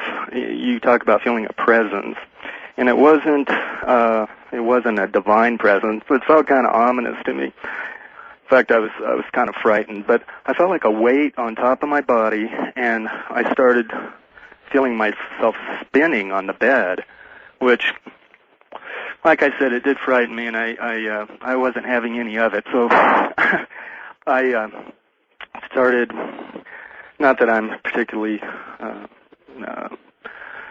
well, I am religious, but anyway, I started reciting the Lord's Prayer, but it wasn't having any effect, and I said to myself, well, geez, a lot of good this does, And then, oh, ye of little faith, I'm tempted to say. In other words, you tried the Lord's Prayer once, and when the weight was still well, no, there... I was repeating it over again in my head. Yeah, okay. Then I found myself making a sign of the cross with my arm, this just big, gigantic sign of the cross. And the interesting thing is this. I had the bedroom door closed, and this Labrador who's passed on, her name was Angel, black Labrador. The door was closed. I didn't make any noise. She just starts barking her head off. Mm. And I just felt that whatever it was at that time had left, and then these geese a quarter of a mile from the house started squawking their heads off. And I thought to myself, well, did they hear Angel barking? Or, did they? I just kind of imagined that whatever this was flew over them, but that's the story. All right, sir, I thank you. And again, it's the sense or the feeling, and another story with regard to a dog. Isn't that interesting? Animals do seem to feel things that, or feel them earlier than we do, or are more aware of them, and it has to do with the fact that they are closer to nature than are we. Even though they may live in homes with us, they don't partake of the 20th century the way we do, and all the noise and the inherent interruption that we have. And so they are faster to sense a presence. There are some people, though, that are rather sensitive to this sort of thing. And they feel it early and quickly, as an animal would. But for most of us, an animal is a pretty good monitor. Haven't you ever felt something that your dog first felt? It'll get up and start to bark, or your cat will totally freak out, or whatever animal you have around, and then you'll feel it. Something's close, something's near, there's a presence. Maybe nothing more than that. They feel it first, usually. On the toll-free line, you're on the air. Good morning. Hello? Hello? Yes, ma'am. Turn your radio off, please. Okay. And tell us where you're calling from. Granite City, Illinois. Okay, welcome to the show. Thanks. Go right ahead. Okay. I was raised in this house from when I was born up until the age of 13. And there was, like, plates would fly off of the table and smash into, like, the cabinets. And there would be, like, cold spots in the house and different smells. Sometimes it would be, like, real foul odors, and then other times it would be, like, real sweet smells. Sounds like a poltergeist. Well, I don't know, but it was very, very scary. How could you live in such a house? Because I was a child, I had really no choice to move out. Well, what did your mother and your father say? Oh, well, we all experienced the different things. We would hear, like, footsteps walking up the steps. Did you actually see a plate lift and fly off a table? Yes, and also coffee cups, like the real thick coffee cups would, like, smash into the metal cabinets and leave big dents. Wow. And my parents had, I don't remember what you called them, but they came in to, like drive-out ghosts. And I guess there was probably about 4 of them that came in, and they felt more presence in the basement. And someone had said that there was a person that had hung themselves in the basement. Oh. Most of the activities happened in the basement. Yes. And doors would slam, and we had a dog, and the dog would, like, start watching something, that we couldn't see in the room. Right. And I was, the day that we moved out of the house, that was one of the happiest days of my life. How long did that go on? Until we moved. Which was how long? 13 years. 13 years? Mm-hmm. After the people that came in to drive out whatever was in the house, the activities kind of slowed down a little bit for a short time, but then it started again. And I don't think anyone lives in that house for very long periods of time. Is that in the state of Illinois? Yes, it is. Well, that's quite a story, and I'm glad you made it through it all right. I don't think I could have handled 13 years of that, or even 13 days. Well, now, if I move into a new house, if I have any, if I feel any presence, there is no way that I would live there. Thank you very much for the call. Do you know that in a lot of states, there is now actually on the books a law that requires you to notify anybody who might be considering buying this house that it is haunted? Did you know that?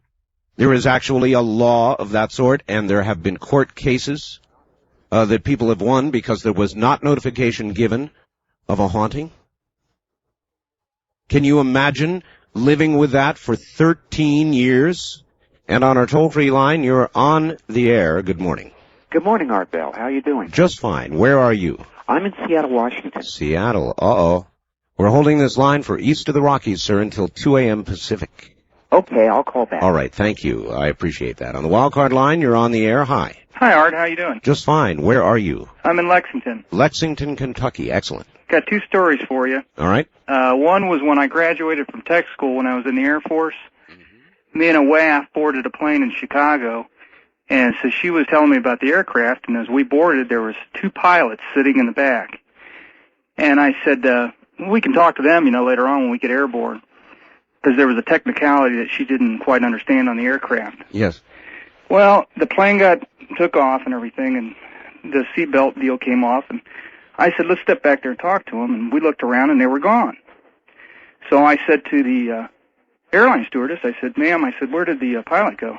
She said, what pilot? I said, the 2 pilots in the back. And the girl sitting with me said, yeah, we seen 2 of them.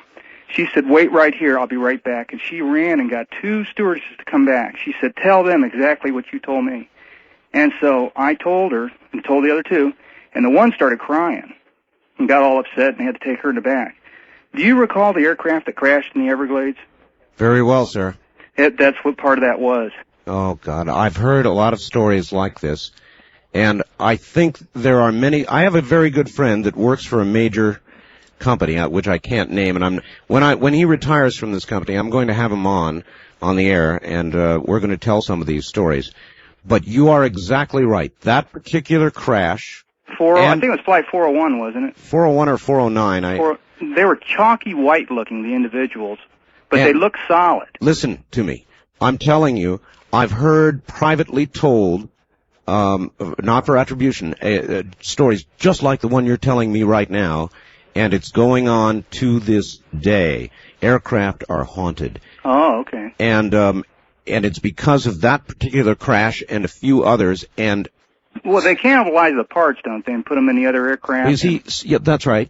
You see spirits that lose their lives unexpectedly, as in an air crash, I think are the ones that tend to be troubled, possibly remain on this earth, possibly haunt at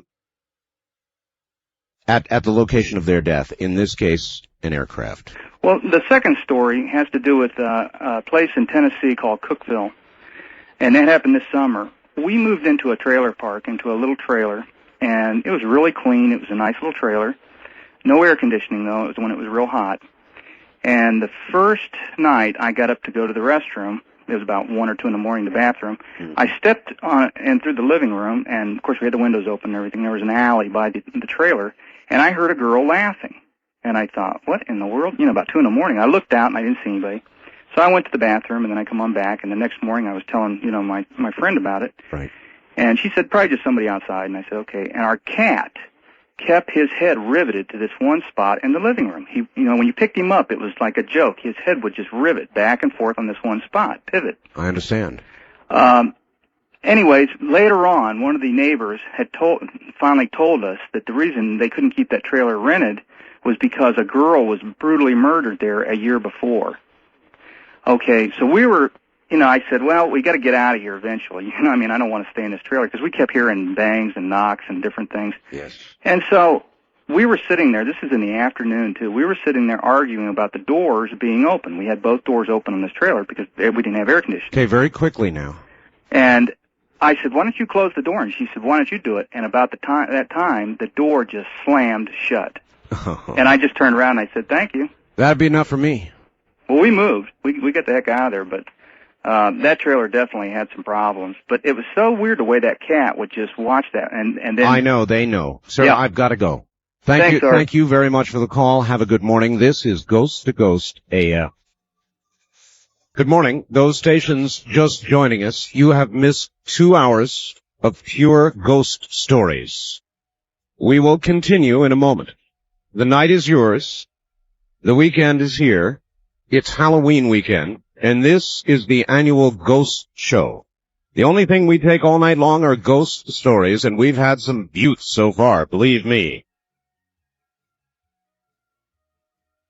Here is one just faxed in, and you are welcome to fax in a ghost story if you have one. They're better when they're short, and I would appreciate that. The fax number, area code 702-727-8499, 702-727-8499. Dear Art, this is a true story as well as I can recall it. In 1973, as a member of the U.S. Air Force, I was stationed at Altus Air Force Base, Oklahoma. During that particular year, the author Peter Blatty's novel, The Exorcist, was the hit movie of the season, as well as the paperback version of the screenplay. The paperback was distributed throughout the barracks that I lived in, one resident at a time, as we did in those days. When it was my turn to read the novel, I read it with much anticipation as well as much anxiety. The following night, around, about 500 hours, 5 o'clock in the morning, I was awakened by the sensation of something pounding on the lower bunk that I slept in. It was moving up my torso. At that time, I didn't have a roommate, but the sensation frightened me so much that I got out of my bunk, scrambled to the door, opened it, and yelled for help as loud as I could. Not one of my barracks mates in our building heard my screams of help, not one, or corroborated my version of the story. But to this day, I believe the incident was very real, an actual occurrence. I don't tempt mirrors or taboos of that nature to this day. AP in San Diego. And this. Art, in January of 1976, I was busy cleaning the kitchen after dinner. The kids were in the living room watching TV, and my husband, a cop at the time, had returned to work. Suddenly I heard a voice calling my name, Carol Ann. It sounded like my grandfather, who lived in Indiana. I was in Mesa, Arizona. Regardless of how old I am, he always called me by both my first and middle name. About 15 minutes after this episode, the telephone rang. It was my sister in California. She was calling to tell me that my grandfather had passed away about an hour before. Since I had always been very close to my grandfather, I just figured he'd passed through to see me before he went on. It had been a couple of years since I'd seen him.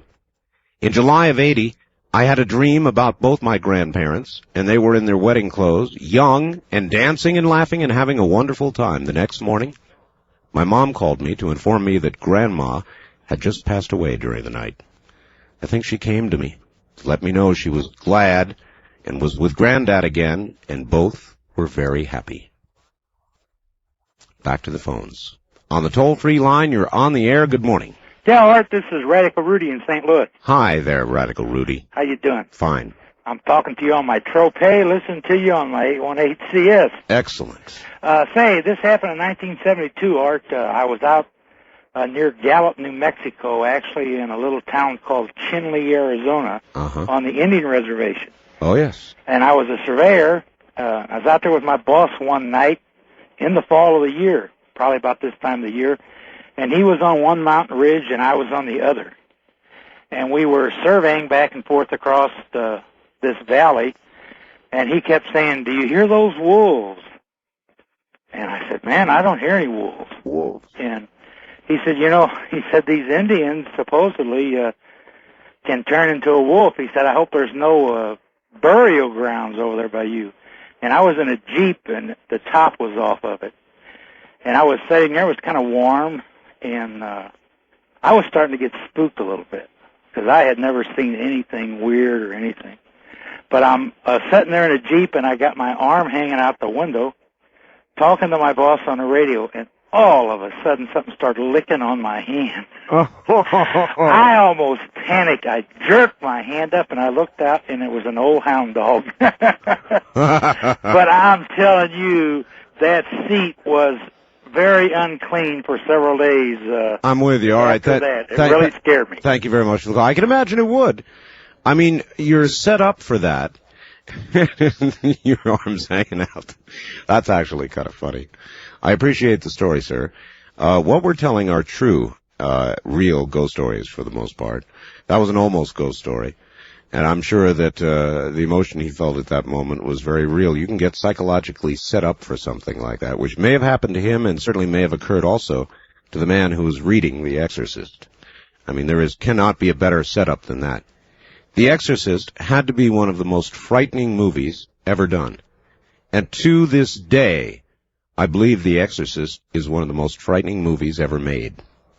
And if you sit down and watch it today, it will scare you as much as it did then. There was something about it that no other ghost film quite ever lived up to. And I'm not sure what it was. I believe it had to do with the church and its involvement. I'm not exactly sure. but nothing has quite ever lived up to it. The other film that I thought was very frightening was the original Poltergeist. Very well done. On the toll-free line, you're on the air. Hello. Art Bell? Yes. This is the Agile Independent from Austin, Texas on the mighty WOAI. Austin, Texas. Yes, sir. When I was a kid, about 7 years old, I stayed with my Aunt Marie in the country. Yes. It was a pretty nice thing, except for when we had to go to church, and this is a ghost story. Well, a kind of one. Okay. They were charismatic, and they would run around and act real silly in church, and so they'd make all us kids stay in the back of the church where we couldn't see them be silly, and we'd get really bored. So one day we decided to do something as a group, us kids, to offend them. So we found this pin and this little salamander lizard, and we nailed it to the wall, and we told them that if God didn't accept this sacrifice, we were giving it to Satan. And naturally, they got really upset, but they didn't do anything terribly bad. The next night, when I was asleep, for some reason, I bolted straight awake, and I kept my room really clean. Well, actually, I didn't. My Aunt Marie did. And when I looked into my closet, there was a thing sitting there.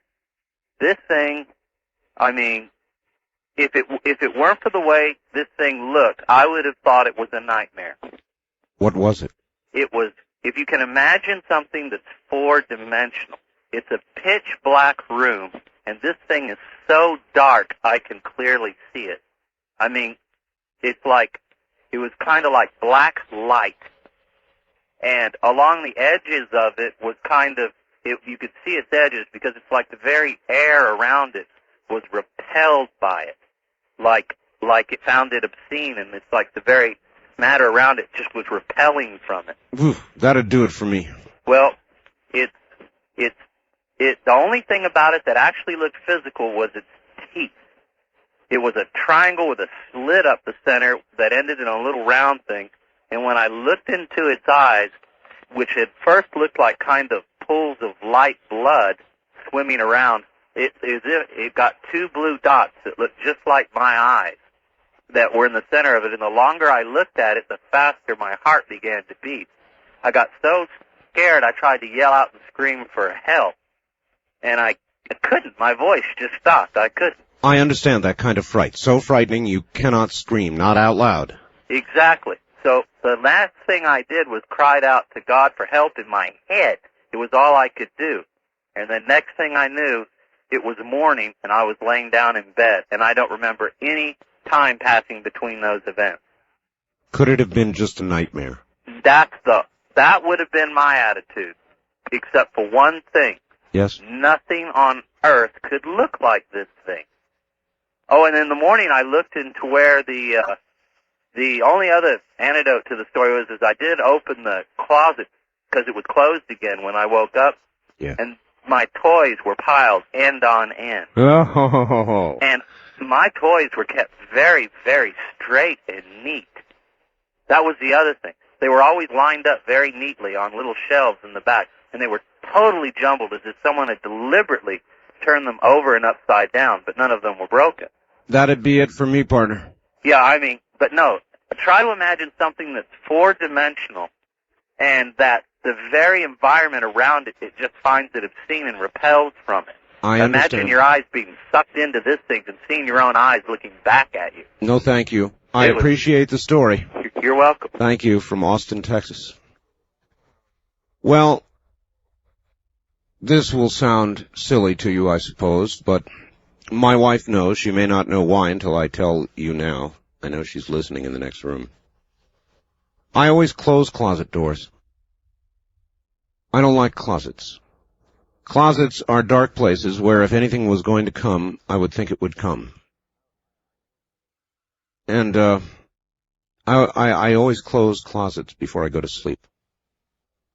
Now, what is it about closets? They're dark areas from which things come. Everybody knows that. It's just a habit. I don't like open closet doors, and so before I go to bed, I always go over and close them. And that's why. Probably shouldn't admit that, huh? But it is true. On the wild card line, you're on the air. Hello. Hello there. Going once, going twice, going 3 times. On the wild card line, let's see, number 2, you're on the air. Yes, Art. This is Henry in Taft. Hello, Henry. I like your program tonight. Very interesting. Oh, yes. I've lived in a haunted house now for 36 years. Why? That's what I always ask. Why would somebody stay in a haunted house? Well, you get used to it. What kind of haunting? Well, there's 6 different ghosts. And it took me about 20 years of research to find out what happened on the property. And there was a tragedy, 2 different tragedies, one in 1903 and another in 1906. It's always an early death, unexpected death. Violent death by fire, both cases. Oh, boy. And so, with the property came the ghosts. Well, what kind of haunting has it been? Everything. Doors opening and closing. I've never seen them physically. I see their shadows. And there are 3 sisters that were killed in the fire in 1906, and they run through the house frequently at night. One time I had an aunt staying with me, and the girls ran through the house back and forth for 6 hours straight. Really? Yeah, my aunt never came back. I wouldn't either. That's frightening stuff, and it goes on to this day? Oh, yes. And you never quite see them, their shadows? Mm-hmm. And doors open and close every day, and lamps lift up and set back down every day. Lift up into the air? Yeah. How do you handle that? I mean, how do you stand it? You believe it or not, you get used to it. I mean, you just take it as something that happens as a part of living. Haven't you ever thought of having a priest in to try and stop it? It's never been threatening enough to, in my opinion, to call a priest in. I have tried to communicate with them. No offense, but I don't know how you sleep at night. I mean, it may not have done anything yet, but if those spirits are there, well, of course, that's you. They're there, but they're not harmful. They're just they don't realize they're dead because of the way they died. Oh, I've often wondered about that. Whether spirits do realize they are dead. They don't.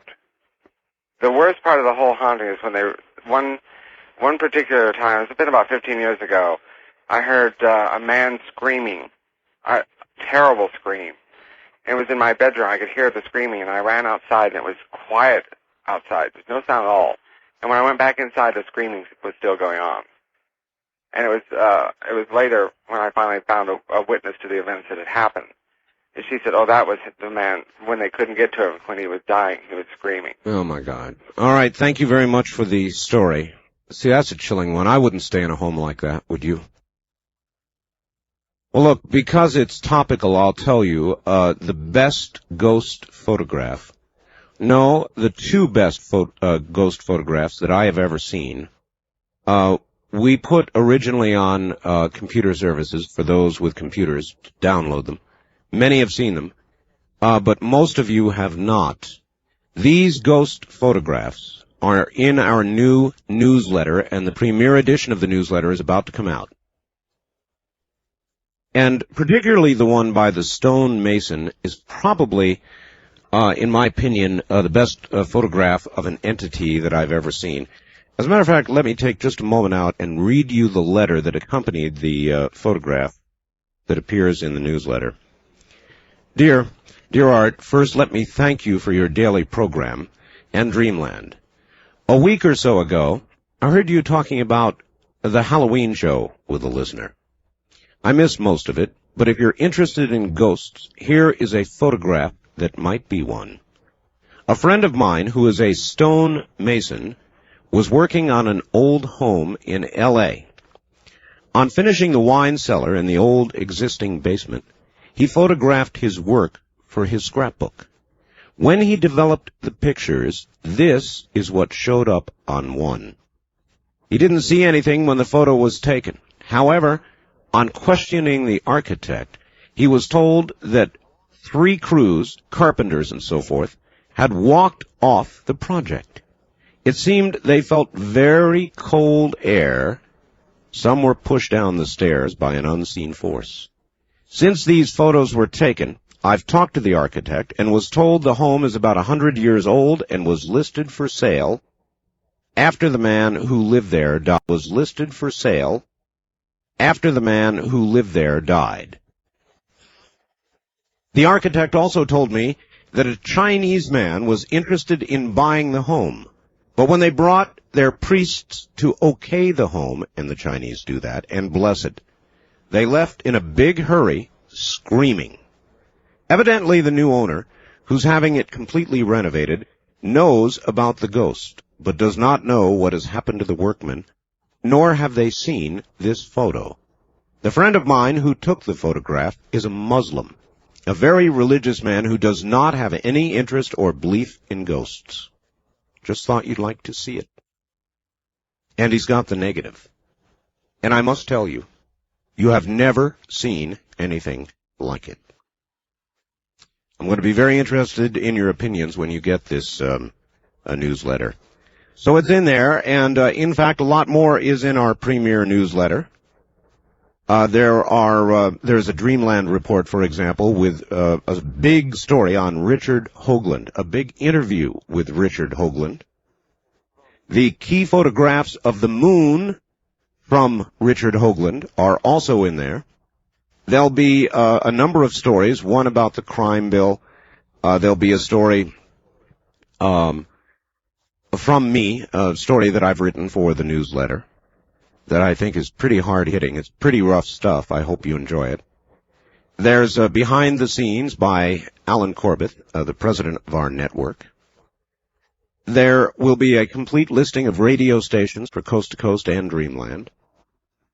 There will be article after article after article, and already it is growing. It will begin at 16 pages or more.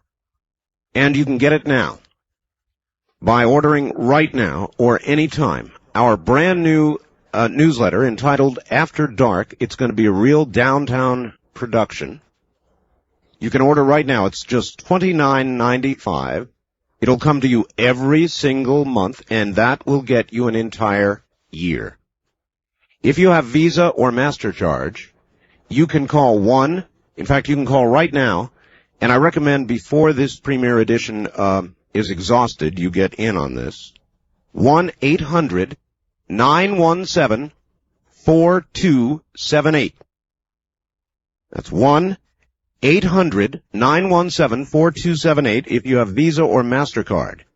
If not, send $29.95 in a check or money order to Chancellor Broadcasting, 744 East Pine, Central Point, Oregon, 97502. $29.95 to Chancellor Broadcasting, 744 East Pine, like pine tree, Central Point, Oregon, 97502. Now, those of you who just joined us at 1 a.m. Pacific Time will not yet have had enough of a chance. You've heard a couple of stories. But cumulatively, since 11 p.m. Pacific Time, I don't see how you could listen to this.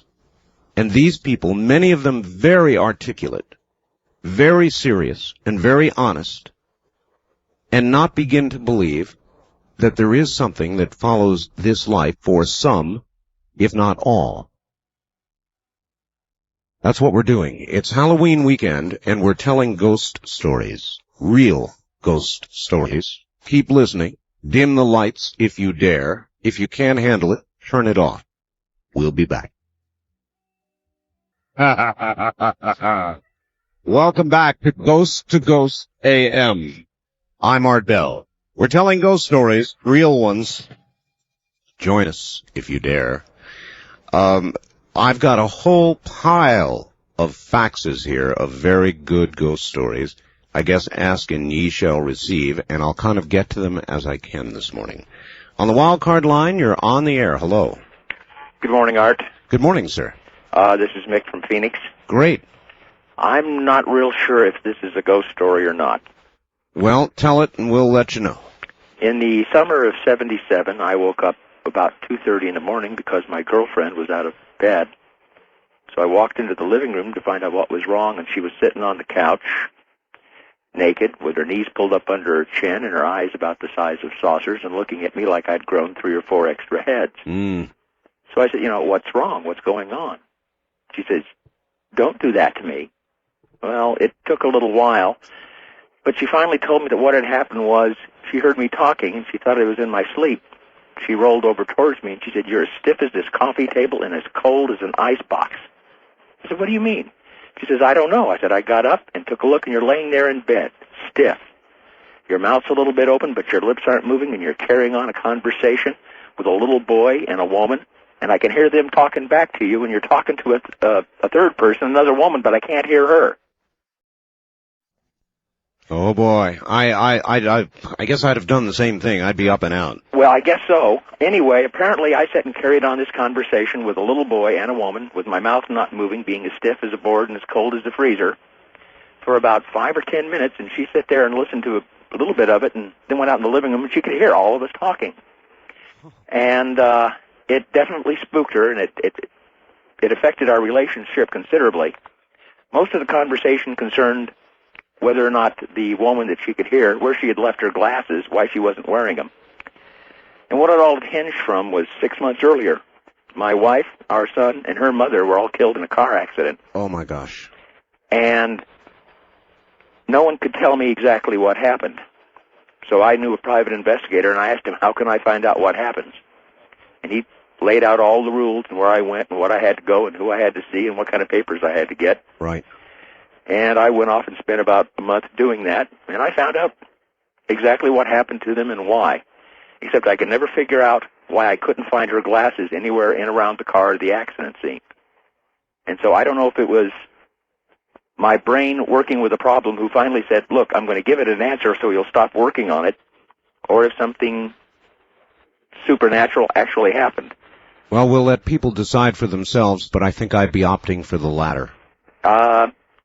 The only reason I leaned to it is because apparently the way I felt to her scared her more than the voices. She thought I was dead. Thank you for the call, sir. That was a good story. I don't know. You tell me, folks. What happened to that man? Hi, Art. My cousin and her husband bought a house in a suburb of Phoenix about 6 years ago. They and their 2 kids, plus another cousin of mine, moved in right away. My cousin, who we will call Linda, found herself at home all night with only the kids. Linda's husband worked the graveyard shift, and her brother took a job in Laughlin. That'd be Laughlin, Nevada. The night in question was just like any other, until her 4-year-old son came into the room and woke her up. She was not facing him when he woke her up, and she did not immediately turn around. She asked him what he wanted, and he told her he couldn't sleep because somebody was in his room.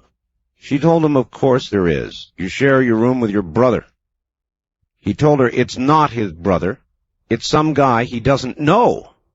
At this point, she turned around to look at him, and when she did, she saw a man standing behind her son. She described him as wearing a plaid cowboy shirt, blue jeans, and a cowboy hat. She said she could see right through him to the doorway behind. She said that he was white, kind of glowing. She said a lot like you see in the movies. She immediately jumped out of bed and he was gone. She grabbed both of her sons and went to her mother's house. Her brother claimed to have seen him about 2 weeks later. Much more than I can tell here. Great show. We've got our candles burning. Gary and Sandy at KFYI in Phoenix. First time caller line, you're on the air. Yeah, hi, Art. That last story was really good.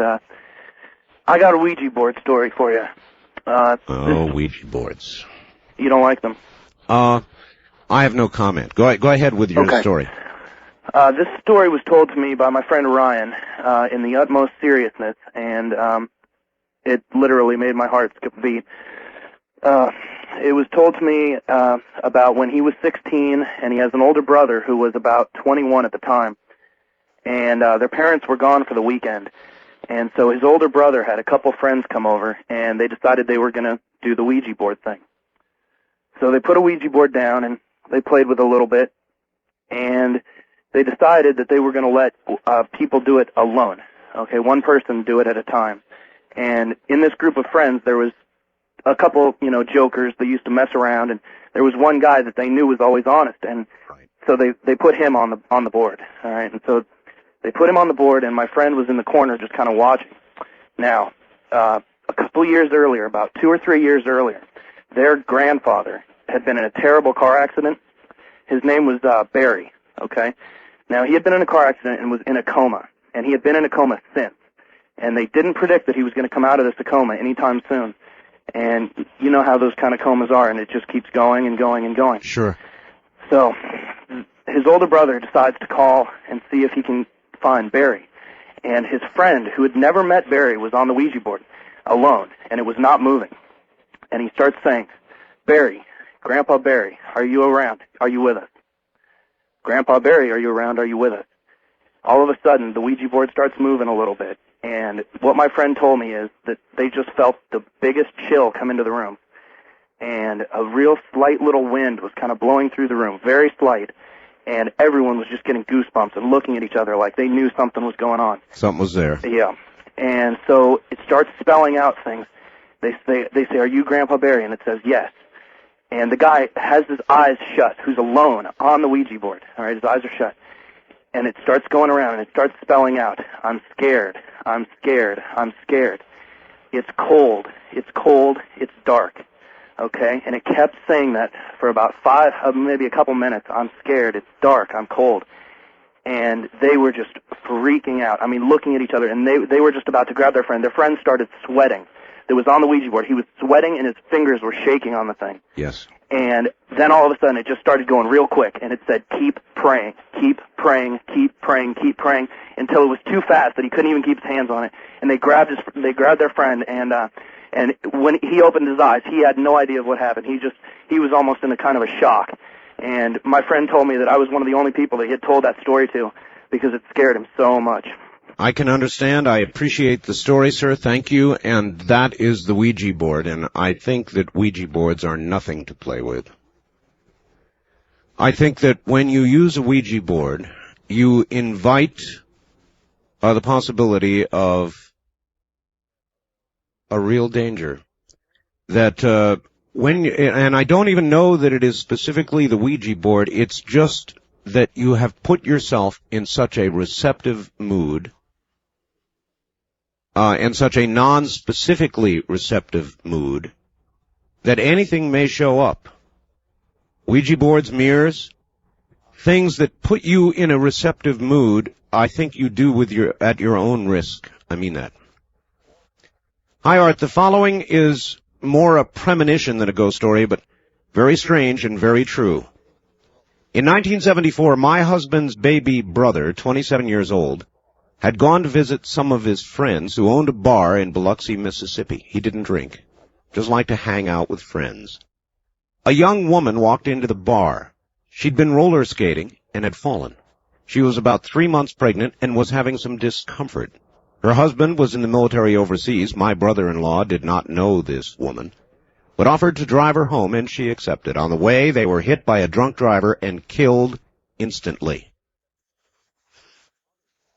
Later that day, my mother-in-law walked into his bedroom. Lying on his dresser in plain sight were his life insurance papers, instructions explaining how to distribute his personal effects, detailed instructions explaining how he wanted to be buried, and a list of people to contact in case of death. Art, I realize it sounds strange, but it's the truth. Linda in Metairie, Louisiana. On the toll-free line, you're on the air. Hello. Hi, Art. This is Farrell. I'm calling from Columbia, Missouri. Yes, sir. When I was probably 15, this is about your ghost story things, obviously. My parents built a brand new house in southeast Missouri in a town called Dexter, and it was a completely brand new house, landscaping from top to bottom. And after the house was built, we proceeded to do the landscaping. And as we were digging in the backyard for rose gardens and flower gardens and things of that nature, we kept digging up all these horseshoes and all these bits and pieces of machinery. So my father asked some people in town, exactly if they knew what the history of the area that we lived in was. And we discovered that the home site that our house was built upon was previously an old farmhouse, circa 1890, 1900, something to that effect. Mm-hmm.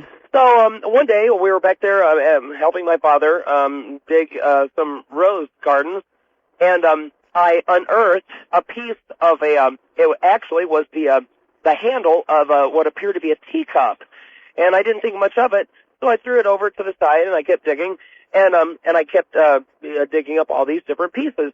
So eventually I discovered that I had a multitude of these pieces, so I put them all together and washed them off, and I virtually had an entire teacup. And I washed them off, glued them together, and it was a very fine piece of porcelain china. Had a nice floral pattern, etc. So I took it in the house. I thought, well, this is kind of neat, as kind of an artifact, or so to speak. Sure. That night, my parents went into town to pick up some lighting fixtures, and I stayed at home, and I heard voices upstairs for the first time. We'd probably been in the house for probably 3 or 4 months. I heard voices upstairs, and they weren't in any way intimidating, but it was as if people were conversing about the events of the day or what have you, and laughing as people would do, kind of. It was just very, very nonchalant. And I thought my parents were home, so I hollered upstairs, "Hey, is anybody home?" And the voices stopped. And I immediately thought, well, my goodness, my mind must be playing tricks on me. So just went on with whatever I was doing, and I kept hearing the voices. And this went on several times during the night, and I just was, after a while, I was terrified. I finally got my dad's shotgun out, and I was literally screaming upstairs, thinking that we had intruders in the house. And my parents eventually got home, and of course there was nobody in the house. This went on for weeks and weeks and weeks, and finally, for some reason, I'm 35 now. It's been so long ago, I don't know how I finally deduced that it had any correlation with the teacup. But I finally took that teacup and I threw it away because I thought that it had something to do with those voices, and never again did I hear the voices, ever. All right, I appreciate the story. It is interesting that sometimes things are haunted. Places or things. And you must be careful about what you bring into your home. I had a real experience with the Ouija board, and I'm not really going to go into it right now because it actually scared me. But I do tell you, be careful what you bring into your home. On our wildcard line, you're on the air. Good morning. Hello, Art. This is Aaron in Edmonds, Washington. Edmonds, Washington. Yes, sir. Country. I got a couple of what could be ghost stories. I remember one time when me and my brother, we were just little kids, and we shared a room, and it was on the second floor of our house back in Minnesota, and we had to go to bed early, and we didn't like going to bed early, so we used to sit up on our windowsill and just look outside. Sure. Well, one night when we were up there sitting on our windowsill, we both got a spanking, and we turned around, and there was nobody there. Nobody at all. Wait a minute. You both got a spanking? Yeah. From an unseen force? Nothing was there. The door was shut to the room, and we both looked at each other and went to bed. And, I still remember it like it was yesterday. Well, I mean, what happened? Did somebody turn you over and spank you, or No, since, our backs were toward the wall. We were looking out the window and all. And since we were pretty little, we were able to kneel on the windowsill. Uh-huh. And we both got one swat apiece, and we both could hear it, and we both turned around, almost instantly, and there was nothing there. Nothing at all. Well, if there was more discipline like that or any other, I guess America would be a better place today, huh? Okay, I got one more too. Yes, sir. And this is my sister. She lived on the second floor. She lived across the hall from us on the second floor.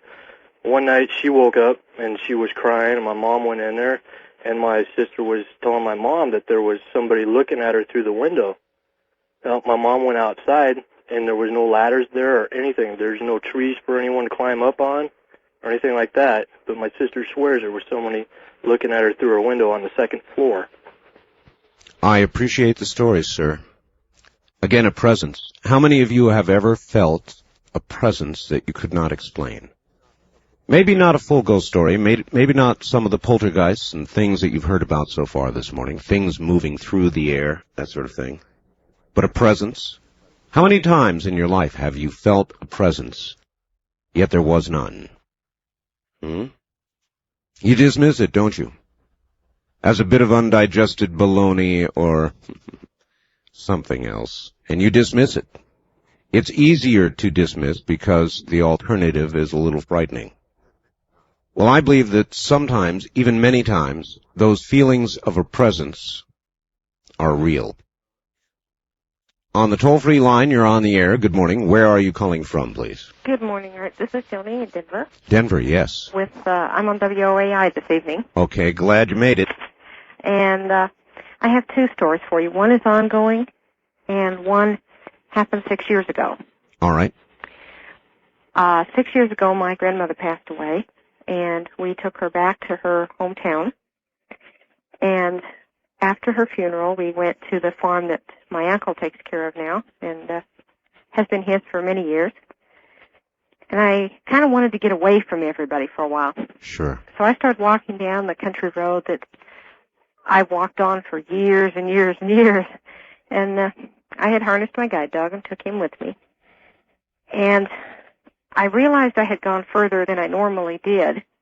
And so I started following the edge of the road so I could make sure I made the right turn to go back down the driveway. Otherwise you pass it and you never know where you're going to end up. That's right.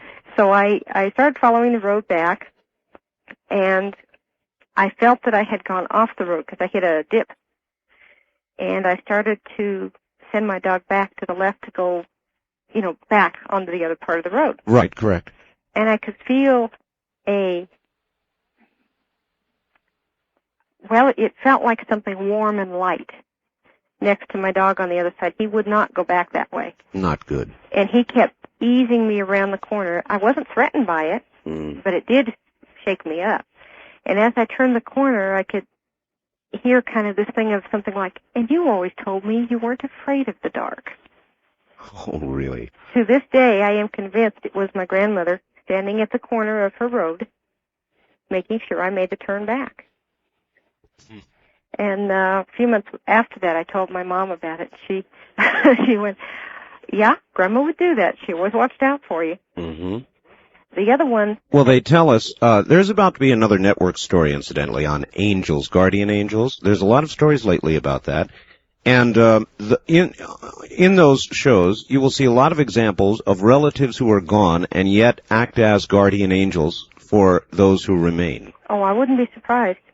In the ongoing one that's going on, I live in a house that has a spirit.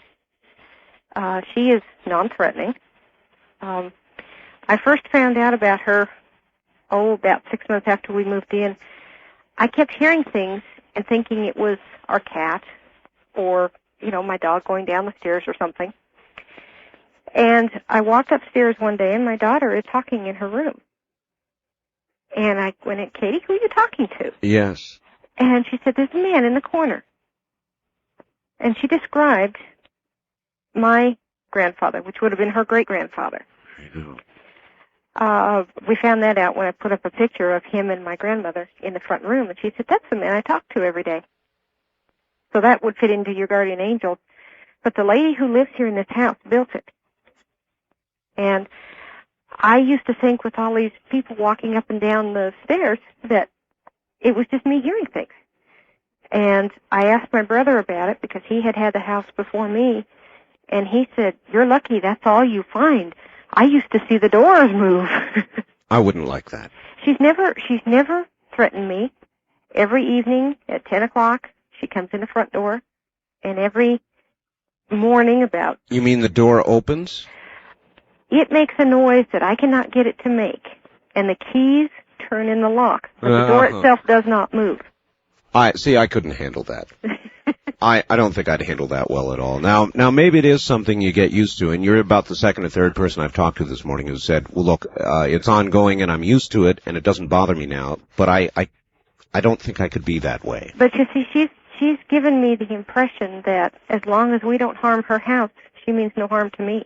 And she did protect us from, we had someone try and break in here as I was trying to come in the front door one night, and she refused to let me get the door open until the people had gotten out of the back. That's quite a story. Thank you. That is those are several, actually, guardian angel type stories. And there are a number of programs of that sort yet to air. There's been a series of them. Relatives who, I guess, are able to return or who are here, who are watching out for their loved ones. Unreasonable? If there's an afterlife, I don't think so. In fact, entirely reasonable, really, when you think about it. A little frightening, but certainly reasonable. We'll be back. If you need proof, you may not find it here. On the other hand, collectively, as you listen, to deny the intelligent, articulate stories that you're hearing seems silly. Dear Art, my grandmother Lucy used to come to my family on certain days and tell us that she had seen the lady dressed in black. That day, somebody in the family would die. She was frighteningly right. For when she saw this woman, someone in the family always died on the same day. Lucy was the only one that could see the lady in black. That's Ryan from Kogo Land. On the wild card line, you're on the air. Good morning. Hi, Art. This is Therese from Seattle. Well, welcome to the program. Thank you. Thank you. Are we on the air now? I sure hope so. Oh, okay. I just turned off my radio. Okay. I have a couple to tell you about. Go right ahead. The first one, I was about 16 years old, and I had just moved up to Seattle to live with my dad. I had been living with my mother, and my grandmother had been living in the home. And when I left, we had been close pretty much all my life, but my teenage years, you know how kids are. Sure. And we kind of had our little disagreements and whatever. And one night, I heard someone call my name, and I woke up, and I thought I was hearing things, and I looked at the clock, and it was 2 o'clock in the morning, and I laid back down, and I heard it again, and I looked up, and there was my grandma. And it was like she was coming down out of the ceiling. Yes. But I couldn't see anything except from the waist up, and her arms were outstretched toward me, and she said my name 2 or 3 times. And Was she solid in appearance? you know, she was like a kind of an opaque. I wouldn't say translucent, but, you know, it was kind of like she was airy, if that makes any sense. It does. Oh, yes, it does. Okay. And after she said my name 2 or 3 times, she just kind of vanished. And I felt at peace. I wasn't afraid.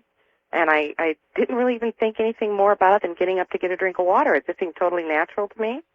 And later on that morning, when everybody was up about 9 o'clock, my mother called.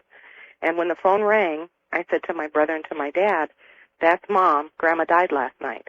And they looked at me like I was nuts. And my brother said, "Yeah, sure."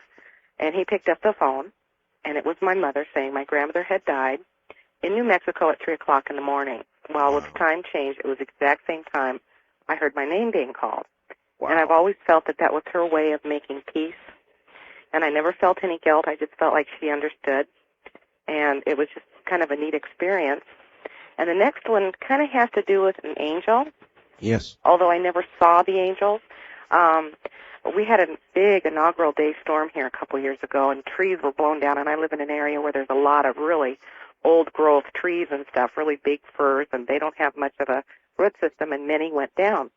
And about 3 weeks after that, we had another bad windstorm, and I was so frightened. My heart was pounding and everything.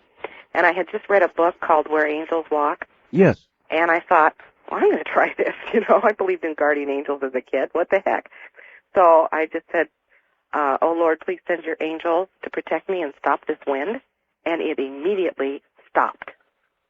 And my daughter was on her way to school that morning. She was on the way to the bus stop.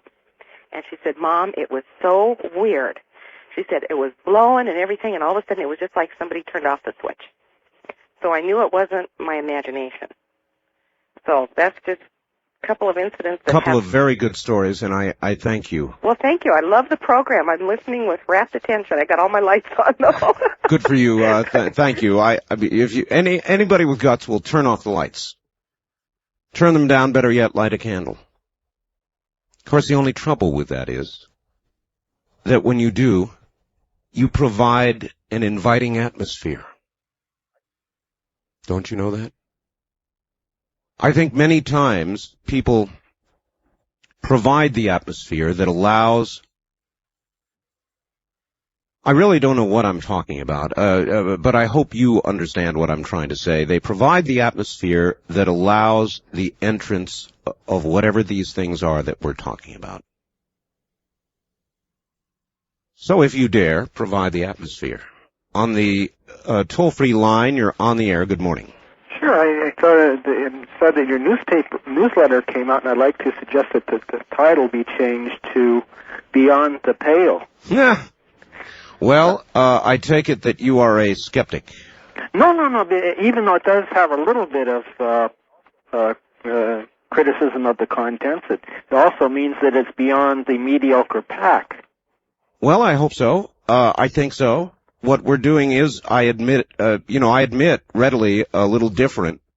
A lot of the content in the newsletter is going to be very standard stuff, but a lot of it also will reflect what we do. What do you mean by what you do?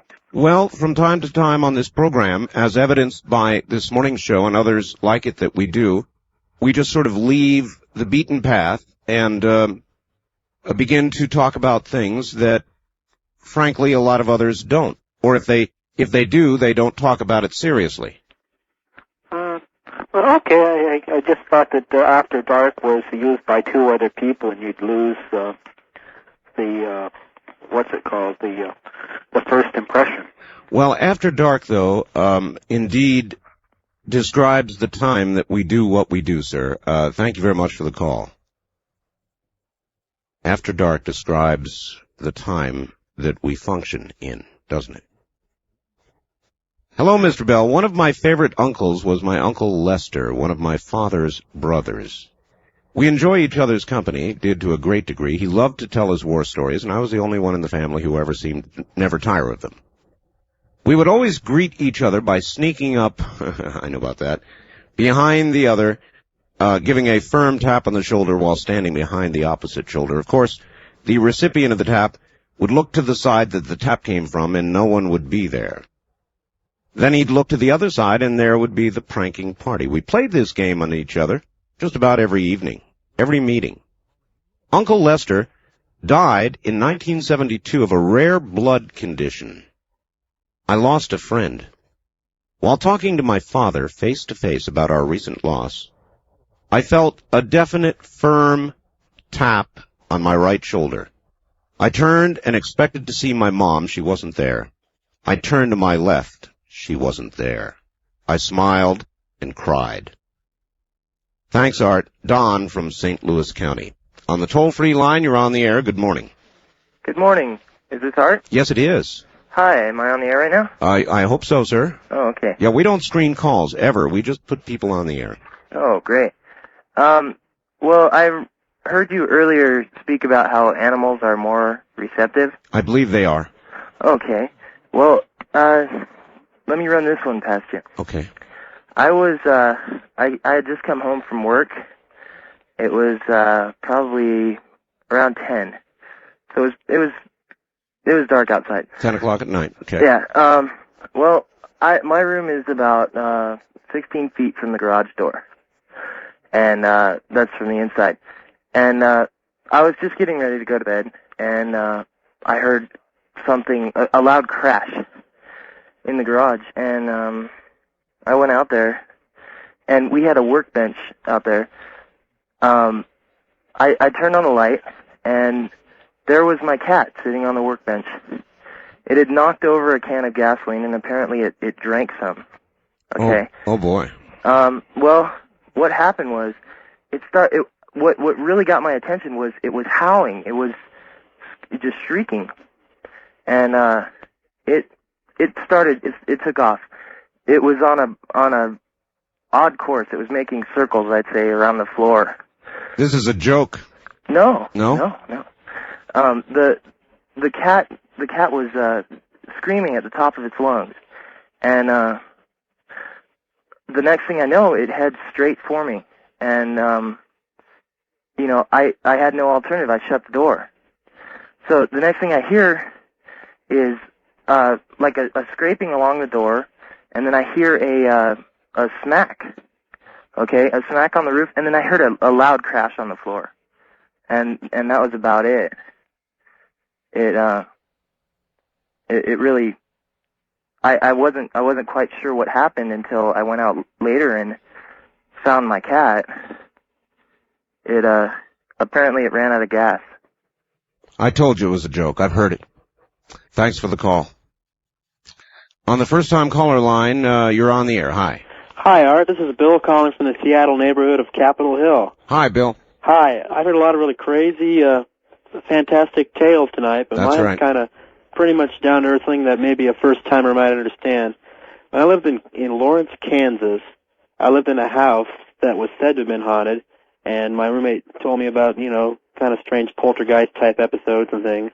And one night I was sitting in this large room with a bunch of friends of mine, and one of my friends, my roommate's been without studying, and I thought he came home, and I saw him walk past the door, and I was going to, play a trick on him, kind of pat him on the back or jump on him or something. Sure. And he wasn't there.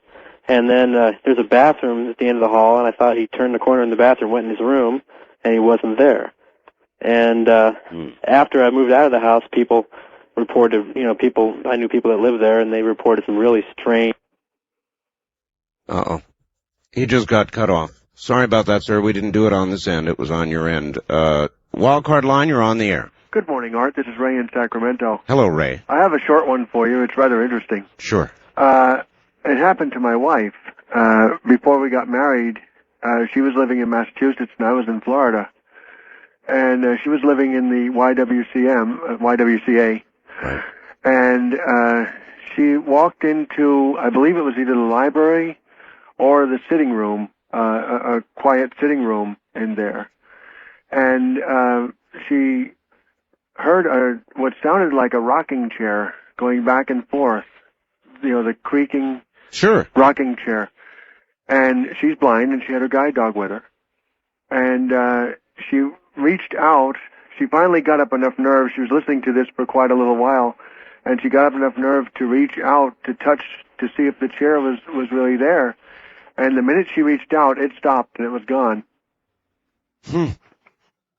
How weird. It was extremely weird. She told me this 6 years ago, and I still remember it. Well, these are things that stick with you, aren't they? Yeah, they are. They are.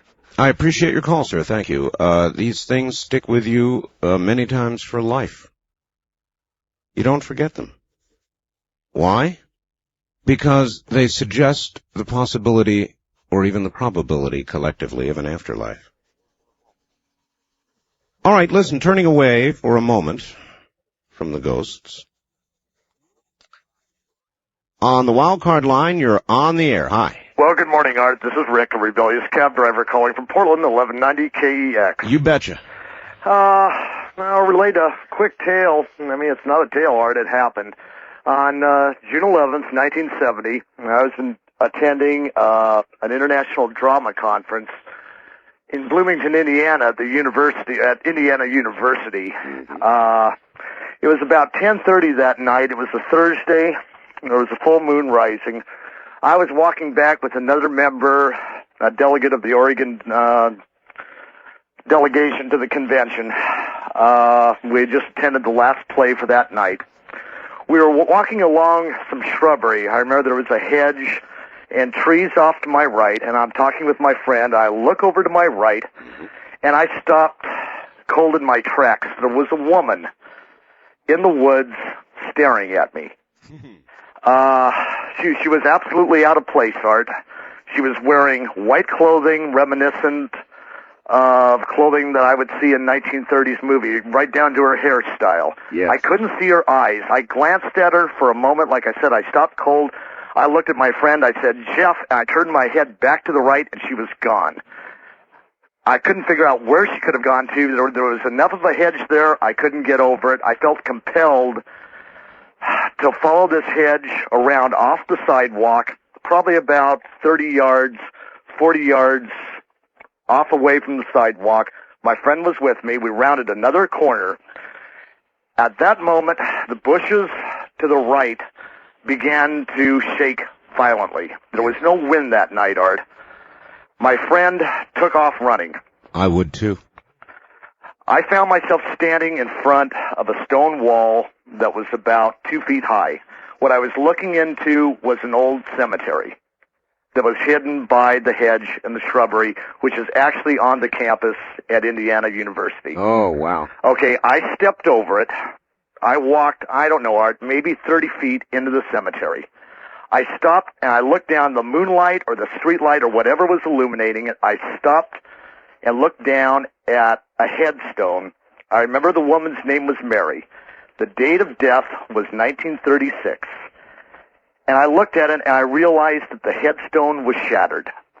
I looked up while I was trying to, gather what this all meant. And I saw her again, probably about 20 to 25 yards away from me, moving across the cemetery from the right to the left. And this time she just faded away. And that was about the time, I started looking around and I realized that all the headstones were smashed. All of them vandalized. I was consumed with this incredible fear, panic. Yes. Anyway, other members of the Oregon delegation saw me running. There's a wooded area, nearby. It was probably about a half a mile away. I was just, I don't know where I was running to, Art, but I was leaving. I was gone. They ran. They caught up to me. They stopped me. No one had reported the vandalism. I believe to this very day that the woman wanted someone to see what had happened in there. Wow, what a story. And you swear this is a true story? Art, I can see her looking at me. That first glance to this very day, it's a snapshot that is in my mind forever. I cannot imagine that that would not change your life in some way. Many ways, maybe. Yeah, of course it did, Art. I mean, there was immediate, tangible evidence that I saw that life exists. I understand, sir. I've got to go. I'm at a break. Thank you very much for the call. There's another one. Good morning. It's a dark night out there. This is the annual Halloween program, and it's a good one. Boy, there have been some good stories. If you want a copy of this program, we can make it available to you. And I can understand you might want to archive this one. You can get a copy of this program by calling 1-800-917-4278. Getting a lot of faxes already asking about that. Yes, it is one of those that we make available. And they do a very good job of it, too. They exorcise all of the commercials. And they put it on a high-quality tape and get it to you quickly. Indeed, the ordering process has now been speeded up, and we think you will not have trouble getting through because there are a gazillion operators standing by. So if at any point you decide you want a copy of this program or any guest program we do here, or special program of this sort, the number to call is 1-800-917-4278. In addition, that is the number you call if you would like to subscribe to our brand new newsletter called After Dark. Maybe we should call it Beyond the Pale After Dark. 1-800-917-4278 with Visa and MasterCard only. On the wildcard line, you're on the air. Hello. Hello, Art. This is Greg in Linwood, Washington. Hi, Greg. And I got a pretty unique story. Good. That happened to me when I was living in the vicinity of Oakland, California. Yes. I don't know. I had two really bad things happen to me that week. I lost a real good union job. A day later, a transmission went out on my truck. And Boy, isn't it the way when it rains it pours? Yeah. And there's, no expecting, they just shouldn't have happened, but they did. And then I hired this old black man to help me tear down a chimney and rebuild it. Yes. And what this house was located probably one of the oldest houses in Berkeley, and it was kind of a creepy old house to begin with. The landlord said he could never keep a tenant in there for more than a few months. Mm-hmm. And I didn't think much of it. I worked on it once before, and anyway, I spent all morning. We built a scaffold. We were very careful. With taking all the precautions and just lowering bricks down to him in a bucket. Sure. And I had a brush pushed up against the bottom of my the base of the chimney, right close to where the roof meets the chimney. Right. And it's one of these brushes off a push broom, so it was a large wooden brush, back, like a horsehair brush. Yes. And just out of the blue, just before 12 o'clock noon, that brush took off on its own, started, sliding down the roof.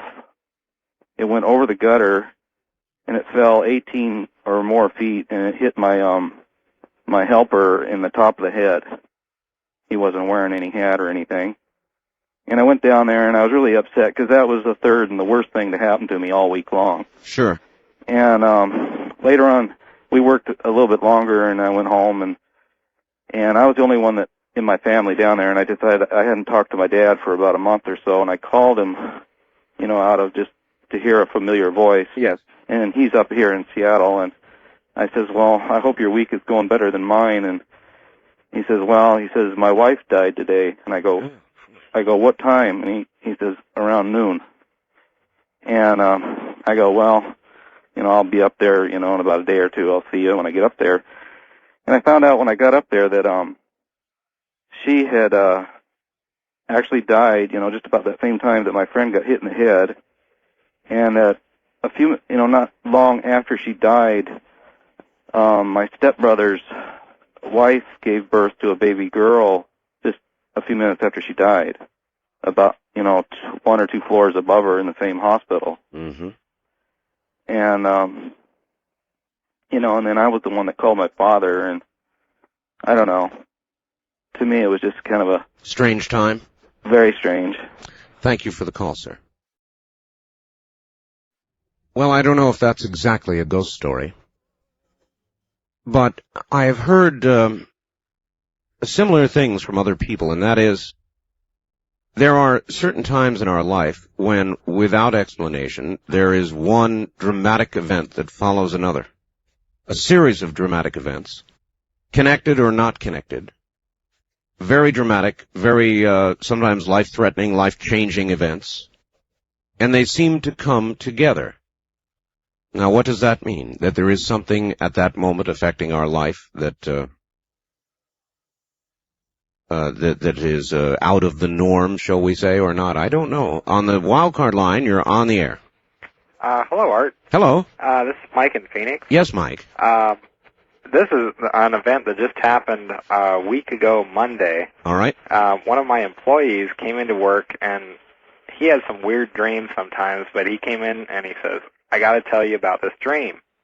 And he says, I had this dream that I was standing in a front yard of a house, and I was filming with this old video camera that my mom had given me. Mm-hmm. And he was standing there, and there was a white picket fence, and there was an open gate, and his girlfriend's first of all, his mother came walking through the gate, and his mother had just died this past, I think it was February.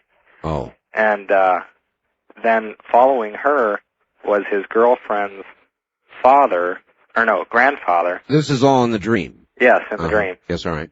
And he had just died this past year also.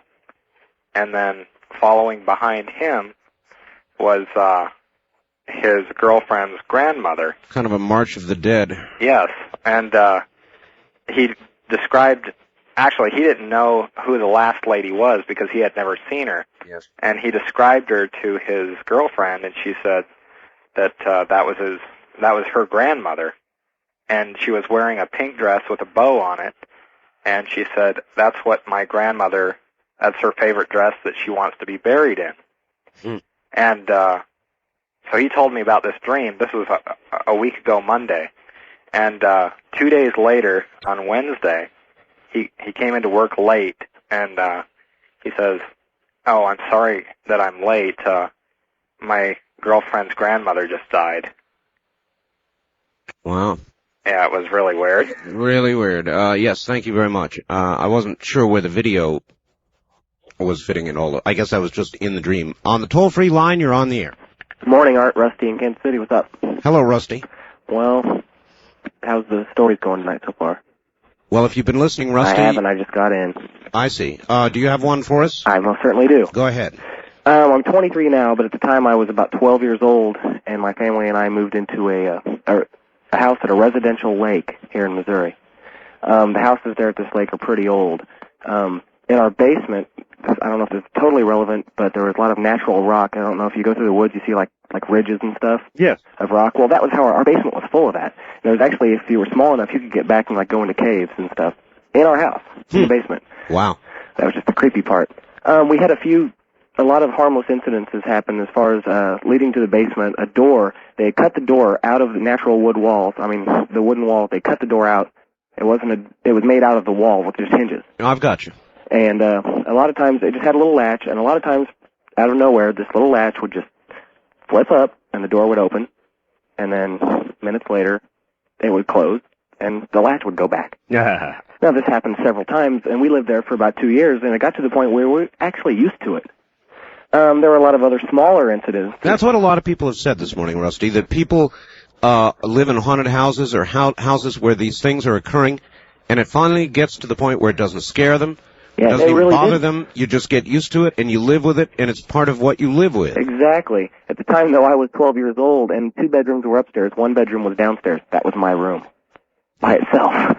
Okay, thank you very much for the call, Rusty. There's another case, and isn't that interesting? Something that would scare me and turn me different colors, I'm sure, pale white, very pale white. Other people just learn to live with after a while. My cat Polo and I are enjoying being frightened by your Halloween tales. Here in Hawaii, we don't have goblins, but we do have menahunis, little people who accomplish strange things in the night. Aloha, Malia. On the first-time caller line, you're on the air. Hi. Yes, Art, how you doing? Just this fine. Is Kevin in New Orleans. Yes, Kevin. Yes, I have 2 quick ghost stories to tell you about. My girlfriend lives in a place called Chalmette, Louisiana. Yes. And her house was buried on Chalmette Battlefield. And her mother and father would always tell me about these ghost stories that they would happen in the house and everything. And I never really believed it too much, you know. So I would always make fun of it and everything. And we went and rented a bunch of ghost stories from the video store. And we're all in the living room together alone. And we're watching Amityville Horror. Yes. And he has this stereo hooked up to his TV. Well, it wasn't on at the time, but about halfway through the movie, the stereo just blasts on out of nowhere. And I mean, it's really loud. Right. And he jumps up, and he checks it, and he turns it off. And he just looks at me and shrugs it off like, well, you know, these things happen all the time. And I'm like, well, you know, this never happened when I was there. You know, always told me about it, but I never seen anything like that happen before. New Orleans and Louisiana in general strikes me as a place that is old, ripe with a lot of tradition, and it's kind of a place where ghosts would be. Yes, sir. We just had a write-up in our article in our paper today about ghost stories in New Orleans, and seems to be a lot of superstition going around, especially with the old French Quarter and the Battle of New Orleans and everything. A lot of old cemeteries and such. I'm sure there are. It's just the right kind of atmosphere. Thank you. And again, relating to atmosphere, folks, even this program, as you sit this morning and listen to it, provides the kind of atmosphere that will allow things to occur. So I'm not going to be surprised, and I'm sure You should see the stack of stories that I have. I'm never going to get through all of them today. The fax machine has just been burning up in the other room. I'm never going to get to them all. But before it's over, I guarantee I will get stories of things that have occurred during this program. And I believe the reason for that is atmosphere. Or, as I used to say in the 60s, set and setting. That's kind of an old drug expression, set and setting. We are providing the set and setting for the introduction of whatever it is that we're going to hear about. And I guarantee that over the next few days, and I will catch you up on it, you will hear of things that occurred during this program, in fact, because of this program. On the first-time caller line, you're on the air. Hello. Oh, good spine-tingling morning to you, Mr. Bell. Yes, indeed. Where are you calling from? Red Desert, Wyoming, but my residence is in Oregon. Red Desert, Wyoming? Yes, it's up on Interstate 80. Okay. I'm on a cellular phone, so I'm going to pull over side of the road. I had two incidents happen to me in my life, and but they're both very long details, so I'll only give you one. All right. We moved into a house about 13 years ago. It's a mobile home. And a couple after we moved in, strange things started happening, but they'd never happen when my husband was around. My jewelry had come up missing. Important telephone numbers, I'd leave by the telephone. If I left the room, like overnight or had gone to work, they would come up missing. All kinds of strange things started happening, and I talked to my husband about it, and he thought I was flipping my wig. And he really thought, I had really lost it. Had this really bad feeling of foreboding coming over me constantly, almost like a depression type thing. I know about those, yes. And I called some people in the church, and they came out, and they would not do an exercise on the house, but they did give it a blessing. And that did not seem to help. In fact, after the blessing, things seemed to get exaggeratedly worse. And one day my son came home from school, and I was at work, and stood there and talked to my husband for several minutes, went to his room, came back out, and my husband was gone. Yes. And that night, when I came home from work, he says, "Mom, where's Dad?" And I said, "Well, I suppose he's at work. He's a long-haul truck driver." And I hadn't expected him home until the weekend. And he says, "Mom, Dad was here. I talked to Dad." And the first thing came over to my mind was, oh, my God, he's been killed in a wreck, because you've heard stories of, family coming back. All night long. And so I immediately called his work, and no, he hadn't been in an accident. They hadn't heard from him, and everything seemed to be fine. Good. So that night, I was just on pins and needles. That night, my husband called home, and I was just relieved, you're okay. And I told him what happened, and he said, "Well, both of you are losing it." Well, we had gone over to our neighbor's house, and things were really weird going on in the house. I'd be standing at the stove and watch people walk through my living room. I'd be standing at the kitchen sink, and I'd watch people walk through my living room. What kind of people? Solid? No, apparitions. Apparitions. Yeah, just, very faint, very light people walking through. Yes. And things, like I said, things continue to disappear, things we've never been able to find since either. So we talked to my neighbors, and they'd lived there, many more years than we had. And they said, "Well, this is the old Barlow Trail, which, where we live." And I said, "Well, yes, I understand," which is the shortcut off of the Oregon Trail going to Salem, Oregon, instead of taking the Oregon Trail on into Oregon City. Yes. And I said, "Yeah, I realize that." And they said, "Well, you do realize that when a group of settlers would stop and camp, there was a group that stopped here, where we are." And I said, "No, I didn't know this." And a renegade band of Indians had come in and massacred the people. Oh, there we go. And I said, "Oh, well, this is wonderful. Why didn't we know about this before we moved in?" And so our neighbors continued to tell us that in their back bedroom, where her daughter used to stay when she was living at home, sometimes during the night, they could hear this moaning, crying sound. And one night, Richard was up. He'd come home from work, and he was up and had gone back. He heard the moaning and the crying, and the girl was trying to open the door, and he was on the outside trying to open the door. And as long as the moaning was going on, they couldn't get the door open. Wow. But when the moaning quit, the door just opened, almost through both of them, through the wall, because it just opened so fast. And so we got to, really, my husband didn't believe all this, so they told him again what their experience has been. This happened several times. Okay, we've got to hurry here.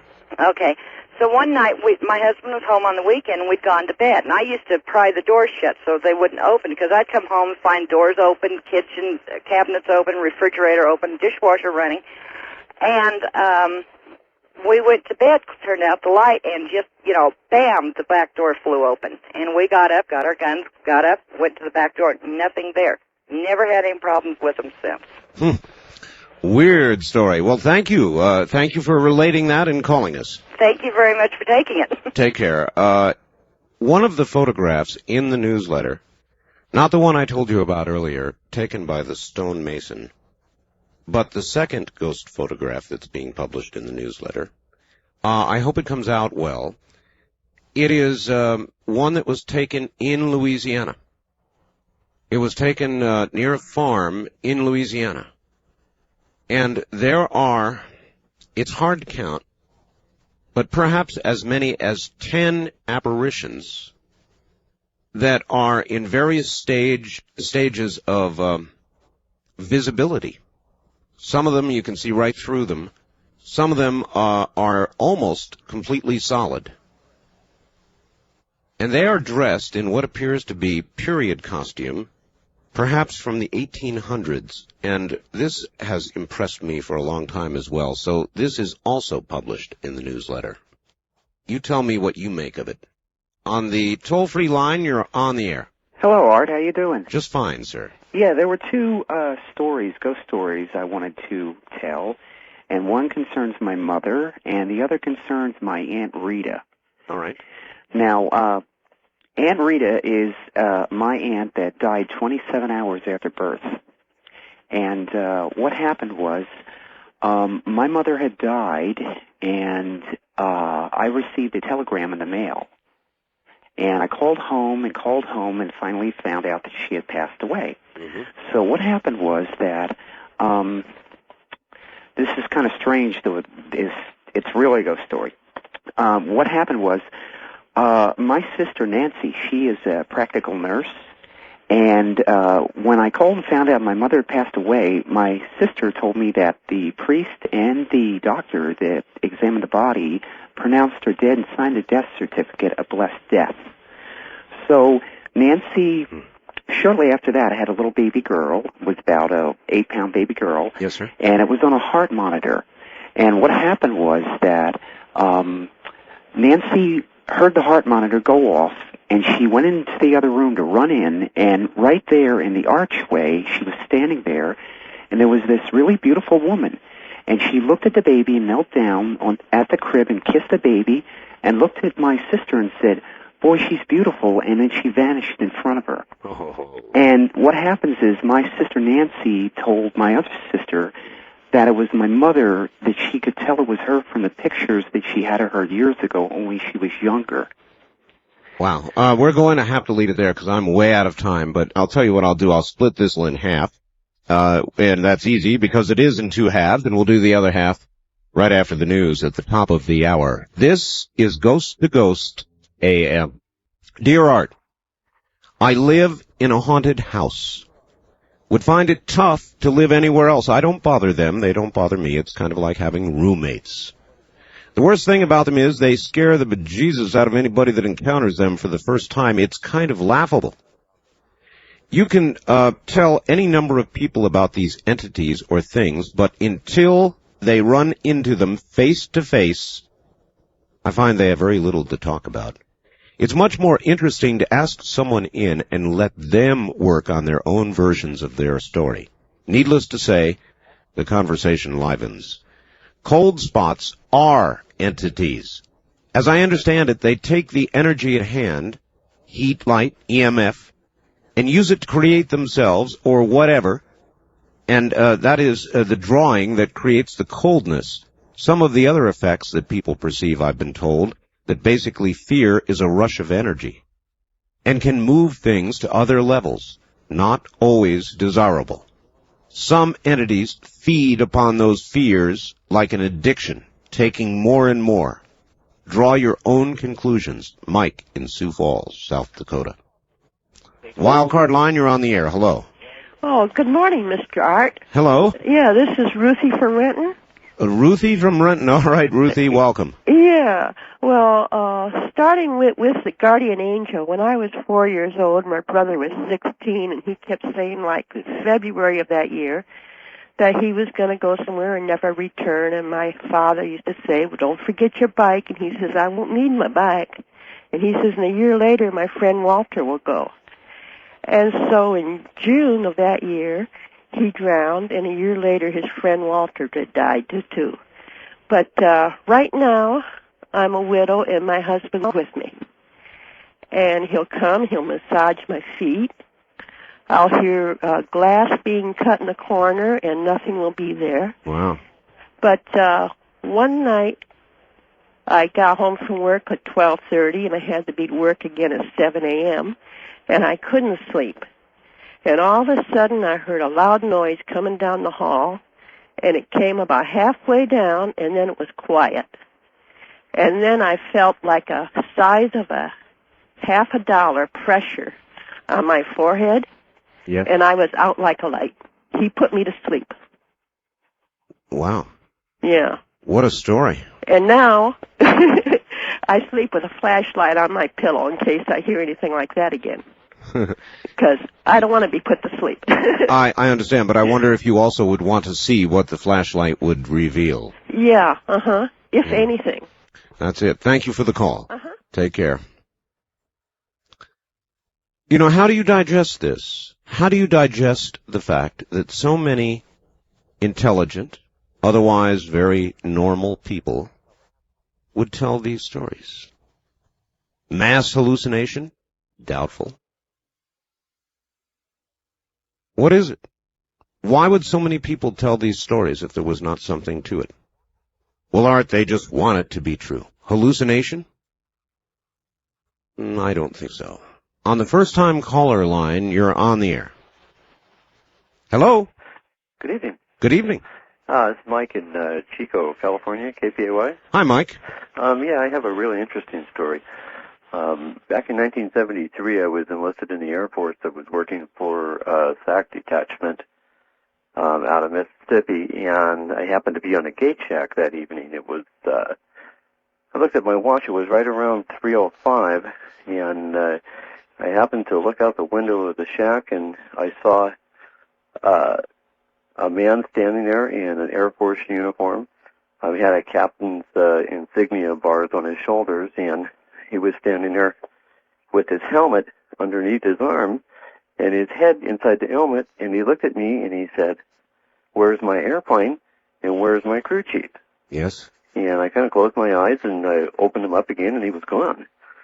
And so the next morning when I walked back into the control room, I happened to be going through, they have kind of like a library of flights that have been in and out of different places. And Absolutely. And I remember the name on his uniform. It was Captain Brown.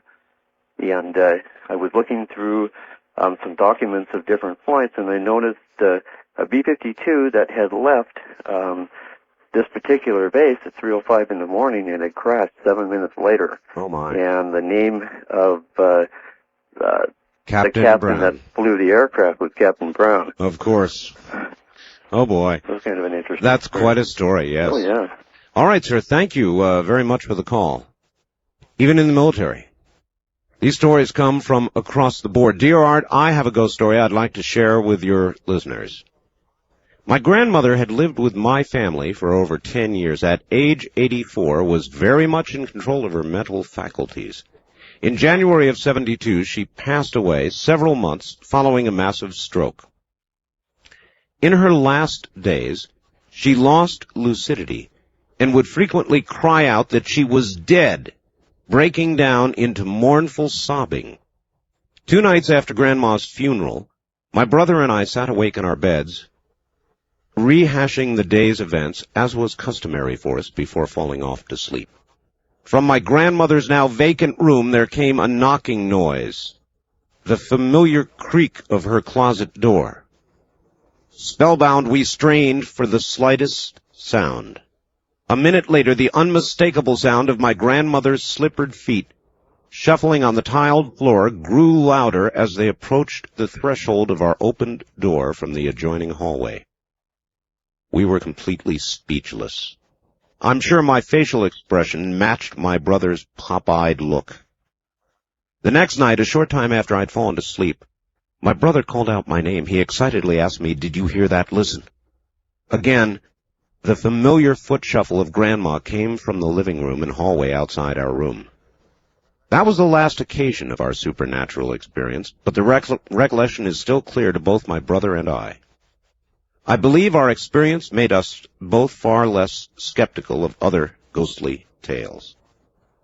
That's a story from Chris in Wasilla, Alaska. On the toll-free line, you're on the air. Hi. Art? Yes. Hey, how you doing? I'm doing fine, sir. This is Ben out of Sioux Falls, South Dakota. Yes, sir. And, I was just listening to some of the stories here, and, man, bone-chilling. I got 2 really quick stories for you. Fire away. But in about 1979 or 1980, we were living in Illinois. My mom, with my brother and myself, she just got a recent divorce, and we were living in a little apartment, and she had a truck driver friend over, and big guy, huge guy, 320 pounds. Yes. The place was a little haunted. It was a little weird sometimes. We just didn't know sometimes why or what. My brother and myself left the apartment. It was early evening, and my mom and this guy was in the living room just with the... Okay, we gotta hurry along here. All right, with a candle, and they heard someone running in the hallway, trip and fall down, and this guy jumped up and he says, "Hey, you okay?" And there was no one there. Weird. No one there at all. We don't know anything about that, you know? Weird, sir. Yeah. Yep. Another time... Well, okay, we'll have to hold it there. We're out of time. I'm sorry. And I've got to move on. We're so short on time. On the wild card line, you're on the air. Hi, Art. This is John from San Diego. Hi, John. Yeah, I got a story for you. I used to work at a custodian at a movie theater where they show 6 movie in one building. Yes. Well, one day one of our projection guy passed away, had a heart attack, you know. Mm-hmm. And, well, a couple of days later, all the employees were talking about some strange things happening in the theaters, like lights flickering off and on, doors slamming, ice machine falling apart or something like that. And, within that week, we were working, and the assistant manager came up to us, and he was asking us if we called him, and we said no. We didn't call him at all. And he said he heard someone calling his name, and we said it wasn't us because we were too busy working in one of the theaters, cleaning up theater. Right. And, even within that week still, 5 of us decided to find out what was going on, so we brought a tape recorder and set it in one of the theaters and left that theater and shut the light off. Right. And we went in the other theater to clean for a while, and took us about an hour to clean, and went back to that theater to pick up the tape recorder, went outside and listened to it, and we heard the chair go down and spring right back up by itself. Huh. And that was strange. And when we went back inside the theater, we heard this faint music, real faint music, and we looked all over the room and the building, and we came to the projection doorway. We could hear the music faintly. Yes. And, well, we thought it was somebody with a timer radio that was that turned on by itself. Yes. Mm-hmm. And we checked with the projection guy, and he said they didn't have no radio like that in the projection room. That was the strangest part because a lot of other things happened in there. Well, I'll tell you, sir. Thank you. What I get out of that, or what I guess I would like to ask the audience about, and I don't understand a lot about entities or why things are haunted, but people seem to stay in the rough same physical location that they die in. And I'm trying to figure out what that tells us. Does that mean that a spirit or entity trapped on Earth is trapped in, or maybe even trapped is not even the right word, but is present in the exact physical location where it lost its life? I mean, it's such a recurring theme that you've got to wonder about that. Art, at one time, I lived in a very old apartment building in Bothell, Washington. One day it became apparent to me that a dog was sharing the apartment with my roommate, Joe, and I. The sound of little toenails in the kitchen, panting, scratching, signs of lapdog accidents, like plants being knocked over and little puddles appearing mysteriously. They happened at regular intervals. The one big problem is that we don't have a dog, you see. I eventually brought this up with Joe over a beer after work. Joe shot up and said, yeah, a little white one. To which I said, you've seen it? He said, well, no, it's just the impression I got. After some comparison of our experiences, we came to the conclusion that it was a ghost dog and that he was our pet. Of course, our friends got a good laugh at our expense during the weekly card game, but they stopped the teasing when everyone at the card table heard the dog as it walked up, panted a little, wagged its tail against our ankles. Joe and I reacted by reaching down to pet the dog simultaneously. Of course, there was no dog there. Later, we learned that a little white dog lived there and had been run over by a car. On the wild card line, you're on the air. Hi, Art. This Hello. is Darkman, Yes. Seattle. Yes. I've got a story that took place when I was in 5th grade, around 1966. Yes. And, well, my stepfather, his name is Jim, he's a spelunker. You know what that is? Yes. Okay, well, he decided he wanted to take me around investigating caves one weekend, and I've never liked caves since then. The Oregon caves that was kind of nice, but what ended up happening was every cave he went into, he wanted to go as far back as he could go. Well, of course. And, yeah, well, that was fine until we got to the Oregon Wind Caves. And I got to the entrance of the cave. There were some scouts. This is kind of freaking me out to remember it. And it's kind of late, too. I've got all the lights out, as you've requested. And these scouts were kind of getting ready to go in. And I told Jim, I said, look, I don't want to go into this one. I can't do it. And he got angry with me because he really wanted to go to the back of this one because it wasn't that deep. Right.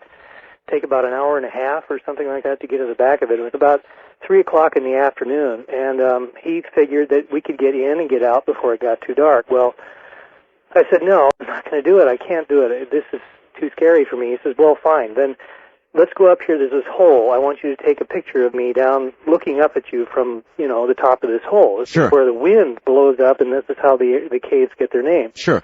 Well, okay, I took the picture of him down there, and he was waving, and I heard this sound. And it didn't sound human, okay? It didn't sound like wind. It didn't sound human. It was too weird for my, 5th grader mind to comprehend. I just thought that this was just kind of a sign, don't go in there. So I told him, look, I can't, Jim. I cannot go in there. Something is wrong. Well, these scouts went in there, and we left. Okay, well, the next day, and Jim never really he was rather angry with me for the whole thing. And the next day, Mom came out, and I was out raking the leaves, and she says, what happened yesterday? Mm-hmm. And I said, well, what do you mean? She goes, well, because Jim we heard a report on the radio about a woman that was killed, and there's a woman that was killed, and she was taken out, and apparently she was left in this cave. And I just went dead inside. And I asked him about it later, and he said, well, it's nothing. Forget about it. Well, I asked Mom about it later. I said, what did you hear on the radio? Okay, we've got to rush to a conclusion. Okay, I'll make it very quick. There was a woman that was killed in Salem, Oregon. Her body was taken to the back of the wind caves. She was found by a scouting troop that entered the caves around 3 o'clock in the afternoon on the Sunday that I was there with Jim. They entered just after we left. Basically, that's the end of the story. It's just... Well, I was going to ask you what came out on the film. What came out on the what? Film? The picture you took? Oh, just Jim, smiling up at me from the hole. All right, nobody else smiling up. All right. Art, boo, happy Halloween from Kinko's Portland, the Graveyard Crew. And I've got a lot of similar greetings, and I've got stacks now of ghost stories that I'm never going to have time to tell you all about. From Linda in New Orleans, Art, thanks for a great show. Maybe next year you could call the show Things That Go Perump in the Night. Wildcard line, you're on the air. Hello. Art. Yes. Oh, this is Lucky out of Seattle. Yes, hi, Lucky. I don't know if this is a ghost story or not, but Well, that's all we're taking, so it better be. well, what it is here is my father left when I was about 2 years old, and I'd never known his whereabouts, and up until about a year ago, I'd never known. Well, anyway, I'd had a phone number. I'm a descendant from an Indian family, and I'd had a phone number on how to get a hold of him. Right. And well, what we did was I had this phone number probably for 2 years. Well, one morning I woke up and just out of the blue, just called, and it was to a tribal office in South Dakota. Anyway, I'd called, and this gentleman had told me that he thought that my father was deceased. And after further review, he had called me back, and he said that he had deceased. But the thing that was weird about it was he told me that, and I never knew this, that March 31st was my father's birthday. And that was the day that I had called him. Wow. And well, that's either ESP or it's a good ghost story. Thanks for the call.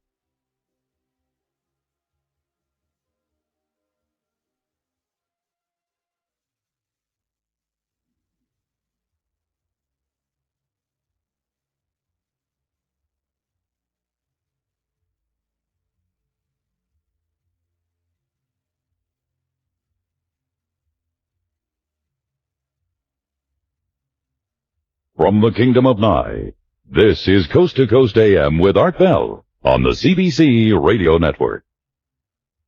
Good morning. It is Saturday morning on Halloween weekend, or Monday morning, depending on when you're hearing this program. But in a lot of ways, it doesn't matter what day it is. It's ageless, isn't it?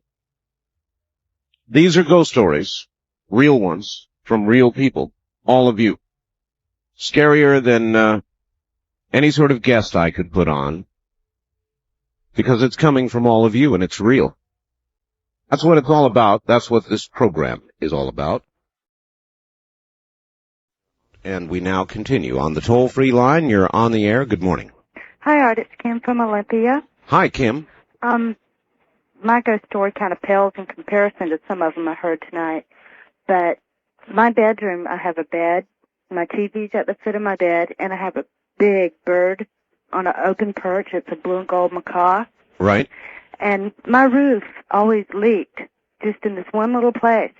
And so we finally got tired of messing with it. We put plastic over the hole, over where it leaked at. Well, sure. And it's always been a familiar sound hearing my husband walking around back and forth that they're working on it. Well, one night, he was down at his shop working, and I was in bed watching some good trash TV. And I heard him go up there, and I figured, well, he's just fixing the plastic, you know, it had blown off or something. It's really late at night. And I waited through 3 commercial breaks because I was all cozy and didn't want to get out of bed. And finally, my bird kept getting upset. Whenever I get in bed, he goes to bed. And my bird kept pacing back and forth. And he kept pacing back and forth. And I thought, daggum it, it's, bothering him. And pretty soon he goes, rock, makes a really loud sound. I go, he's going to wake my kids up. So I got out of bed to go yell at my husband. And right when I got to the door to open it, my husband opened the door. And the walking stopped. Oh. Yeah. That's my ghost story. What do you think it was? My husband said, see, it's general knowledge in my family that I'm chicken. I'm afraid of everything. I don't do ghosts. And he said that it may have been someone close to us who passed on that wanted to make contact but not make me afraid. It was something that I was very familiar hearing because it sounded just like my husband up there walking. I've heard it for years. Thank you for the call. Bye-bye. Take care. I can imagine it would be so if there is an afterlife, and I am convinced there is. Then there would be nothing that anybody would want to do more than to contact, to comfort, or to somehow link with the loved one they left behind. So I don't find it strange that we get these sorts of stories. I would be surprised if they were any other sort of story. It's always it seems a link to somebody that has known the person who was alive, or many times it appears to be a guardian angel kind of story. And occasionally the story of a spirit that has died under very troubling conditions, a very violent, unexpected death, that sort of thing. Toll-free line, you're on the air. Hi. Good morning. Excuse me. This happened to me, or when I was in Europe about 10 years ago, and both my parents are archaeologists, and they had been digging at a Gallo-Roman dig on the Luxembourg-Belgian border for about 3 years. Mm-hmm. And we always stayed at a house that was sort of on a low, bald mountain, forested. 2 villages were nearby, Pétange on the Luxembourg side and Rodingen on the Belgian side, and the dig was nearby, the Tilburg. And we always had a crew of student diggers that would dig with us. And one year we were having a dinner. It was nearing the end of the season, the summer season when we were digging there. And we had a dinner, and all the students were there and stuff, and it was kind of a drizzly, semi-foggy night. Sure. And it was getting sort of late in the evening, and we were getting ready to go to bed, my brother and I, because we were pretty young. We were, 10 or so. And one of the girls that was a student digger went out on the porch, and she was out there for about 5 minutes, and she came back in. And I remember because we were just getting ready to go to bed, and she really looked just horribly scared and was like trembling and so forth. And she said that she had seen some kind of weird hippie guy across the road just at the tree line going south from, again, where we were staying. Mm-hmm. And it kind of freaked everybody out, but, we thought, oh, it's just some weird guy that had wandered up from Pétange, which was maybe like 1.5 miles, 2 miles away down the small mountain. Anyway, we didn't think that much about it, but, we still addressed the issue in the town later on. We asked, the grocer and stuff, why would someone be up there? And there weren't any people in this town. This was in like the early 70s and in kind of a rural area there. There weren't any people that really would likely fit that kind of description because she said it was like this really wild-looking hippie guy that was just standing there staring at her. And then we heard the story that during World War II, when the Nazis had occupied this area, that there was a guy who had lost his wife in the occupation and had gone crazy and had run off to live in the woods. And he had, lived roughly and stuff, and he'd become hirsute and so forth. And anyway, he had been hunted down and killed by the Nazis, for whatever reason. They didn't want this kind of thing going on or something. And no one, at least admittedly, had heard this story before this time. And this, really scared us. And this guy was called the Red Man of Rodingen, and he was from the Belgian town that was, some 8-10 miles away, actually, on the other side. But this girl, and it freaked us all out, and we were like, oh, God, oh, God, oh, God, my brother and I, of course, it's haunted, the whole area. And this girl got so freaked out by it that I remember she ended up going home early. And to this day, I can just remember this mood that was after this happened. This mood that was on the dig, and there was only 2 weeks left in that season. But she went home that week because it had freaked her out so bad. Yeah, well, those are kind of freaky circumstances anyway. I mean, any dig, anything old like that in such an exotic location, to have that happen, I could understand it would go to work on your mind. Yeah. it was quite an experience. I remember it to this day. Appreciate the story, sir. Thank All right. you. Good night. There's one from Europe. That's another thing. These stories that you're hearing are not confined at all to this country. Our program is, and Canada and Mexico, I guess. And so those are the ones we're hearing. But I guarantee you that with a serious, we're not going to laugh at you kind of approach, you could put this program on in Europe, any nation, any language, and you could get the same kind of responses. Toll-free line, you're on the air. Good morning. Hi, Art. This is Kirk in Medford, Oregon. Hello, Kirk. What do you have for us? Well, I've had some strange things happen to me in the mid-'50s. We lived in a house in California on Garden Grove Avenue. Mm-hmm. And I was a kid of maybe about 10, 11. And I had trouble like going in the bedroom. It seems that things happened. And I was uncomfortable, and I just was afraid to go in this bedroom we had in this house. I didn't like it. And one night, my grandparents came over. And we had dinner and such. And just as they were leaving, I just happened to walk by my bedroom. I was getting ready to go to bed, and I saw the curtain move. And just out of the corner of my eye, and I had a bad feeling. And I looked over, and I could hardly believe my eyes. And I didn't want to go in the bedroom, but it turned out it was time to go to bed, so we did. And when I went in there, no sooner had I been on the bed for more than 2 or 3 minutes, it seemed unreasonably dark, and I started to panic. And I noticed my window being open, a slight breeze coming in, and it was unreasonably cold. And with no warning, this unusual ghost-like being floated through the window. And I got the impression that it was female. I don't know why. It had white hair that almost looked like straw. And I tried so hard to scream, and it's an odd sensation. I know I was awake. I wasn't dreaming because, I was aware of... Let me guess, the scream wouldn't come. Well, it did slightly.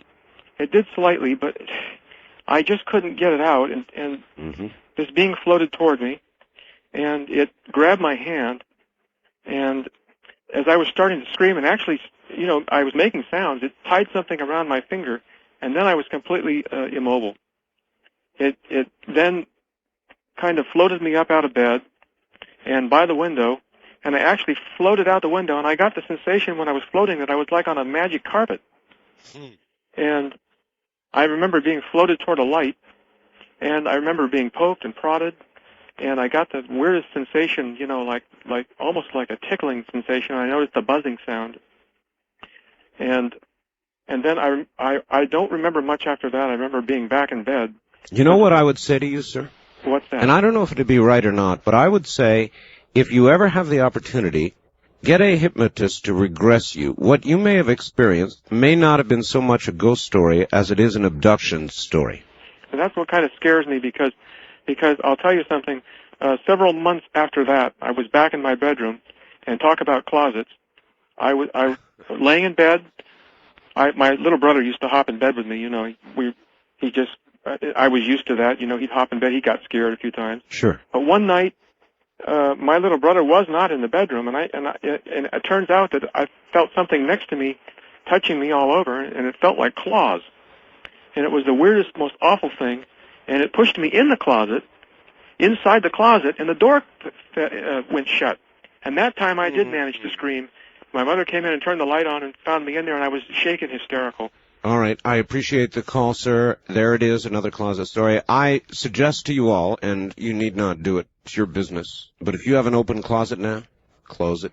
I want to remind you all that our new newsletter, the inaugural edition of our newsletter, is just coming out. And if you would like to get it, a subscription to the newsletter, it'll be 16 pages long, is just $29.95. In it, you will find 2 of the more convincing ghost photographs, along with a lot more, that I've ever seen. To order our newsletter, and of course I'm only discussing this aspect of it this morning, it's really very comprehensive. with a lot of inside stuff about this program and the network and talk radio in general. The number to call, $29.95 with your credit card, 1-800-917-4278. 1-800-917-4278. Tell them you want After Dark. Or you can send a check or money order to Chancellor Broadcasting, 744, that's 744, East Pine, P-I-N-E, Central Point, Oregon, 97502, 97502. So if you want to do it that way, it's fine. You don't need to call. Just send a check or money order. That'll get you a full year. To Chancellor Broadcasting, 744 East Pine, as in pine tree, Central Point, Oregon, zip code 97502. On the wild card line, you're on the air. Good morning. Hi, this is David from Sacramento. Hi, David. And this isn't a story. This is a true account, I swear to God. Well, that's fine. In 1976, I was on a National Outdoor Leadership Mountaineering School in the Wind River Range in Laramie, Wyoming. Yes, sir. And it's an ancient range, and Indians have lived there for thousands of years. After about 25 days on this trip in these remote areas, me and my camp partner had just finished dinner. We needed some water for our tea. It was really dark, and we set off for the river, and it was only about 30 feet away. We started down the small trail and could hear the babbling sounds coming from the river just a few feet away. Suddenly, it just grew pitch black, and the forest seemed to close in all around us. We could just make out vague shapes and dark apparitions, and the sounds of the water were replaced by like a whooshing sound. Everything seemed to spiral around us, and like water going down a drain. It scares me now just to think about it. All my energy seemed to drain away from my body, and I remember falling over forest branches, and everything seemed to have an oozy, formless, and kind of black quality. Boy, that is frightening. Yeah, we were screaming for our lives and couldn't understand why no one else could hear us. The next thing I remember is my knees were getting weak, and I had this kind of sinking feeling. Yeah. I was about to collapse, and then I felt a rough, rocky surface, and my friend was inching along with me, just a few feet behind me. Mm-hmm. And suddenly I found a flat spot, and I collapsed into it. I just sat there exhausted and told my friend to wait there until the morning. All night long I waited there, and just staring into this utter blackness, and I was seeing like these electrical charges. They were a bluish-white streak. Yes. And finally, just at the light of dawn, I could see from the new sun, the river not more than 50 feet away. Wow. Yeah, we were on the other side of this river, and although our shoes weren't wet, I could see these camps where our parties were. Yes. And I still don't know how they didn't hear us screaming. But the strangest thing is that we were 25 feet off the ground on a cliff, and I was just sitting there in a cubby hole. It was shaped like a perfect chair with a back and a seat, and the armrests were there too. And we were experienced rock climbers, and we had difficulty getting down the sheer face. Later I looked up, and you'd never see that chair unless you'd actually sat there before. We told our guide who was taking us on this trip, and he said that we were in a Shoshone Indian burial ground. Oh. And had experienced a Wind River turnaround. He said it's a real common experience of many people in that area. But for the rest of that trip, it lasted 35 days. The forest just seemed somehow darker and more sinister. And I noticed the trees were black and the scary mosses hanging down everywhere. It's what you were looking for. Well, it was something else. Thank you, my friend. That's a Thank good you. story. Take care. Burial grounds. Why? Why do spirits stay in the area where they left, or in the area of their physical bodies, or in homes, or connected to material objects? Why? These are questions we may not answer in this life. On the toll-free line, you're on the air. Hi. Hey, how you doing? Just fine. I have a real quick story. All right, where are you? Omaha, Nebraska. Welcome to the program. Go ahead. Oh, thanks. When I was about 17 years old, I lived in Louisiana with my mom and my stepdad and my sister. Yes. We lived out in the country. And I don't know if you've ever been to Louisiana, on a hot July night when it's kind of foggy. It's kind of spooky anyway. It's a kind of a spooky state in a lot of ways, isn't it? Yeah, it is a real spooky state.